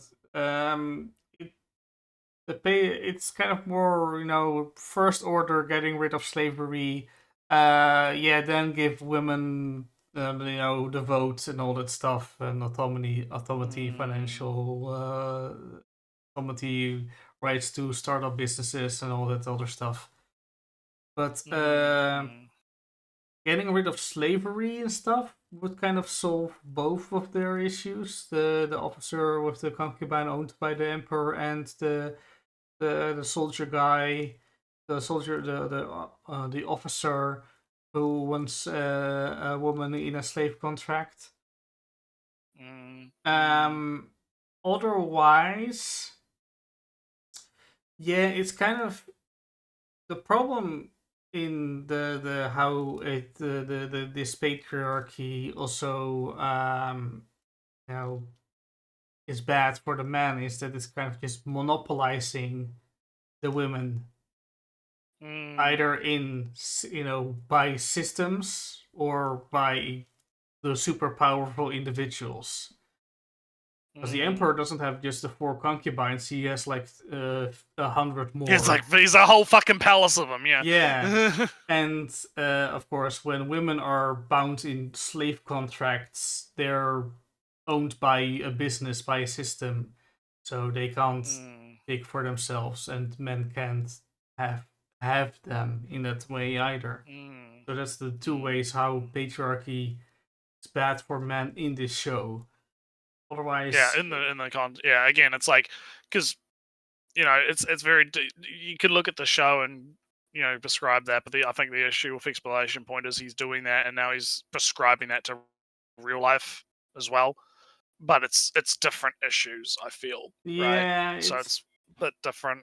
It's a bit different to fucking say that, because let's not get into like a debate about the feminist shit, because we're getting there. We're almost done. We got we're getting there. Let's keep going. Somewhat on the nose metaphor of Lady Li Hua's son, the Crown Prince, the literal embodiment of a patriarchal society, dying because Mao Mao doesn't have the power to just tell people what she knows about the cause of this prince's illness, and instead has to resort to hoping that powerful women will listen to a coded window flower message. But there's one example of patriarchy being bad for men in the Apothecary Diaries that is far more engrossing than any of these, and that is the story of Lacan and Feng Qian. Feng Qian is a courtesan, a well-trained, well-educated, high-class sex worker, the property of the Verdigris house, able to be rented and sold however the matron decides would best line her own pockets, and Lacan found her irresistible. But it was not her beauty that drew Lacan to her. It was her ability to beat him in Go and Shogi, to talk well into the night about any manner of subjects. Feng Qian appealed to Lacan because she she was the rare kind of woman he could consider an intellectual equal or even superior. Feng Chen is unique due to her education and intellect, and she is unique in her education and intellect because she lives in a society that does not prize women being educated and intellectual. We see this in the Emperor's own consorts, where they can be charming, talented, and intelligent, where they can be close friends and trusted advisors of the Emperor, but where they will still be seen as useless if they are unable to bear children, with Mao Mao at one point saying, Yeah, we've already gone over all of that pretty kinda. much. So don't think we need to. Yeah, I just felt needed a break from him waffling on about shit that There's a lot of images and constant words. Yeah. this. A society that doesn't value autonomy in women is a society wherein autonomous women are rare. And that kind of society, in addition to being bad for women, for very obvious reasons, leaves straight men like Lacan in a position where true romantic companionship is difficult to find, forcing them either to forego romance entirely or to settle for less. Putting in that sort of selfish, sort of misogynistic angle on why patriarchy is bad is devilish, because it makes things personal for the exact kind of viewer who normally would not see this as something that they have to deal with at all in their lives. And once that idea has wormed its way into a person's head, it's a very small step to make to realize that having half as many educated and capable people in society is... So, fun fact, did you know that women are actually more college educated than men in a lot of Western countries right now? That the tables have actually kind of flipped on that. When you look at the statistics. It hasn't been that way since 2000. It has. That's what I'm saying. Since 2000.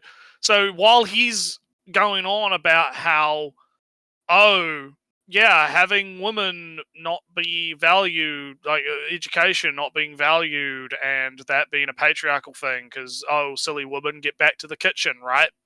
That kind of thing, right, is bad.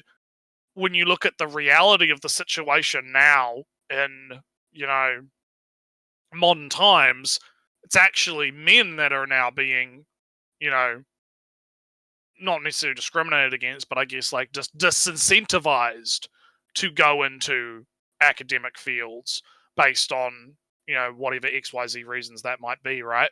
And so women are the ones that are getting more educated and more, I guess quote unquote educated, depends on how much you value a college education, right? Right.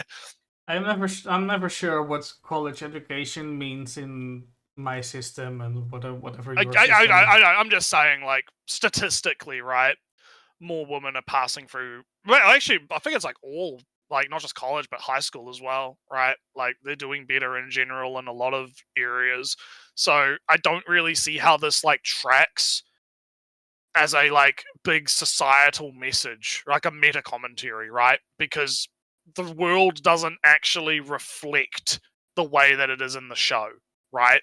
Where, only a few women are getting educated, right? And they're the only ones that are able to, it's rare for men to find actual romantic, stuff with women that are of their intellectual level because there's so few of them. That's not the case in reality right now. Like, if anything, it's like the opposite problem where women are having to settle for dumbass men that are fucking retarded, right? It's actually the inverse issue.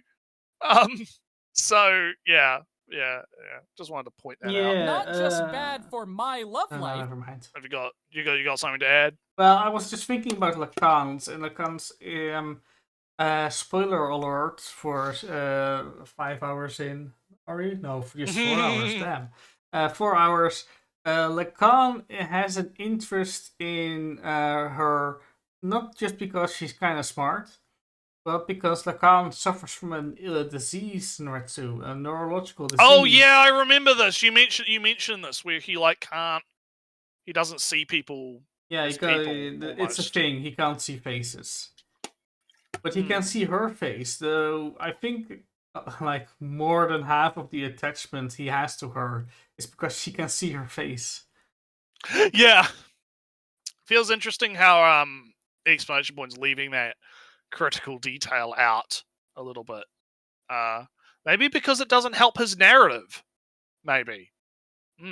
Maybe because It's I can see forever. a interpretation that the moment that he respected her because he beat her, he saw her as a person. Yeah. Something. Right. Yeah, I could see that too. I'm just saying it's again, it's interesting that he left that out. Oh, he's 4 minutes remain. It's a very long video, at least as we are going Yeah, through it, and sometimes he just spends time on random jokes, I guess. Everyone. Due to function scarcity and growing demand for the rare product that she is, simple economics dictates that it's going to cost a whole lot of money to purchase her. Money that Lacan doesn't have. She concocts a scheme to make sure that the two of them can be together that goes horribly wrong, and then Feng Chen becomes a syphilitic invalid, Lacan becomes a pariah with no friends, and we're all left thinking, gee, this sure would have worked out better in a society where women are allowed to just be with the people they want to be with instead of... Before the end of this video, I do want to talk... Yeah, I guess, and I mean, Maybe again, is that actually a fucking problem now, right? Like, do women not able to be with the do men not be able to be, like, yeah. God. Anyway, all right, let's go. You see, I'm so damn. Yeah, we're so damn close. We're so damn close. Let's. Oh, are you there, Alan? I am here. Are you dying? Yeah, sorry. You. I thought you were getting robot-y, and I was like, oh shit, is he dying? Nah, I He's dying on me again. Wanted to say something and then I forgot and was well, never mind. yeah, too tired. All right, let's finish it up. Talk briefly about the issue of classism because I think a lot of people will look. Oh fuck! Here we go. At many of the arguments I brought up here and think that they're issues of class and not of gender. That Mao. Well, I mean, yeah, a lot of them are class issues. The thing is you could. Like a lot of it is interchangeable, right? Yeah, that's what I would like to say, right? Especially in this setting, in this time, this. All right, for maybe some minor clarification, this is a fantasy China. This China never really existed in this way, but historically it kind of fits, etc. It's authentic, right? It's not accurate, but it's authentic. Yeah. Women in this time is a class, so it's, like you said, very interchangeable. Yeah, that's what I mean. Like, I don't really think it matters too much, right? Because I think regardless of whether or not you're talking about woman as a class or woman as a sex, right, the category is effectively the same, right? Yeah. And if you're experiencing classism because of your sex, then your sex, it's like you said, your sex might as well be a class, right? Yeah. So let's see what he's going to say about it, though. Mao isn't able to be taken seriously, not because she's a woman, but because she's poor and has no political connections. Jinshi doesn't have out-of-touch ideas on how to fix crime in the Pleasure District because he's a man, it's because he's rich and doesn't have any lived experience. You see, that would be my argument, is that I don't think it's because he's a man, right? It's because he's privileged, right? And he doesn't understand. He hasn't actually lived the experience of being, it's the old Bernie Sanders line. They don't know what it's like to be poor. Never heard that. You've never heard that one? It was a famous one. It was going around a number of years ago. He was like, he tried to make the argument that white people don't know what it's like to be poor. It was very stupid. It was very stupid. But that's kind of what I feel like this is, right? It's like, but actually legit with this guy because he is actually privileged and he hasn't actually lived the so his solution to the problem is very rooted in, like, oh, how would we solve this problem in the Jade Palace? Well, we just have more security, right? Yeah. There you go, right? It's not because he's got a dick, right? So I want to hear, like, this, if the explanation point is going to explain, okay, how is the fact that he's a man the problem, right? Let's see. With these problems, this is all true, and I think that many of the points I've raised. Oh, look, it's true. Yeah, it is true. Okay, it's true at the same time. surprising. Yeah, maybe. Well, we'll see. We'll see what he says. Raised here are equally applicable to class-based issues as they are to gender-based ones. However, I remind anyone who's been having these thoughts that class is a function of gender. Jinshi is only allowed to have the influence he does because he is a man. Lady Gyokyo would not be in the position she's in if she weren't politically connected to at least one powerful man. The only seemingly self-made woman in the series is the matron of the Verdigris house, who achieved her position by literally selling other women to the dominant sex in a classic case of pick-meism. So yes, it's true that Mao doesn't have as much influence as she ought because she's a literal slave, but she is only a literal slave because she happens to be of the sex that it is legal to enslave. Hey, and we so agree. pretty much. That's interchangeable, basically. Yeah. After 4,500 words, Also, this is kind of silly, right? This was like the third time he mentioned how many words. Yeah, this he is like the has. third time that he's done the same joke, right? Yeah, we get it. The video's long, right? But so what? Who gives a fuck, right? Like, come on. You're only padding out the runtime more, right? Right? By making this joke like 3 times. Like, come on, man. in my long video by word count, we come to the end of our discussion on how the Apothecary Diaries manages to appeal to men without sacrificing its ability to propagate. But did we actually answer that question though?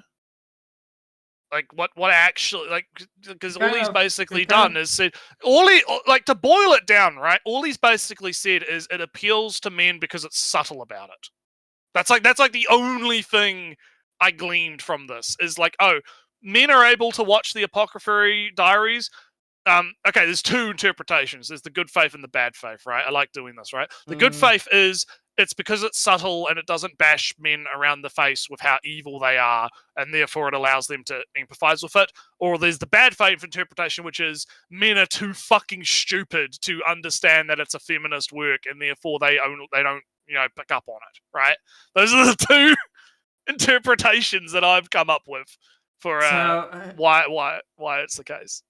He kind of he showed Jinshi and said, "Oh man, Jinshi isn't the best at all times, and yet you are able to empathize with him," and that's kind of the basis of how it is. But Naritsu, from what you said about Snow White with the red hair, yeah. I believe you were able to empathize with the struggles of Snow White. I don't think that's her name, or is that her name? Yeah, I just call her Snow. I can't remember her name. Snow. Yeah. So you are able to empathize with Snow and her struggles, etc., etc. So and I have a dick. So oh no, it's kind of, oh no, the narrative, it's collapsing. Oh no. Scary men. But scary men, yeah. Yeah, it's kind of an idea of that I am empathizing with Jinshi, that I'm empathizing with identifying myself with the Emperor, with what's it? Lihaku. But what if you're identifying with Momo though? Don't be silly. But that's the point, isn't it? Right? Because like you could be like, because I think this is another.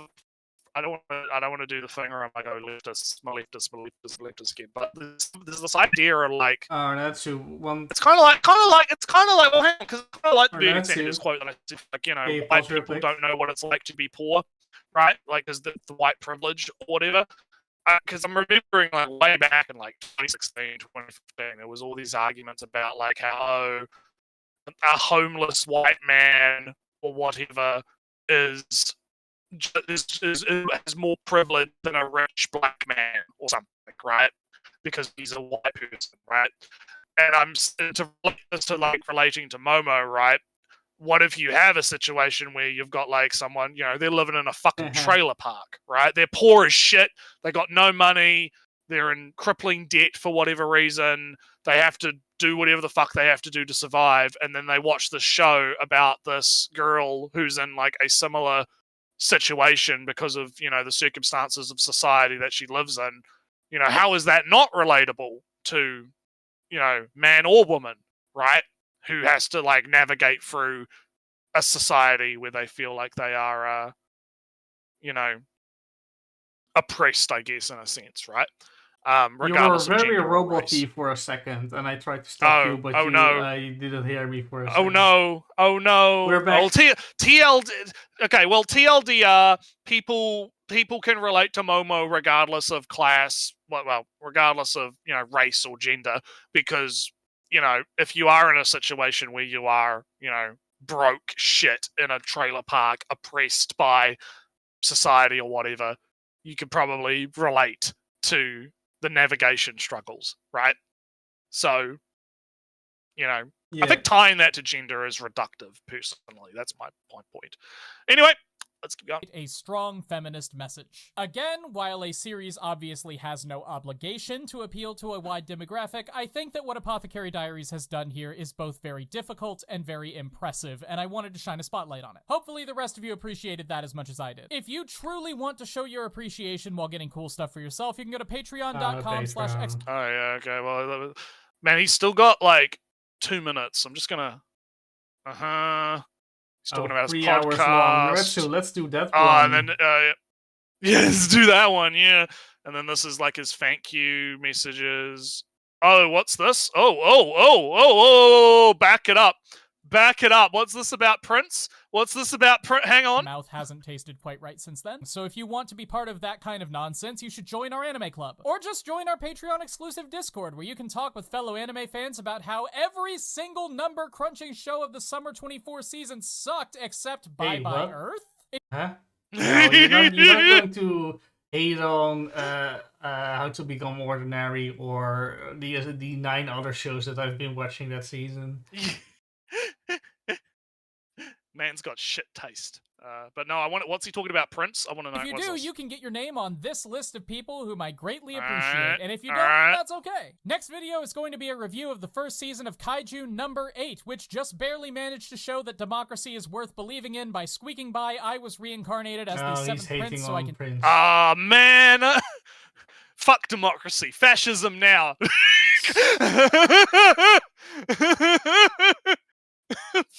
Fuck democracy. Fascism now. You will review the 7th Prince, you fucking socialist. Get back in the mine. Get back in. Make content for us.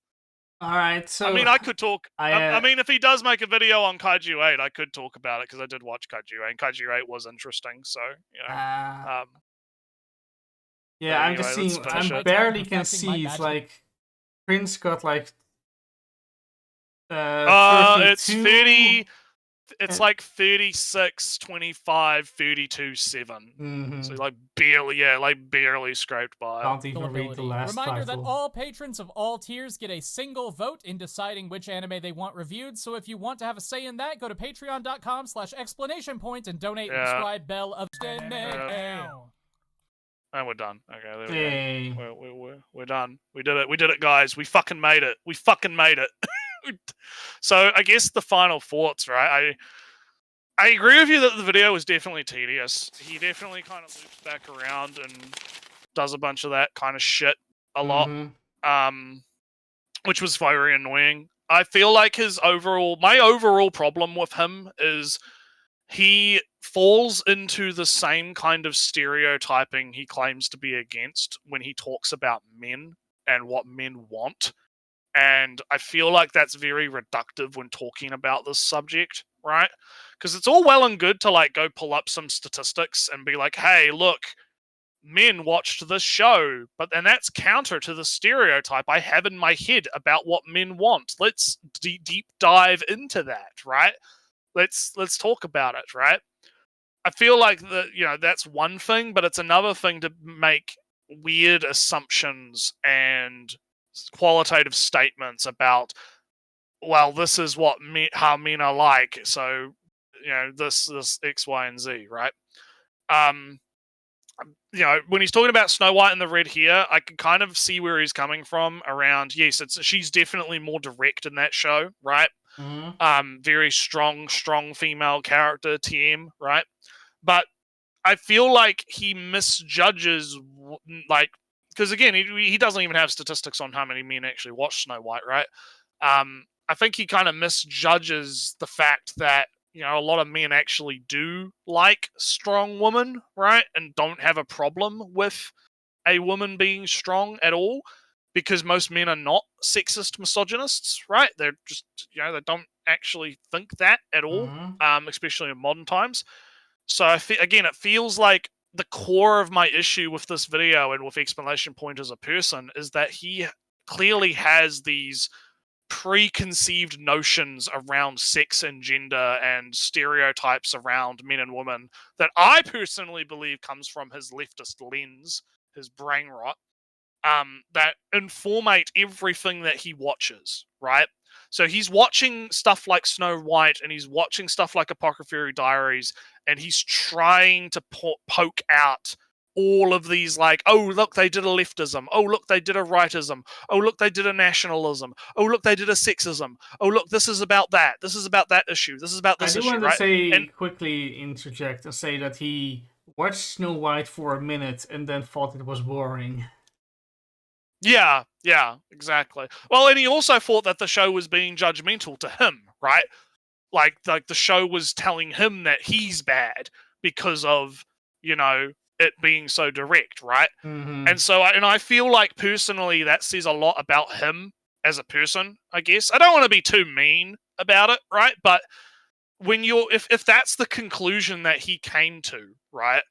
I can only assume that perhaps he does have some kind of guilt about something, or some kind of, like, there's something going on that's been imprinted into him that makes him think that when a show is saying stuff like, oh, hey, sex slavery, kidnapping bad, right? And oh, women fighting against thing, and it's direct like Snow White is, it's apparently a commentary on men or him as a person, and he feels the need to take personal, you know, like that view of it. But yeah, so I feel like he's an interesting fella, you know. He's an interesting fella. And the contradictions are kind of wild, right? And how he would be, I would guarantee you he would be against such stereotyping if you asked him to do it to any other group of people, but he'll gladly perform such stereotyping against men and what men are into and what they like, right? But yeah, anyway. So anyway, you yap a little bit and then we'll end the stream. Yeah. I know you're about to pass out, so. The video felt longer because it's his style, and it's not mean. That's not very. Oh yeah, it's not very nice to say his style was bad. It's just it is not for me. It hasn't been for me. It's still not for me. We've already made comments about how his like MS Paint cutout. Yeah, it's kind of distracting, and he says a lot, but I'm not always very sure that it means a lot. It's been hours, but I remember early on he said what he defined as feminist discourse, and we had a small pause about that.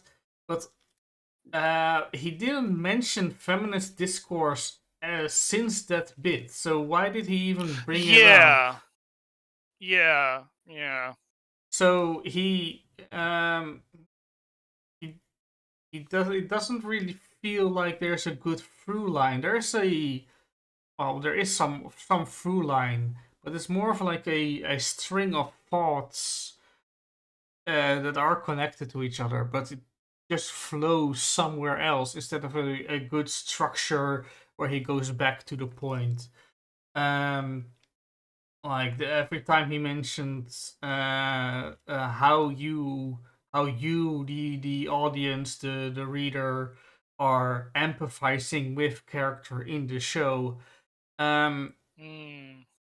It's kind of, he mentioned it like three times, but he kind of reintroduced it every single time again, specifically about talking about the section of Apothecary's Diaries.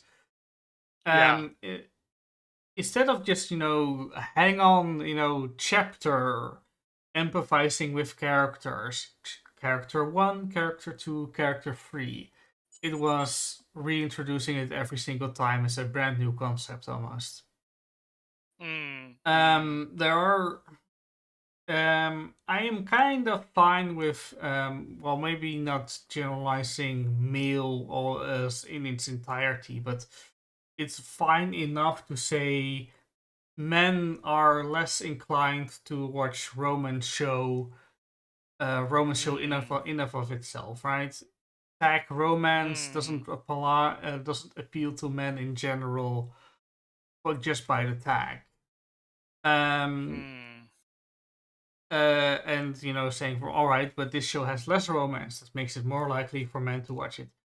That kind of still ignores the fact, just by doing some basic Wikipedia research, that this show isn't aimed at women really to begin with. So the surprise that it appeals to men could have been prevented. The idea that it is a surprise could be, the misinformation that this is a surprise could be preemptive. So yeah, that's kind of the to divide this yapping into small sections is no real good. He doesn't not repeat, but he doesn't bring with him previous concepts introduced. He repeats himself by reintroducing concepts that he already introduced. The real example of this is the concept of empathizing, or projecting yourself into the character. And what was the last thing I said, Naretsu, before summarizing? You're dying. I'm cooked.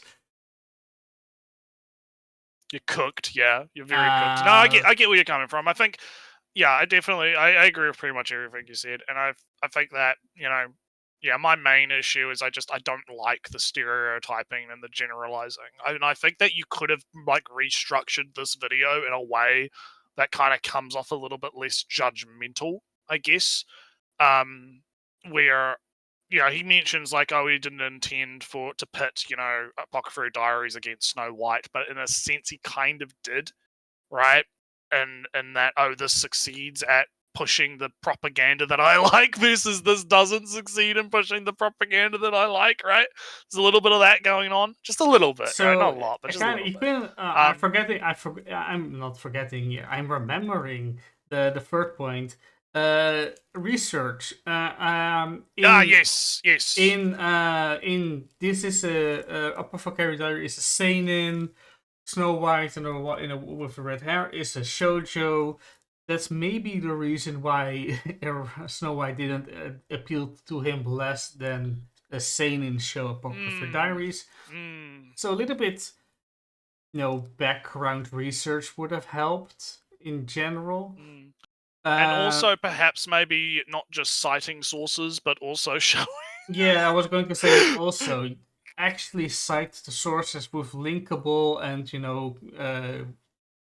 so that people can check it and Yeah, because I would be interested to see those statistical breakdowns, right? I would be actually really interested to kind of dive a bit more into that, because there's probably more interesting insights that could be gleaned from such data, right?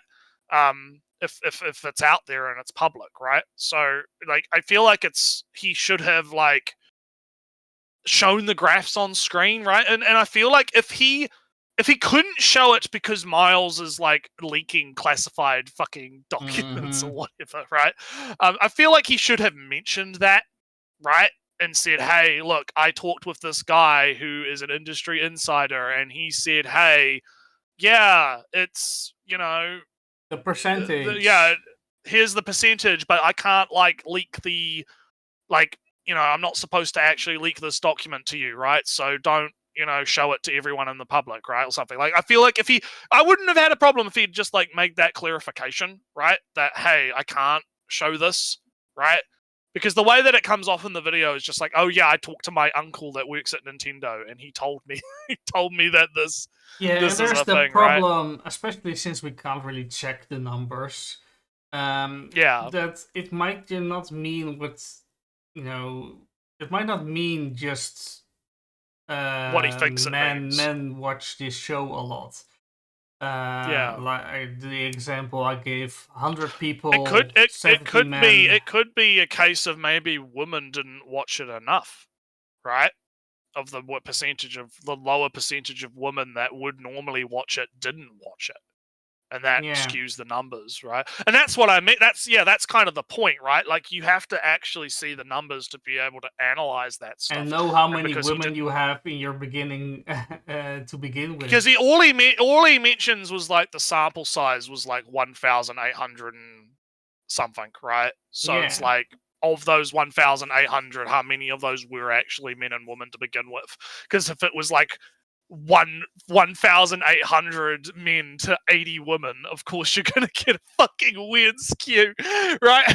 Yeah, so to begin with. Then was it like 50 men watched the show and 40 women? So and that's 50% of all registered accounts, etc. Women watching, and 5% of all registered accounts of men watch the show. That means that blah blah blah blah blah, but it still means that more men are watching la la la la la.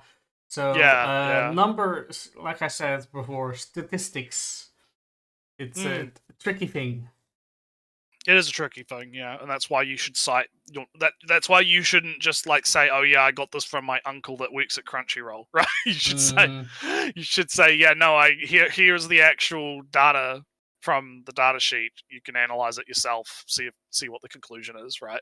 Come to that conclusion. Anyway, Naretsu. All right, but anywho, I think that's it. I think it's past our time, because we would talk about Dan to Dan, but I feel like we'll save that for next week, just because even though it means we'll be a few episodes behind, and we'll pick out a shorter video next time, or we'll pick out a shorter, less fast rambly video. Yeah. All right. Well, anyway, we'll see you guys next time. Later. Goodbye.